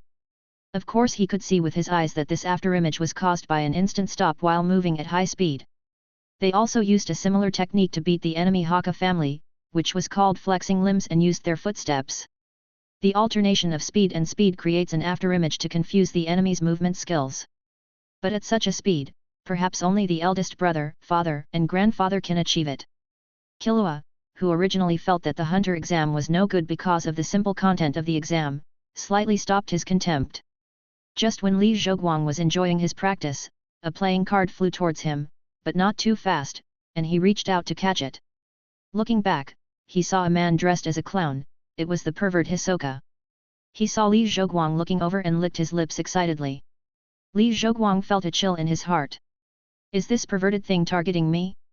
Li Zhuguang's current strength is not too afraid of Hisoka. After all, the level of combat power in the world of Hunter was actually the same before the Chimera ants appeared. Except for those in the strengthening department, the rest of the masters of telekinesis have a variety of strange abilities. If someone knew the specific information about his telekinesis ability, his strength would be greatly reduced. In Li Zhuguang's view, Hisoka is even less dangerous than Ilmi. After all, killers like to sneak up on people. As for Hisoka, he just wanted to fight with the strong. But what makes people sick is that the desire to fight in this perverted thing is related to the desire for stardom. Don't make trouble, I'm taking an exam. Li Zhuguang didn't want to pay attention to him. Hisoka showed a confused smile. Don't you think the current exam is a bit too boring?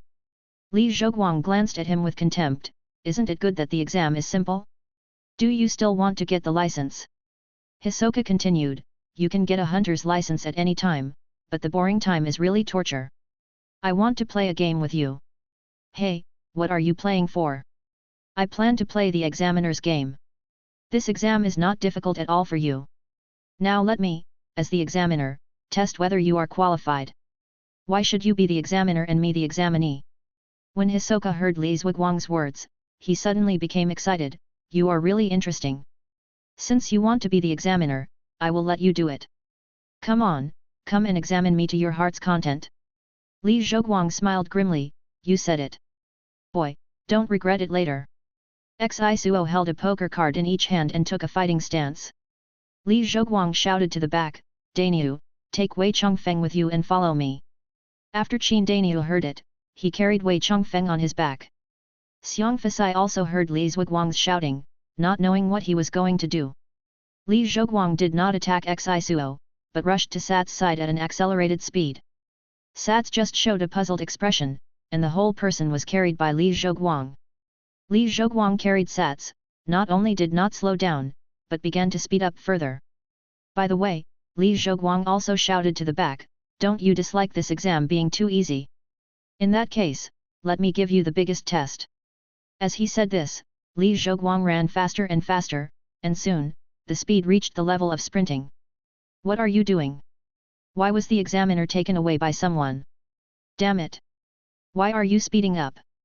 Yamako. The examinees were in a state of panic at this moment. Xiang Fasai saw what Li Zhoguang did and laughed, "Well done. Running so slowly is a waste of time. Who knows when you'll finish running?" Immediately, he also accelerated and followed. However, he then thought of something, turned around and ran to the back, picked up Zijia, carried him on his shoulders and ran forward. "Wow, so fast, wait! Killua, catch it!" Zijia was a man who valued his spirit. He threw the fishing rod back on Xiang Fasai's shoulder and threw it to Killua. Killua understood, put the skateboard on the ground, caught the buoy flying over, and began to slide with the help of the force. Xiang Fasai noticed what Zijia did, but he didn't care and continued to sprint forward. Li Zhuguang's tricky operation made Xisuo dumbfounded. "Is this how you do reading comprehension?" But seeing that Li Zhuguang was gradually going away, he had no choice but to bite the bullet and sprint. Li Zhuguang heard the sound of the candidates behind him being forced to speed up their footsteps, and thought disdainfully that the physical strength of the red tank could tire the green fat man to death. "If I can't tire the green fat man to death, can I also tire you to death? Hey, put me down quickly." Sats on Li Zhuguang's shoulder struggled for a while but did not move away. But he didn't dare to use his telekinesis ability to resist. He thought Li Zhuguang was just an ordinary person and was afraid of hurting him. "I won't. You are disrupting exam discipline." Li Zhuguang chuckled, "Isn't the essence of the hunter exam that you can do whatever is forbidden? You only said that the content of the first exam is to follow you to the examination room of the next exam, but you didn't say that it can't help you speed up. Moreover, although attacking the examiner is prohibited during the exam, my current behavior does not constitute an attack. I am afraid that you will be tired from walking, so I will help you save some energy. I am caring for you. Ghosts need your love and care." Sats was about to say something when he suddenly saw the poker flying behind him. "Be careful." Li Zhuguang dodged and saw that the poker cards flew into the distance after being dodged by him, and there was no tendency to change direction. It seemed that the first card Hisoka shot at him didn't come with a thought, it was really just a simple greeting. However, Li Zhuguang was not grateful for this. He shouted to the back again, "You still have the energy to play cards. It seems that you still have enough energy. I have to speed up." After saying that, Li Zhuguang accelerated again, faster than before. Some candidates who are not physically strong are already hanging behind the large troops.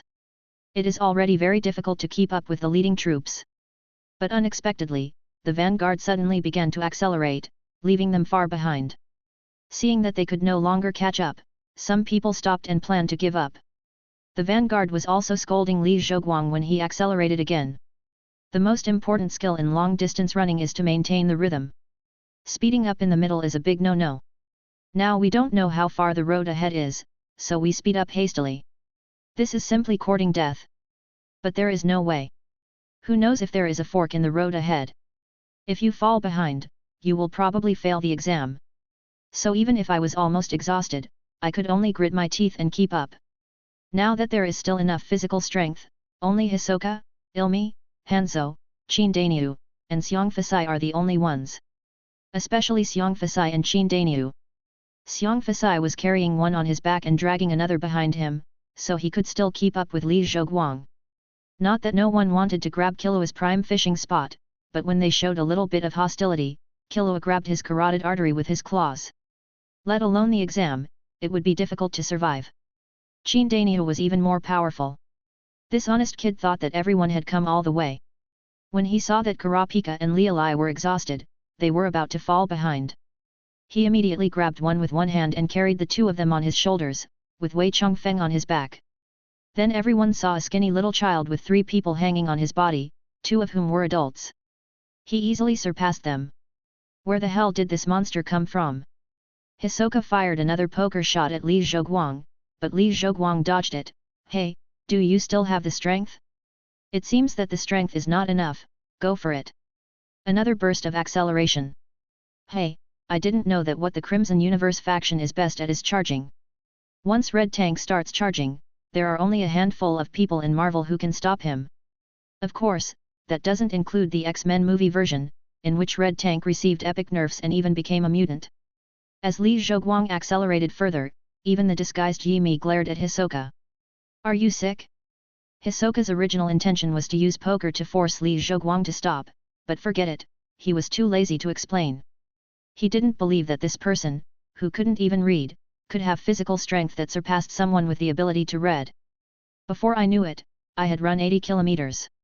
Li Zhoguang carried Sats far ahead and reached the bottom of the stairs, and began to rush upward without losing momentum. Hisoka and Ilmi began to sweat and pant due to the high intensity and long-distance sprint.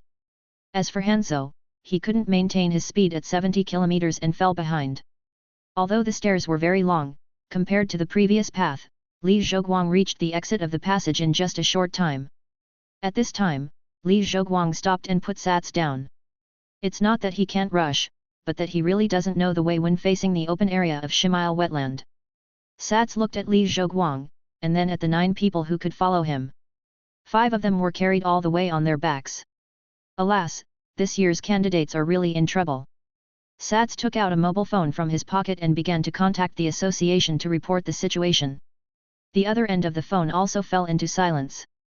He probably did not expect that there would be candidates who would dislike the difficulty level being too low during the exam and try to increase their intensity on their own.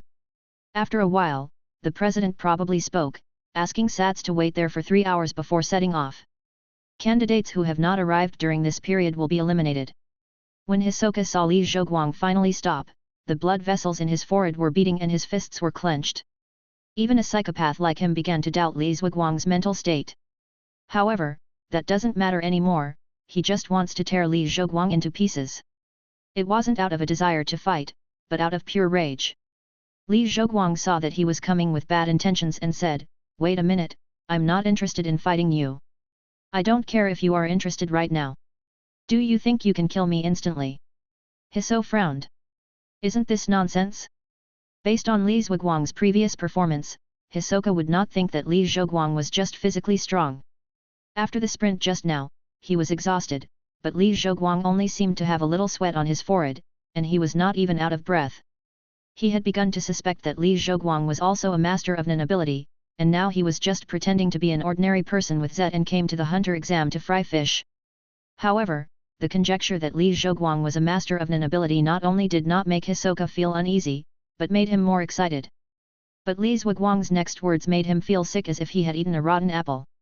Li Zhoguang said, "If you bother me again, I will issue a long-term commission to the Zaldik family and ask them to kill every opponent you like, even if they haven't grown up yet. Anyway, your strength is comparable to that of Ilmi, the eldest son of the Zaldik family, and the opponents you like won't be much stronger than you. If Ilmi can't kill someone, let his father Silva kill him, and if Silva can't kill someone, let his father Gino kill him. As for those that Gino can't kill, I remember Gino's grandfather Maha is still alive, right?" Li Zhoguang's smile was a little perverted. "Mr. Clown, you don't want anything to happen to your apples, do you? You?" Hisoka's murderous aura could no longer be restrained, and it surged out. If someone poured gasoline all over the orchard of a hard-working fruit farmer and took out matches to threaten him, even a person with a good temper would explode, let alone Hisoka. Hisoka's surging murderous aura was like a strong wind blowing by. Li Zhoguang and the others were fine, but the 3 protagonists were all scared.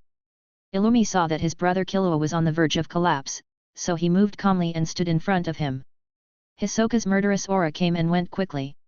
He soon calmed down, restored his lazy smile, and said, "You are here now, how can you issue a commission to the Zaldik family? Even if you have their contact information, I can't kill you instantly, but it is still easy to prevent you from making a phone call."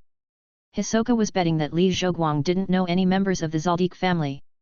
Li Zhoguang laughed and said, "Aren't there people from the Zaldik family at the scene? Hey, I came to take the hunter exam this time just to become a bounty hunter and capture all my family members. I don't accept your commission," Killua confessed. Kurapika and Leorio were shocked. The information of the Zaldik family was not a secret except for the photos and names of the family members. They also knew that there were not many members of the Zaldik family, but they didn't expect to meet one in this exam. Li Zhoguang waved his hand, "I don't intend to issue a commission to you, a prodigal son. I remember that except you, other members of the Zaldik family are very dedicated. Am I right, Illumi?" Killua was shocked when he heard the name of his elder brother, and then he began to look around, and finally stopped his eyes on the candidate named Jitaraku. He just didn't think about it before, but Killua still had some understanding of his elder brother's ability. Seeing that his identity was exposed, Illumi pulled out the nails on his face, and after a twist of his facial muscles, he returned to his original appearance. Li Zhoguang was right.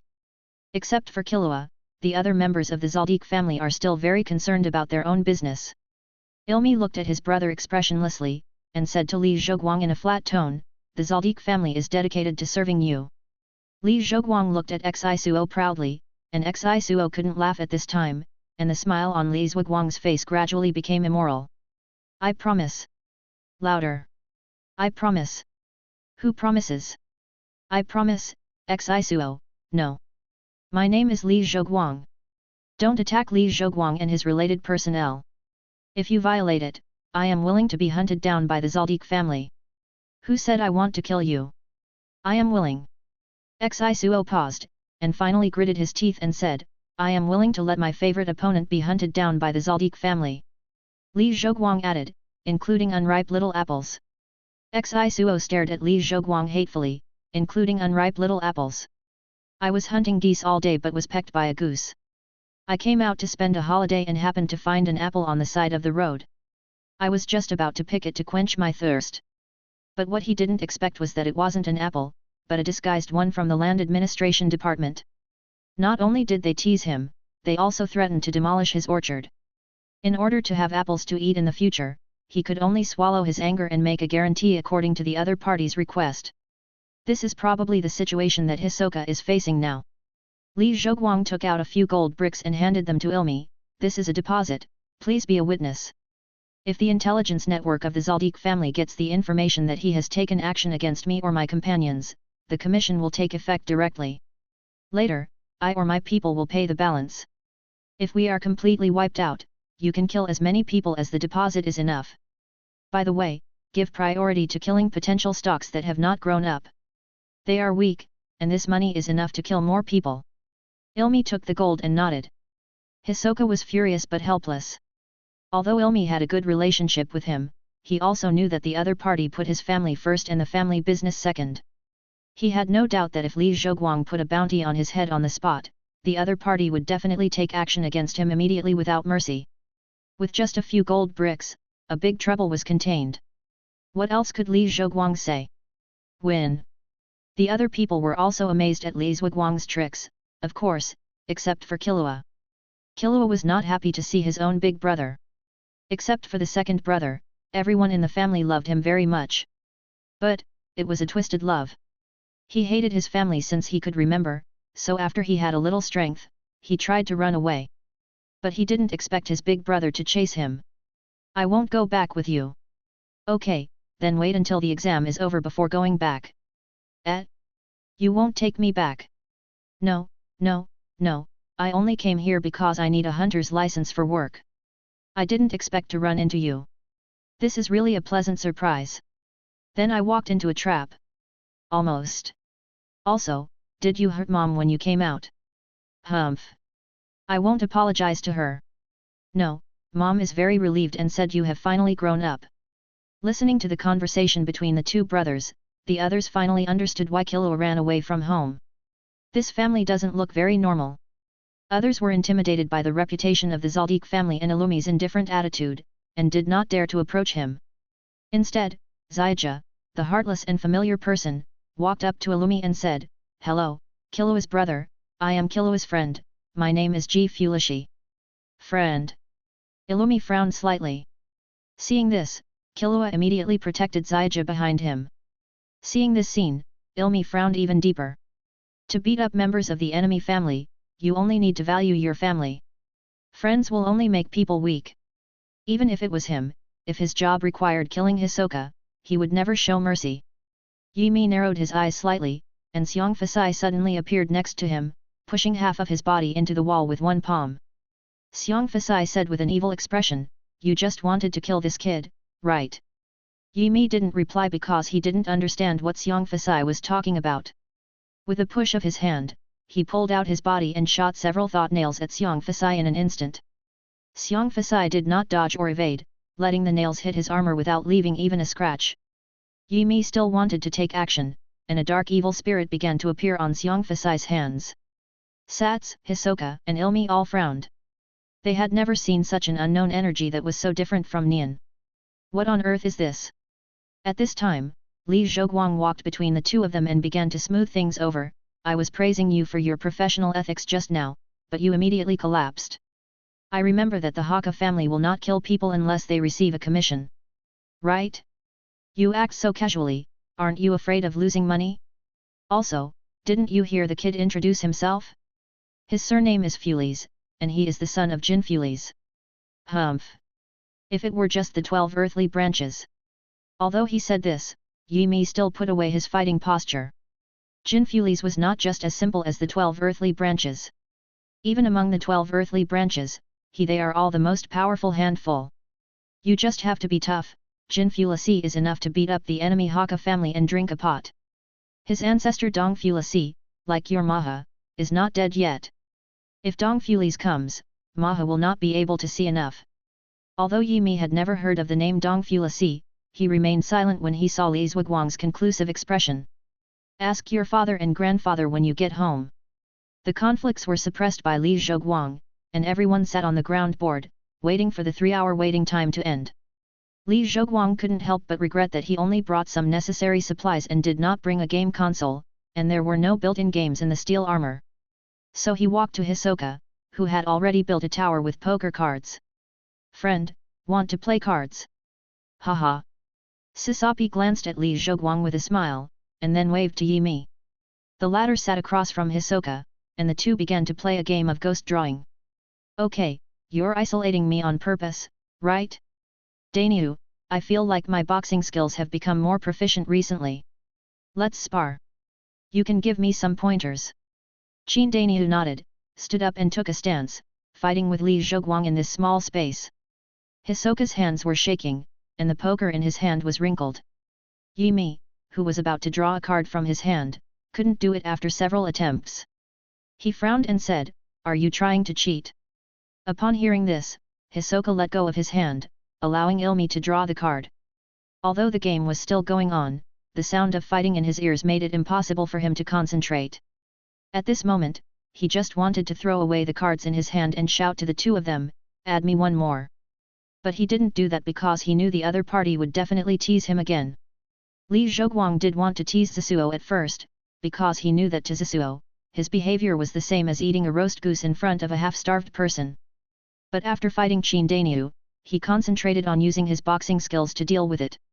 Because Qin Dainyu's martial arts skills were much higher than his, even if Qin Dainyu didn't use all his strengthened body could only cope with it.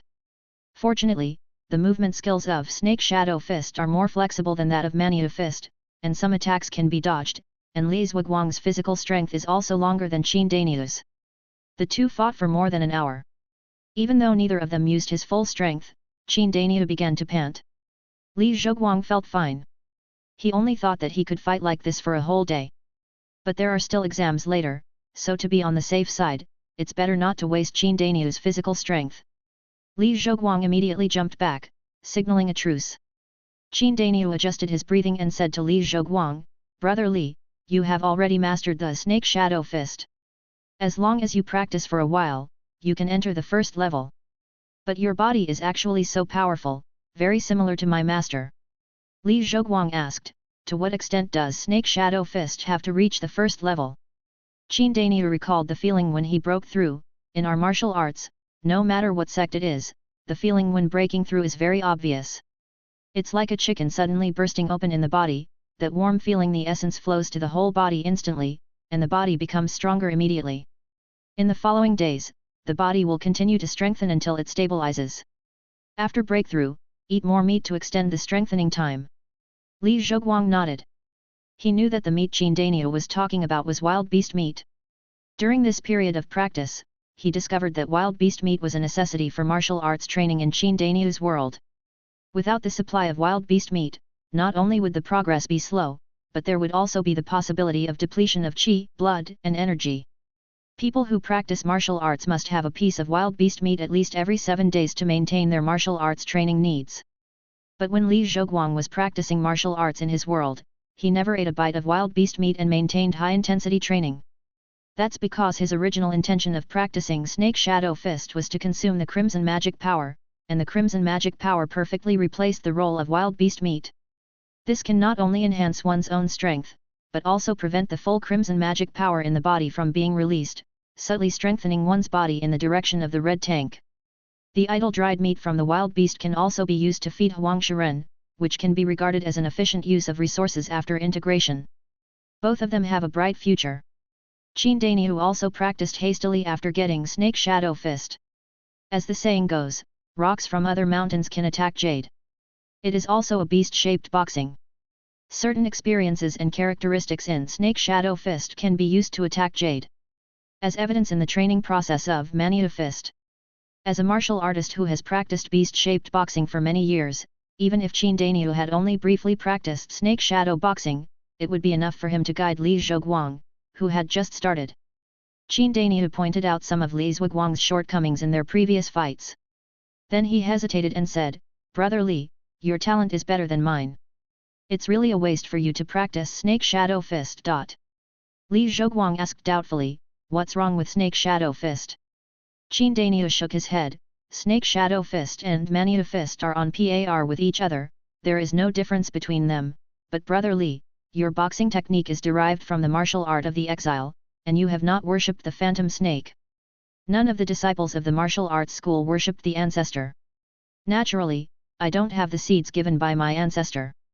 Even if I can help you get advanced martial arts after Snake Shadow Fist in the future, it will be difficult for you, Brother Li, to improve. And Brother Li, you can't go to my place. Even if you can go, the Phantom Snake Martial Arts School has been destroyed by the master, and the journey to the main hall in the big city is too dangerous. If you don't have seeds in your body yet." Then Qin Dainyu hesitated for a moment and said, "Brother Li, if you don't wait for me, I will become stronger as soon as possible, and then wait for my master, then I can become a master. After becoming an elder, I can choose to open a gym in other villages and counties to teach apprentices. When the time comes, Brother Li, you will accept me as your teacher, and I can give you the seeds on behalf of the ancestor and teach you Mania Fist." Good guy, Li Zhuguang is just a good guy. If I hadn't known Qin Dainyu's sincerity, I would have thought he was deliberately teasing him. From now on, we can discuss things on our own terms. You call me big brother, and I call you master, right? Li Zhuguang pinched the bridge of his nose tiredly and asked, "What are the seeds you've been talking about?" Qin Dainyu thought for a moment, "It's hard to explain, but the seeds are invisible. When you become a disciple, the master will bring out the ancestor's tablet. As long as the master acknowledges it and kneels before the tablet, you will feel some inexplicable and unknown things. It's nothing at first, but as your martial arts practice improves, your martial arts skills will become more impressive. Is there a god? It has charm, just like my master." When he was practicing boxing, every time he punched, the inner disciples watching around him would see a bull king in the top corner. With this explanation, Li Zhuguang understood that the so-called seeds were probably something like martial arts will. The martial arts schools at Qin Dainyu's place can pass on the will of martial arts with just one tablet. It seemed that the water in that world was deeper than Li Zhuguang had guessed before. Li Zhuguang rolled his eyes and asked, "I remember you said that gold is quite valuable in your place.